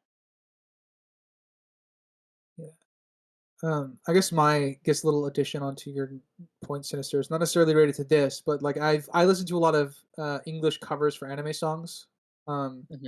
and one of the things I know is the best cover artists out there who make who remake the anime songs in English remake it. Like they still keep the thematic core of the song, but they're not afraid to move lyrics around and meanings to different spots in the song in Yeah. order to kind of better affix the two languages together.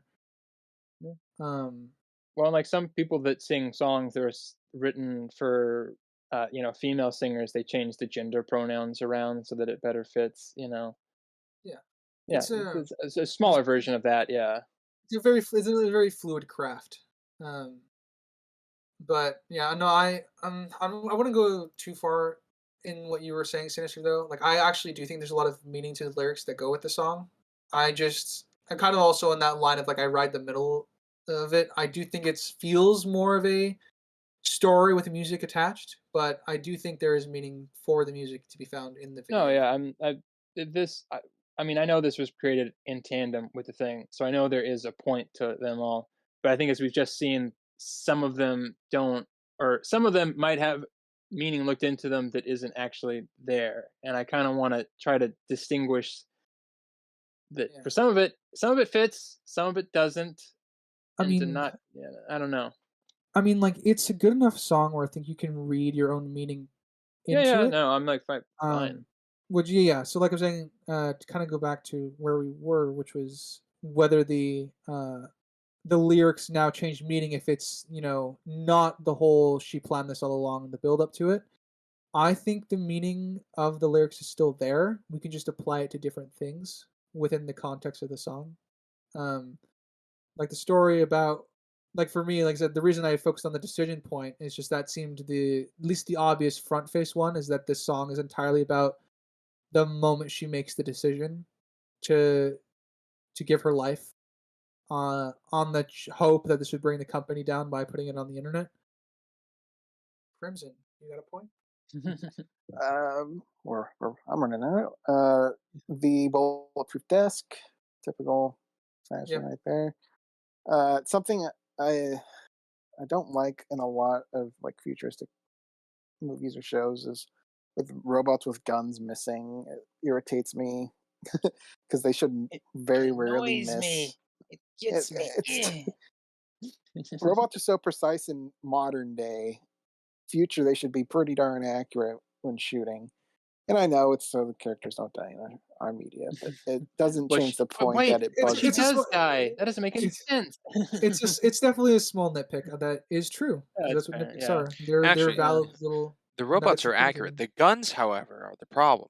'Cause Oh, very if you poorly Oh, gave constructed. an M14 to a stormtrooper, they'd hit every mark. It's the blasters they have is the problem. Hmm. yeah. Oh, we're bringing They about the take Oh that my into stormtroopers, are god. account. we? We're gonna go Ewoks on. Faulty weaponry.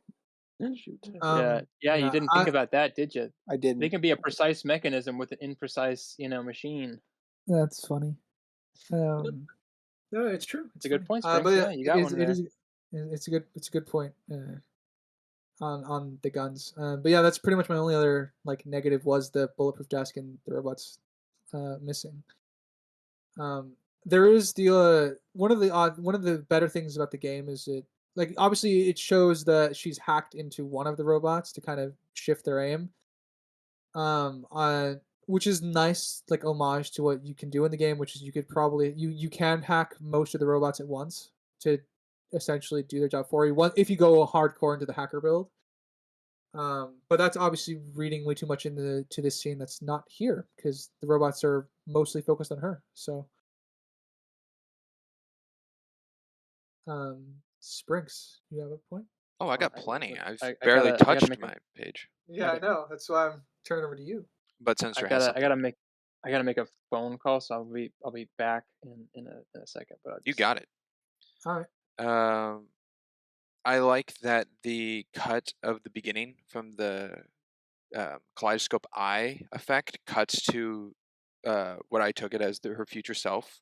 Um, Mhm. Crimson can see it as the mom, but as the future self of her, and she raises her glass, and the glass bottom reflects almost the pattern of the kaleidoscope, which to me shows that that memory is still present to her, but not necessarily lined up to where it was.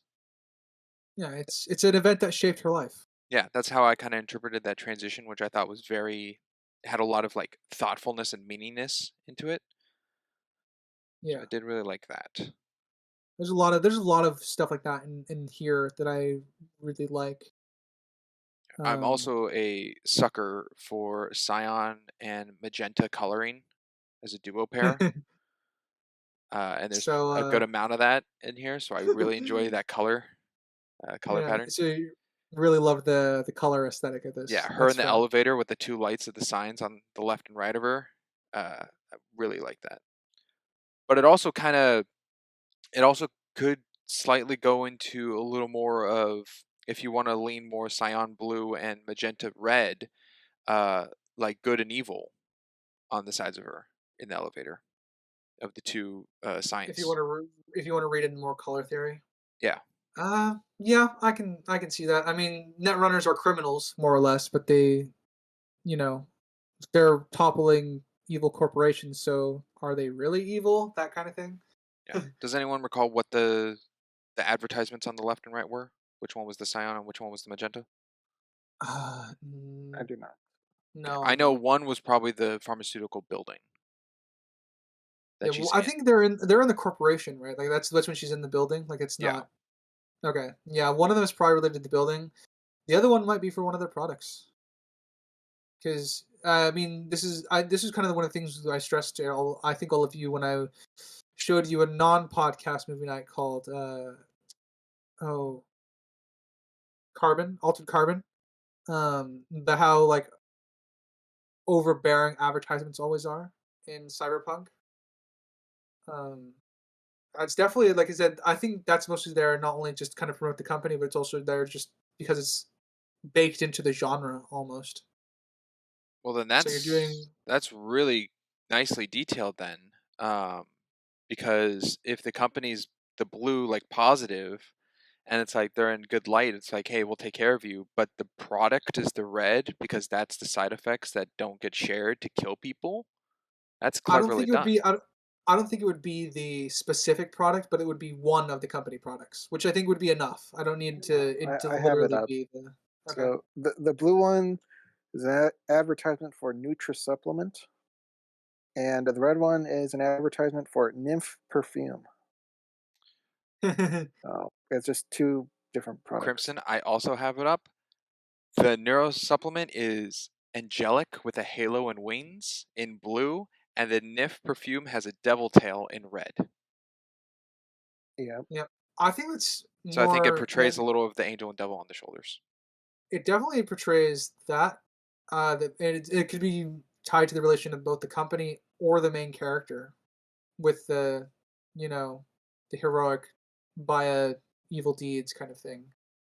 So there is yeah, like I said, they very one of the reasons the real reason I have rewatched this a lot is because there is so much to be gleaned from the the video. Yeah. um, I find it humorous that one of the emails on the computer has a 0.0001 uptick in week sales, which is enough to be recognized for congratulations. And you don't get paid. Yeah. No yeah, pretty bonuses. much. Yeah, that sounds No like an quarterly evil. bonuses.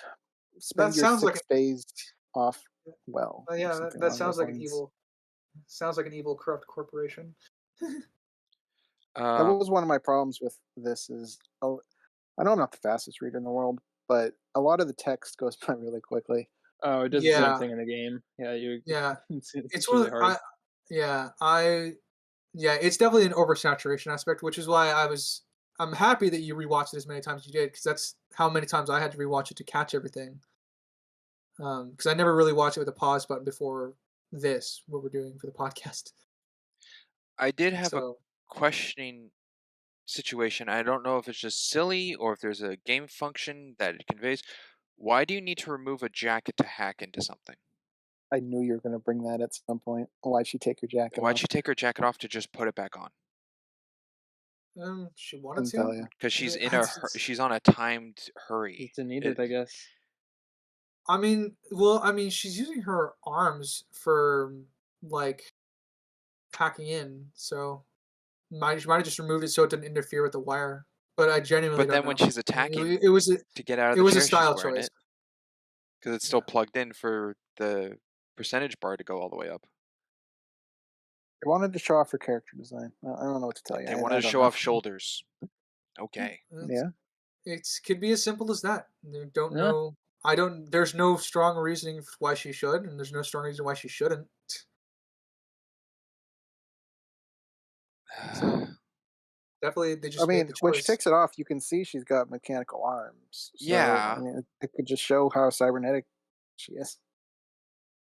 but she's on a job. She's doing a heist. But so she can't take her jacket off? Well, It what's the literally need of it takes down? less than a second because she does it while she's sitting down. Yeah, she takes it off, but then she also just same thing. Another second to just put it on. Was she warm? She get overheated?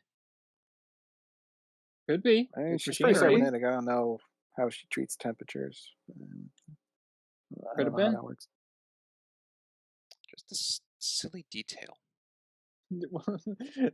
Yeah, it's funny though because I, you're so upset by it. I love I that. It's really am. It stands fun. out. I'm curious what the purpose for it. They animated it that way for a reason. I can tell you this right now. In the game, they don't have people taking their jackets on and off every second or something when they're doing stuff. yeah. That doesn't I that doesn't happen. So I don't know what that means. the literal reason for it is just to show off the cybernetic arms and that she's her character design. That's probably the literal reason why they did that. I don't know if there's any. I don't think there's any story aspect related reason to do Yeah, that. Um, definitely not I know I know reference or you can anything. overheat with cybernetic enhancements, but I don't know the degree of how much she's been augmented. So Okay. I just think if it's the case of overheating, it would have been smarter to leave the jacket off and then go into a whole fight with the guards if she's using all these abilities that are causing more circuitry in her to be used.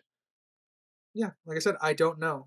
I know that's can be a factor. I don't think it is for this case. Okay. And then I like the fingers reminded me very much of Lady Deathstrike, the long claws. Oh yeah, the cyber claws that yeah.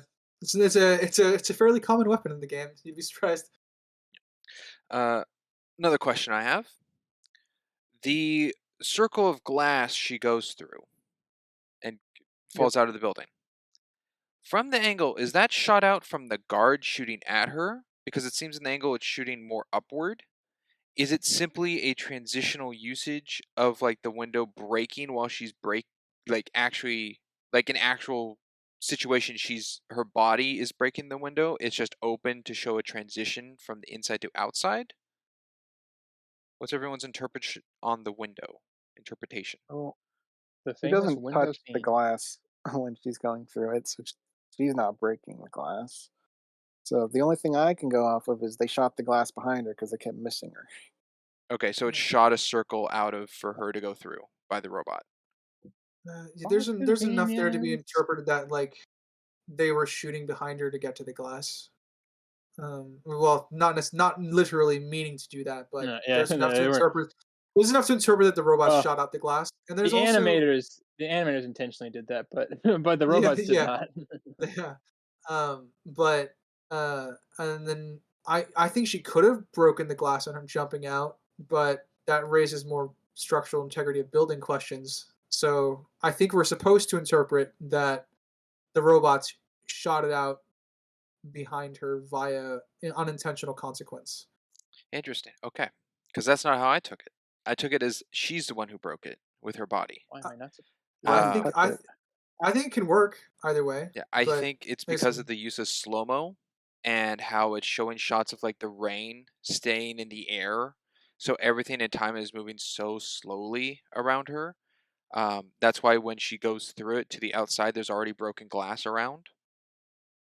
it might have been it might have been shot out, but she's the one who made the hole, if that makes sense. So like the glass, the structural integrity of the glass already had bullet holes in it, and then she jumping it out just made her own like Window. hole in the glass as she jumped out. Okay. artistic choices? Yeah, definitely. Like this was my um.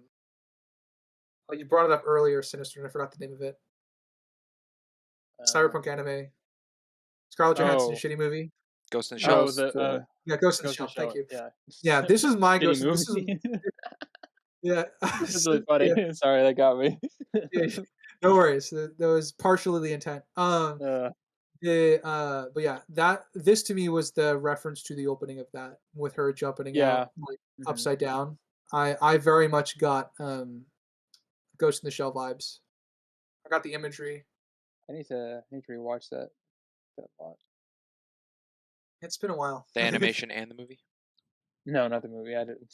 I'm not gonna watch the movie. Look, we can watch the movie, but I want alcohol and I want friends. We might cover it for the um, podcast. yeah, No, but you have to. we'll have to do Like, the anime first. We have to do the yeah, anime first, yeah. and then do the Like movie. as I said, that movie I've watched it, but if I'm gonna go through it again, I'm doing it literally like in a watch together with you guys because that's the only way I'm gonna get through it. That's um, Anyways, objectively bad. Okay. that's objectively terrible. um, but yeah, so you had a lot of notes, Springs, but I will bounce to Sinister if you got anything more.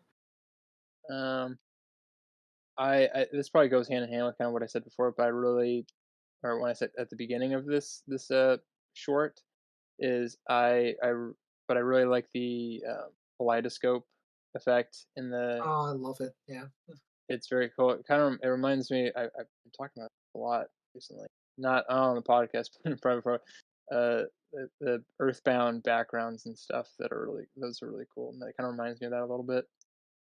Mm. Um, just that kind of wavy, switching, kind of psychedelic, but still very technological, and Yeah. very rooted in tech, stuff. But yeah, that's really cool. And I like it. It works. I'm glad they didn't use it just once and they had it like twice, so you can kind of get more out of it. Yeah. 'Cause I really Um, I like seeing it. I mean, I like seeing it the first time because it had the actual effect with her actually having the kaleidoscope. But then I liked that it kind of just was brought back as that's her pure moment. That's her in her purest self. they don't overdo it, overuse Yeah. it. Hmm. Um, yeah. I know you're running notes on thin on notes, Crimson, but you got anything else to add? Uh, Ben has an I'm out, but I will, since a couple people brought up how the visuals look. I haven't really. I also like how the whole show looks. Or I guess the short, but yeah. The But the show show in looks like general, this. He likes the whole since show. Yeah. Ryder said the show looks like this, I'll say the show as well, having not Yeah. seen it. But Uh, yeah, I think the visuals are good. yeah. I'll Fair just enough. leave it at that. Okay. Well, I guess Springs. How many more do you want to go through for I yourself? have just a couple here. Oh, I like the detail that a raindrop landed in time with the snare drum sound for hitting her body to represent like a That tear. resemble here. Yeah. Yeah. yeah. Cool. So I weird that I that's interpret. the only What a raindrop that hit crybaby. her face, but I get the Fair sentiment. enough. Yeah. Definitely animator's choice. But yeah, I agree. I like that shot as well. Springs. It's very Um, powerful. last thing I have is actually more for Sinister, being the musician of the group. I would have more detail on this, but unfortunately, I'm not too musically inclined as you are to pick up everything. So I'm just going to go with snare drum because that is the one instrument that I did hear be picked up. In conveyance of a song being made and instruments chosen for a song, what is, in your opinion, the symbolism or usage of a snare drum to be used in this music? Okay. Let me Stretch in out. like a yeah, like the whole song or just in that one A moment. whole song. Writer chose a music video, and you're the music man. This is your time to shine. The use of a snare. This seems like a gross misuse of my powers. Usage of a snare. I mean, it's a drum. I don't know. Because I don't want to shoot down anything, but I don't know. What is this? Are you asking like what a snare usually symbolizes in music? Because there's lots of snares in music, Sure, really. sure, Because yeah. I mean, when it comes to, I know, making songs and writing songs, the composer or the band chooses the instruments used, whether experimenting. I'm a big fan of Queen, so I know they had a lot of experimenting when it came to writing and making music and sounds and songs. So I'm just curious in the use of this song chosen. As I said, I don't know necessarily the guitars that were used or the other instruments in the music, but I do know the snare drum was used, especially at the end here, as I pointed out. Um, and just overall, the use of it in the song, how does it convey? Okay. Um, uh, well, I guess for the song itself, it's kind of going for not. I'm gonna say hip hop, but that's not really what it's like a a electronic techno kind of thing. But I think they're probably using some sort of a Ableton maybe or Pro Tools like software kit maybe. There might have been some live instrumentation. I don't know. I don't really know the at this The point it full all kind of sound yeah. At this backstory. point, most of that stuff sounds like the real thing. So unless you're listening to like stems or something, you're probably gonna have a hard time distinguishing real from software at this point. Sorry, musicians. But Yeah.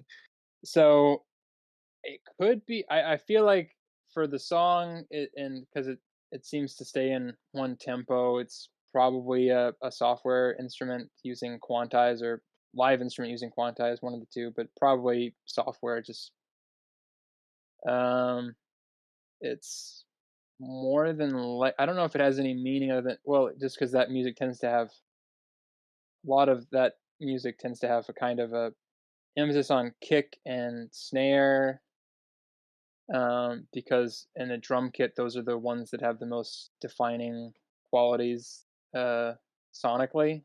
Um, there's also the toms and the cymbals and everything, but for like an actual drum kit, it's usually like the kick drum and the snare are kind of like the rhythmic parts of it, and the rest of them are kind of more like the melody if you want to think about it like that.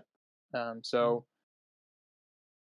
heavy emphasis on rhythm for this, I guess, would be the emphasis on using a snare, and it's definable. Everybody knows what a snare sounds like. Everybody knows what a kick drum sounds like. Everybody probably knows what its cymbals sound like too, but those usually aren't very as pleasing a tone as a snare or a kick drum. Okay, you have me Use second them guessing here. lightly. It was a snare drum, correct? I'm pretty sure if we're do you mean the timpani? I don't know. I don't really I because I when you said snare, I was like I don't really know why you're picking out specifically a snare because if it's a drum kit, it's the whole drums. You wouldn't just say like a snare and I, I I just chose what the one thing I thought I heard to be used. that was the only instrument. Is it only The a only No, I snare? know there's multiple instruments in this Okay, whole okay. I was like, music, but yeah, yeah, yeah. what actually my ear picked up was a snare drum, for example, for you. I didn't it's want to just it's go just down the what line, and Right. I did do research trying to find the instruments Yeah, yeah, used yeah. in the song, and I couldn't find Yeah, I know. anything. Yeah, because yeah. it's kind of a techno thing, so it's probably an amalgam of a lot of it's well, any song you hear, you're probably gonna hear like more instruments than they would actually be if they played in a live setting, probably. But Mhm. as far as like what the meaning of using a snare is, I can't really. Uh, it just cuts through, but it's still rhythmic, so you can kind of still get the basis of the rhythm and having a very identifiable sound, I guess. I don't know if there's any um story reason or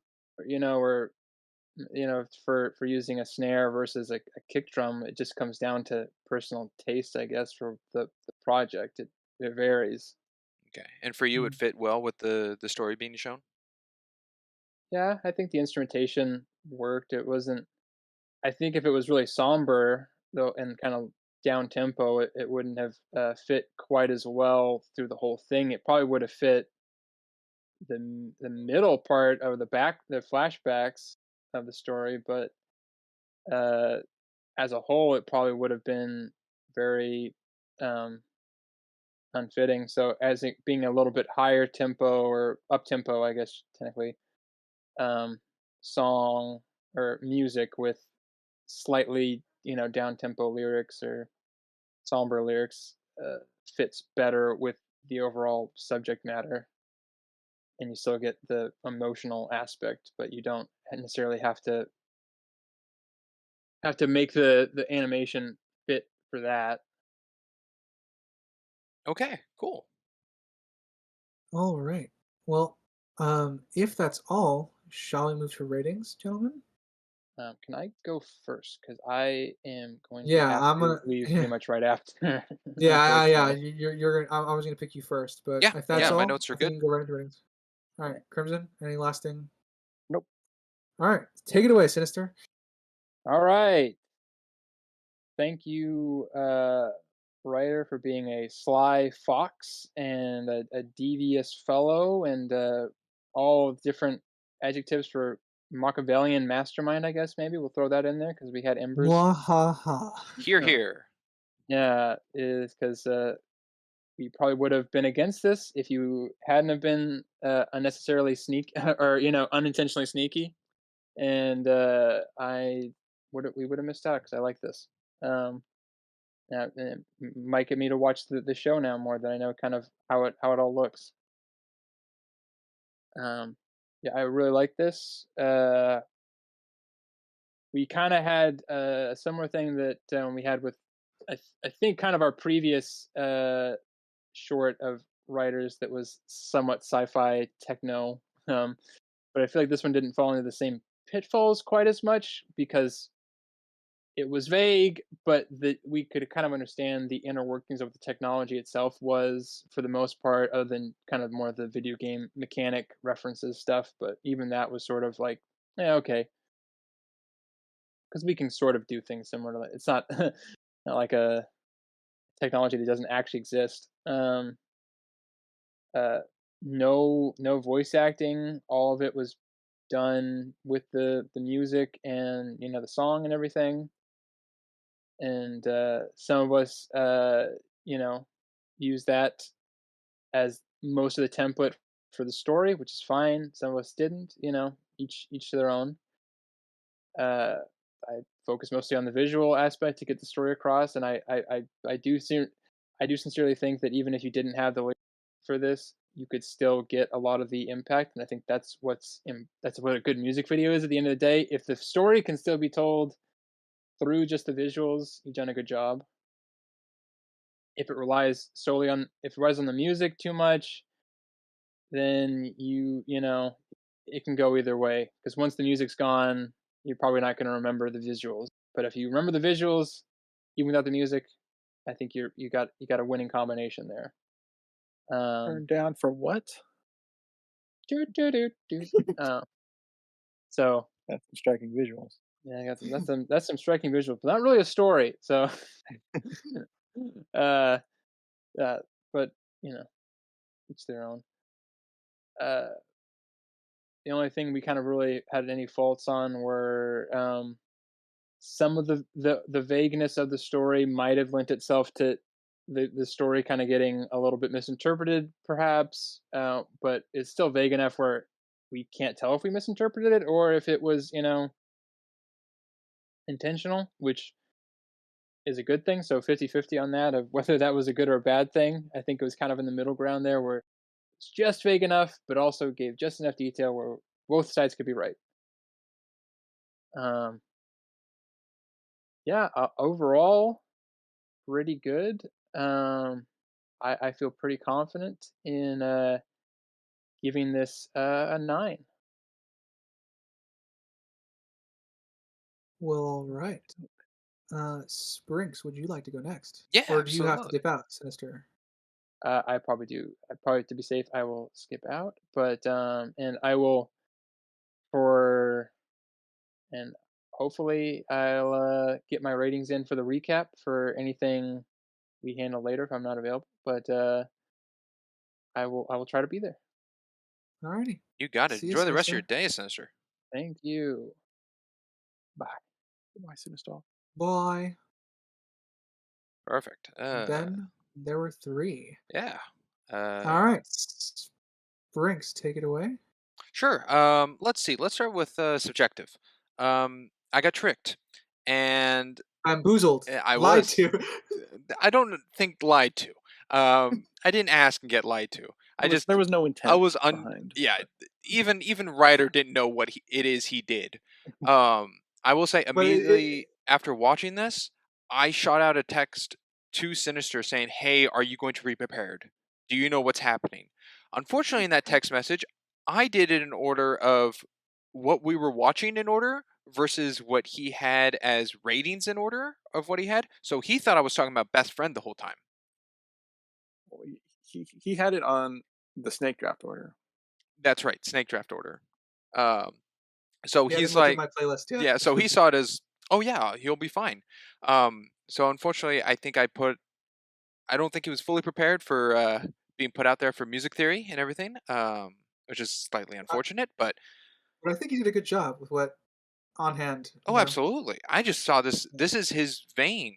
The musician aspect. We've touched on soundtracks and scores that have been put into stuff for reasons. And I know Sinister has a lot to say when it comes to I think it's Guardians, the Guardian movies of the soundtrack versus scores versus used in those.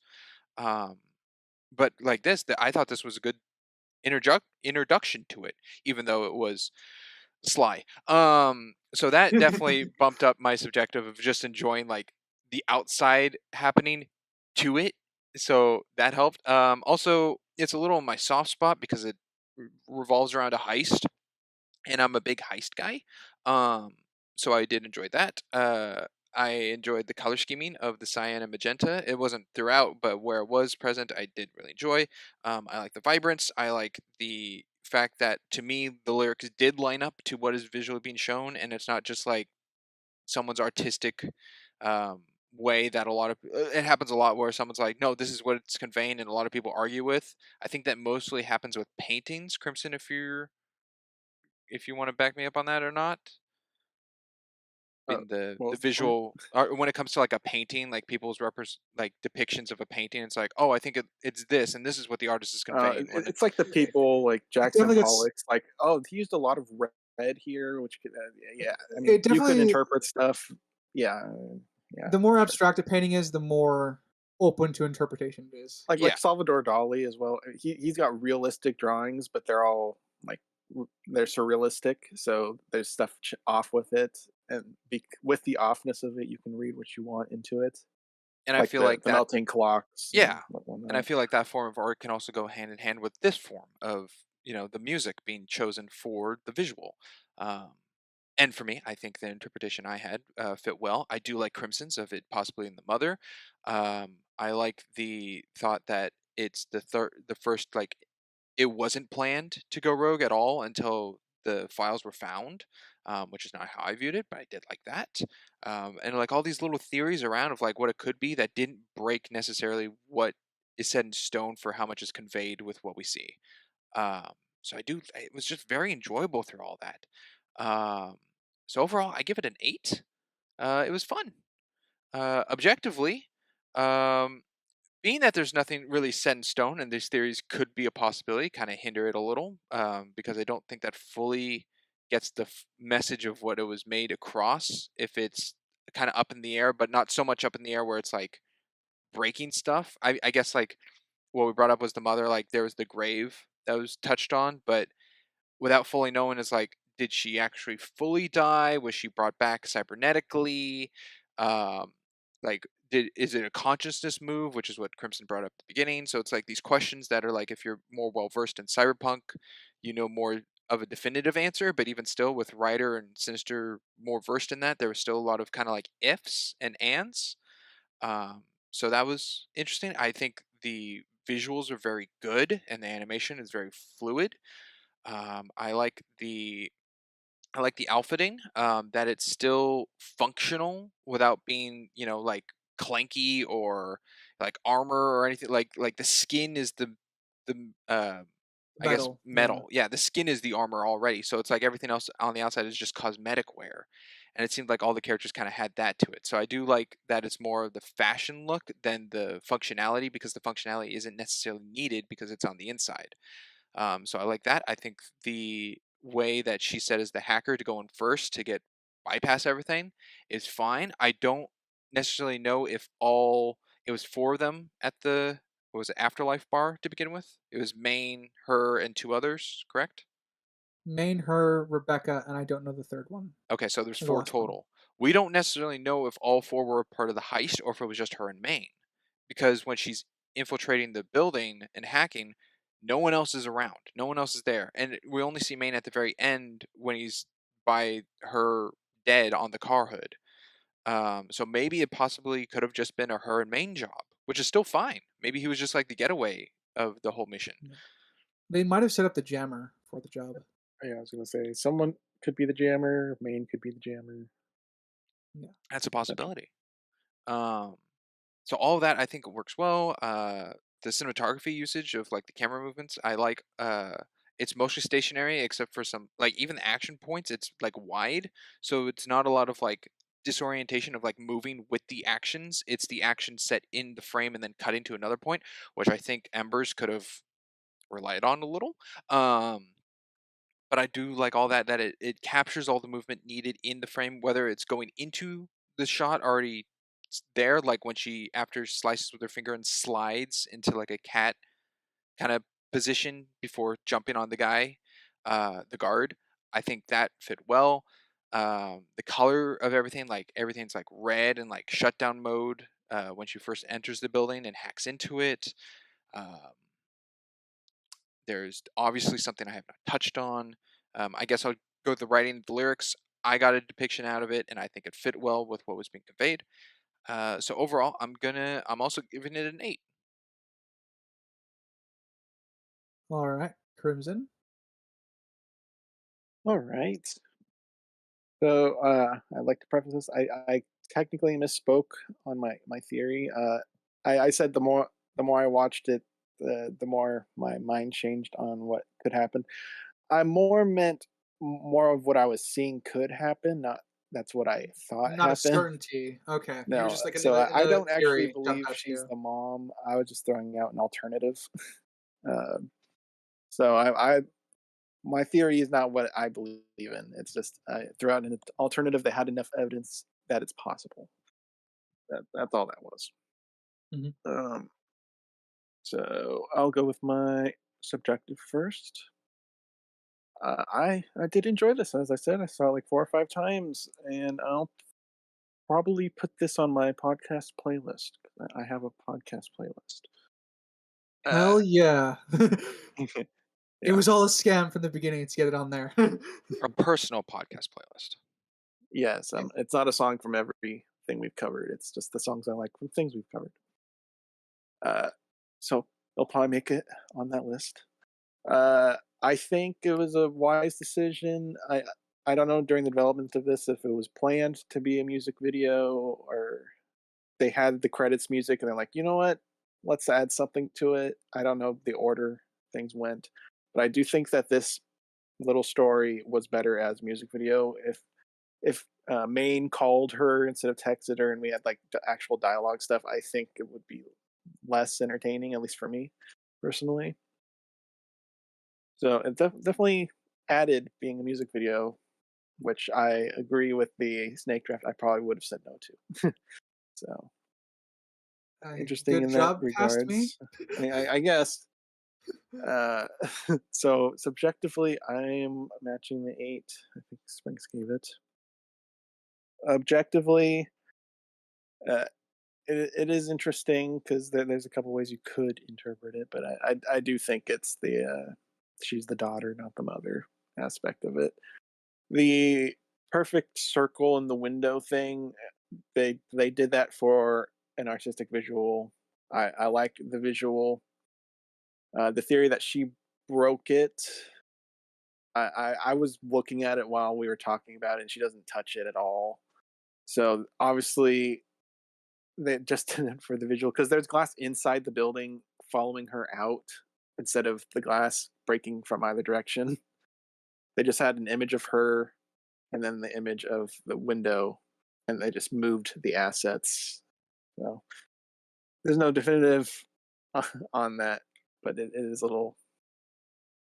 They sacrificed the look for the realism of the scene for the look. The robots, that's a standard problem for me. A nitpick as writer threw it out there as, which it is. The desk though, that's a little bit more than a nitpick. It's weird to have a Yeah, bulletproof desk in your office. So that one's more of a problem. The jacket I didn't find as a problem. It's It's not like it took an entire scene out of it. It's a second. I don't have a problem with it. Uh, we didn't really have a time schedule. Obviously, the jammer had a time, but we didn't. We don't know how much time is conveyed. Uh, I don't know if that would have made it better. Actually, it might have added to the stress of the situation, but I don't think that's what they're going for. They're going more for her story, building up to her revelation of the drug being there. I'm sticking with that. That was a face of shock that it was there, and she capitalized on it being there. She might have known that that was the company, and there was a chance it was there. But after reading it, she realized this is actual damning evidence that could be broadcast. Because even if she thought this was the place and she was looking for it, it might not have been any evidence that could be negative towards them. Uh, so there's a lot of factors with her there. The only thing I think going for it being premeditative, using the team is the bomb. I don't know why she would need that for the original plan. Uh, so I didn't see any repel gear, but I don't know her cybernetics either. So Yeah, I mean, the explosion could have just the bomb could have just been contingency, but we genuinely don't know. yeah, that's the question mark for me there. But I didn't see too many flaws with this, so I'm giving it an 8.5. Which leaves, I guess, me. Um, so I guess I'll start with I'm gonna start with my objective this time. Um, I obviously really love the cyberpunk genre. And I thought it was a very straightforward story the first time I watched this video. But also upon subsequent rewatches, a lot more of it has changed and morphed into like things that can be extrapolated as symbolism, things that can be extrapolated as like intention, like what's going on here, or the intent behind the character herself, Sasha, like and how much it relates to her story overall. Um, I think there's a bit of plot armor here with the bulletproof desk. There's obviously some realism sacrificed for the visuals, um, but I think the world building is still fairly strong. There's not really much to contradict what we see. Um, we have this again, the basic elements on the cybernetic uh, guard bots, which I lend towards agreeing. That those that's a common problem. Um, and then there's the musical aspect of the story taking place. I'm kind of like Sprinks. There are times where I intertwine both like completely because I do think the lyrics play the role to this a lot, but I also listen to the music a lot on my own. Um, and I'm trying to think of like the if there are any like super flaws that would break this, and I don't think there are character wise. And the world building stuff is fairly small, being only the glass window and the robots and the bulletproof desk. Um, so I think objectively, I'm at a 9 for this, which might be my highest objective. But my subjective, well, this is going to be writer's first for the podcast. My subjective is 10. Heyo. Um, yeah, haha. Congratulations. Play the grunt, the grunt birthday music from Halo. This is a song and short animated short I really really love, and unintentional or not, I'm happy my mischievous slash non mischievous self managed to slip this through because I hold this in very high regard personally. I really really love it, and the song is definitely on my I need to dissociate from living for a while whenever I'm just need to let myself just feel like darker emotions. This is on that playlist for me. Um, so I have a very deep personal love for this song and for the animation itself. Um, and funny enough, this has also inspired a couple characters for me in my own work.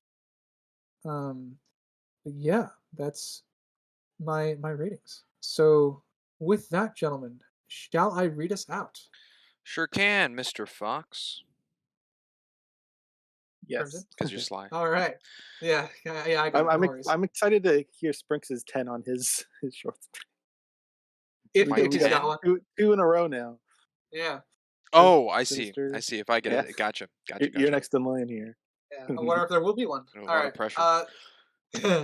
All right. Thank you, audience, for listening, whether it be Spotify, Anchor, Amazon, Castbox, Google Podcasts, and Pocket Casts, Samsung.